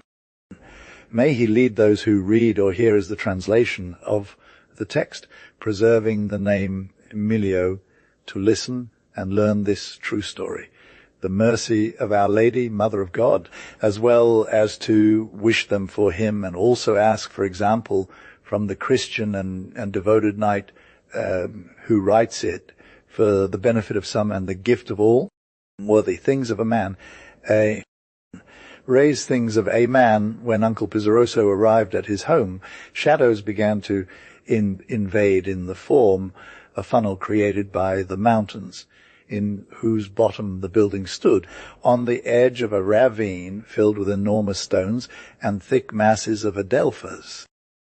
"You say you've fallen asleep in a cajaro," exclaimed Aunt Tomasa upon seeing the legitimate owner of his very robust figure arrive. "I haven't slept, not even been close to doing so," he replied. "Then you must have been out on some dark path in one of the mountain watering holes." "Not a bad watering hole," he retorted. "So where did you go, condemned soul?" "Nowhere. I just lingered at the crossroad of Tomillo with Juan the Rumboso and Toeco the pasta eater, and—" "Forward, Pimentona, forward." He said this while giving a loving pat to one of the mighty haunches of the mule, whom he had removed her harness while speaking. The mount, responding to the affectionate suggestion, slowly took the path towards the stable, while Pizarroso sat on a mat next to his brother Tovi, as an old bent and grave man who entertained himself making tomisas, wooden tools for household uses. Meanwhile the pig-keeper, a scruffy and ragged boy, watched with a famished expression from the door the large pot boiling over the enormous iron tridents in the fireplace. "And what did Rumboso and Pasta Eater talk about?" asked someone. "You had so much to tell that if you keep talking for a bit longer, all of you will return home with beards grown out." "And let her speak," responded a woman. If I took the time to chat, it was to tell Rumboso all the truths from my heart, and with all my soul, hurray for men with strong hearts and all the courage. That old man is a treasure! And he has a heart bigger than a quarry. And why is that? Inquired someone. Did he give you any clothes for the corpus procession? No, mum, she replied. What he did was more valuable. This afternoon, Rumboso raised his flag at the very summit of the mountain. Not a new thing for him, said Totovias with a guttural voice. He's always had it. But tell us already what he did. The pot is growling for our dinner. He did what I'm about to tell you, she continued. I'm a gin Rosalia from the Embocora farm, who's a sight to behold and has a body that's like a palm. A palm? A tiny bit of flesh and bone. Scoffed Aunt Thomasa. That's for Pastor Vita to say when he marries her, replied someone. No, you. Here is the translation of the text, while preserving the name Emilio. We're lacking in news. Rosalia isn't marrying Pastor Vita anymore because someone got in her way. As you said, a certain someone who's quite attractive. I'm telling you that Rumboso crossed her path, and since her father has more land than we have bees in our hives, his avarice rose up, and he took his daughter and told her that if she even looked at Tona Aiko, they'd both be blinded, and she needed to put on a brave face when talking to the old man. The young woman didn't understand at first, and when she saw Rumble, she started crying and said what he wanted to do was a trick. She couldn't style her hair or let it loose in the world except for Tono.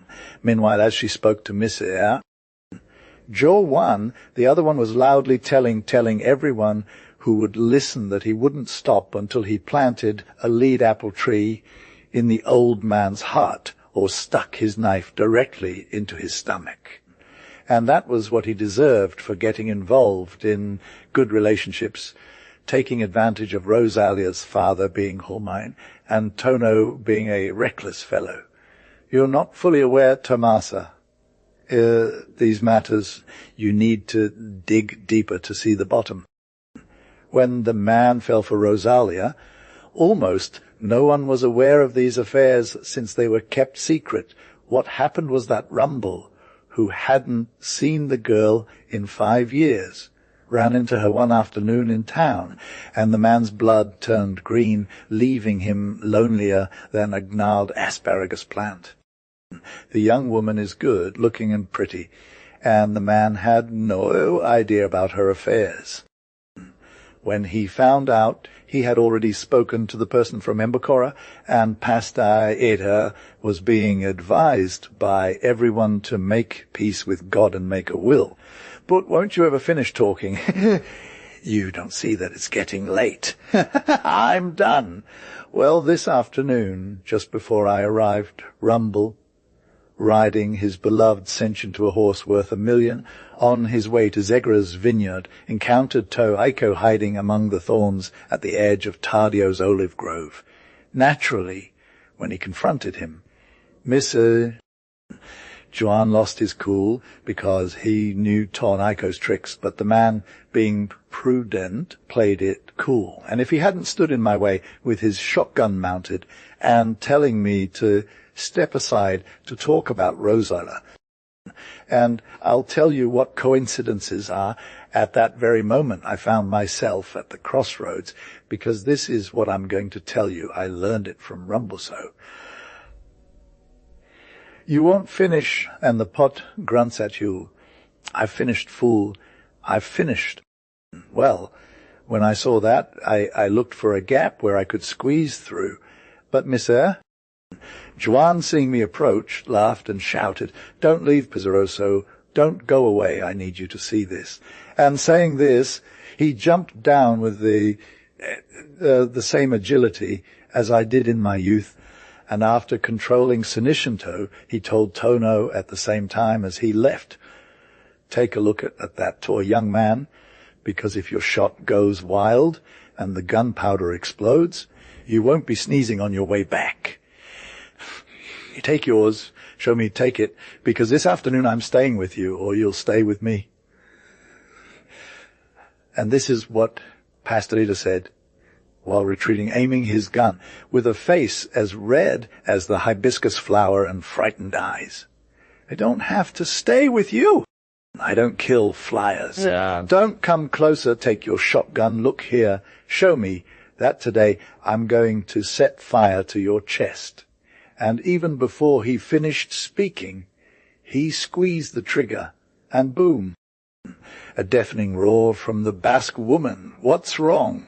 A single lead in one arm, a perdigonal shot. But, my friend, I've never seen a more lively or braver man than Rumboso, even before he could finish the strike. Tono's shotgun and his knife were on the roadside, and Tono was lying on the ground, unable to move, while Mr. Juan, with an angry tone, said, "What you did isn't done. Men only fight as God commands. And if I give you what you deserve now, give it to me, kill me, show me."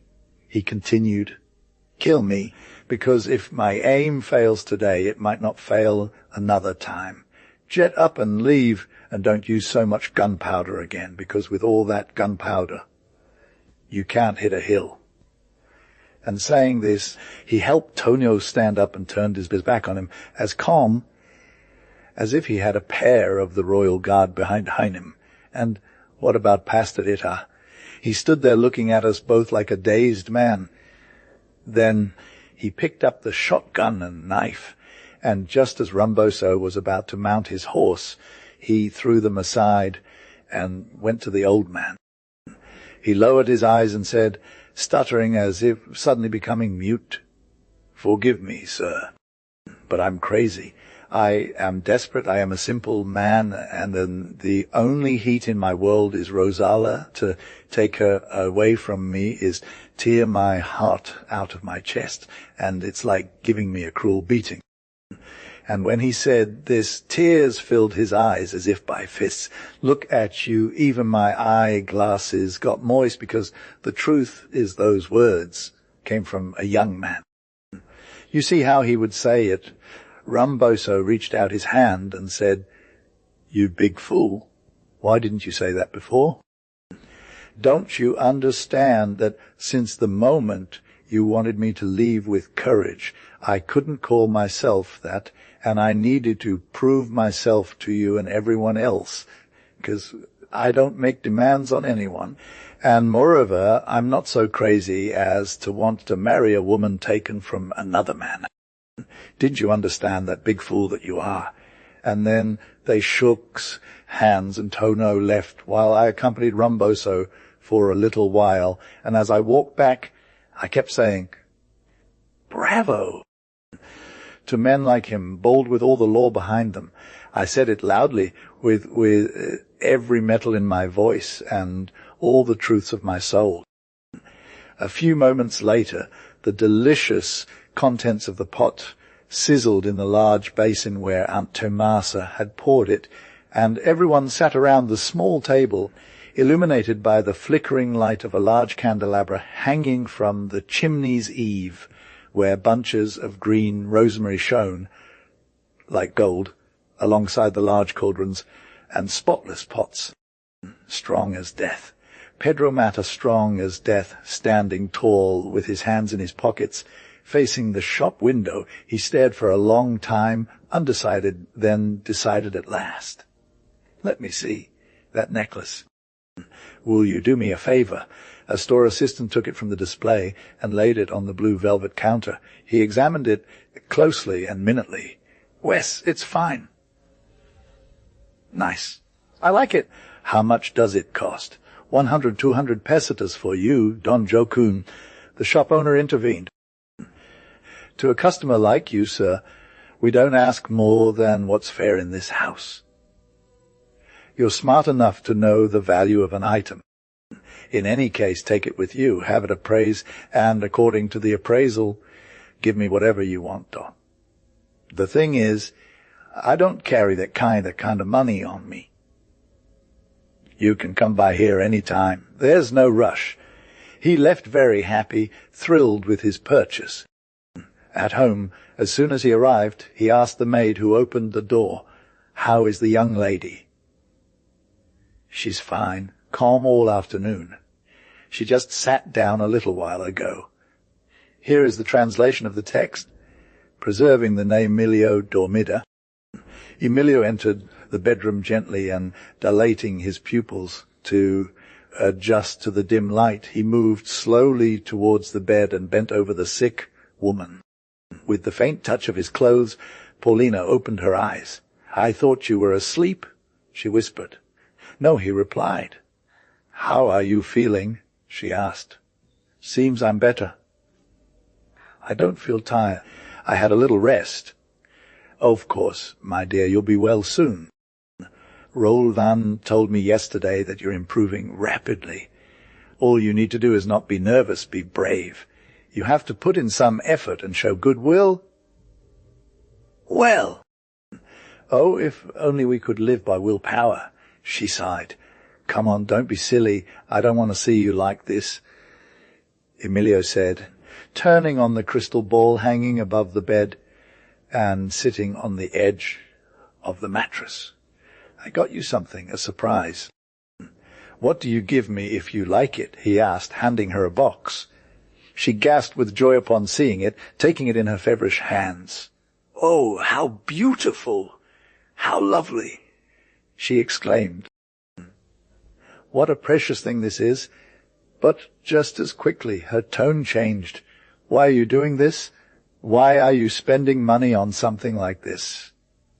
"I don't need it. I won't be able to wear it." "That's not true," Emilio countered, his voice shaking with love and tenderness. "If I didn't believe you'd wear it, would I buy it for you? Come here, let me put it on you. You'll see how nice it looks." He fastened the necklace himself, then left to find a mirror so she could admire herself. She said, looking at her reflection. "How pretty." She leaned back against the pillows, holding the mirror in her hand, gazing at herself for a long time. She parted some unruly curls from her forehead and bit her thin, pale lips. "Look so pale," she murmured. "It's the light, dear," he assured her. "Oh, don't say that. I look terrible. I look like a corpse." She sighed deeply, dropped the mirror, and collapsed onto the pillow. "I'm very sick, Joe Kuinmi. You don't believe me, you don't listen to me, and I feel awful." Emile was moved by her words and looked at her silently. Then, suddenly, "Listen, it's a beautiful afternoon. It's not cold at all. Would you like me to open the balcony for a moment?" "Yes, just a little bit. Let some air in. It smells bad." "Right? No, sweetheart, that's not it. It doesn't smell any stronger than ether. And, I don't mind that scent. It smells like bananas and ylang to me. I was going to light a cigar." He paused, then added, "just to smoke a cigar, and so I wouldn't see the tears in your eyes." Emilio crossed the room, opened the balcony, and leaned against the railing. As the afternoon sun began to fade into a mauve-hued twilight on the straight, hard line of the neighboring roofs, he felt a profound sense of calm wash over him. Far away down the platform of the boulevard, some girls came singing, linked by their waists. Ennobled by the distance, the melancholic and sad song rang out. "Where are you going, Alfonso 12? Where are you going? So sad." "I am looking for Mercedes, whom I didn't see last afternoon." The childish song stabbed deep into her wounded heart. Soon he too would no longer see his Paulina. What horror! What sorrow to die in full youth, when life is craved with such fervour to die, at 30 years old, so beautiful, so good, so beloved, so happy. He lifted his eyes, and the tears clouded them against the serenity of twilight. Lord, what have we done to deserve this?" Why don't you choose me and save her? Why do you delight in reaping lives in bloom? Since realizing the gravity of his wife's condition, he had lifted the same plea to God every day in his prayers. Yet God remained silent. Despite his 50 years, a life spent fighting, struggling, and enduring hardships, he was growing stronger, more robust, healthier each day. In contrast, the poor girl, surrounded by luxury and comfort, petted and spoiled, had a heart that served no purpose, an useless heart that would break at any moment like a figurine made of biscuit. The doctors had told him this bluntly and honestly. There's nothing we can do. There's only resignation left. Just wait. And so he waited for 2 years, watching her live artificially on tonics and cordials, help witnessly her terrifying attacks of shortness of breath, observing in horror how her body swelled, her senses dulled, and her skin broke out in horrible sores. For 2 years, he tended to her with care and affection, his every attention focused solely on her, always vigilant and watchful to make each moment pleasant, to create a favorable environment, to banish sadness from the bedroom, and to shield her from any violent emotions or unpleasant sensations. Above all, he sought to slowly infiltrate into her soul, day after day, with prayerful perseverance, the subtle lie of a falsehood she refused to accept. "No, Joaquin, no," she said. "I'm very sick, much sicker than you think." Argentine voices echoing from the bedroom brought her back to reality. It was the children returning from school and going to kiss their mother. Joaquin closed the balcony and went to greet them. Little Joaquin had climbed up on the bed, crawling up on top of the covers.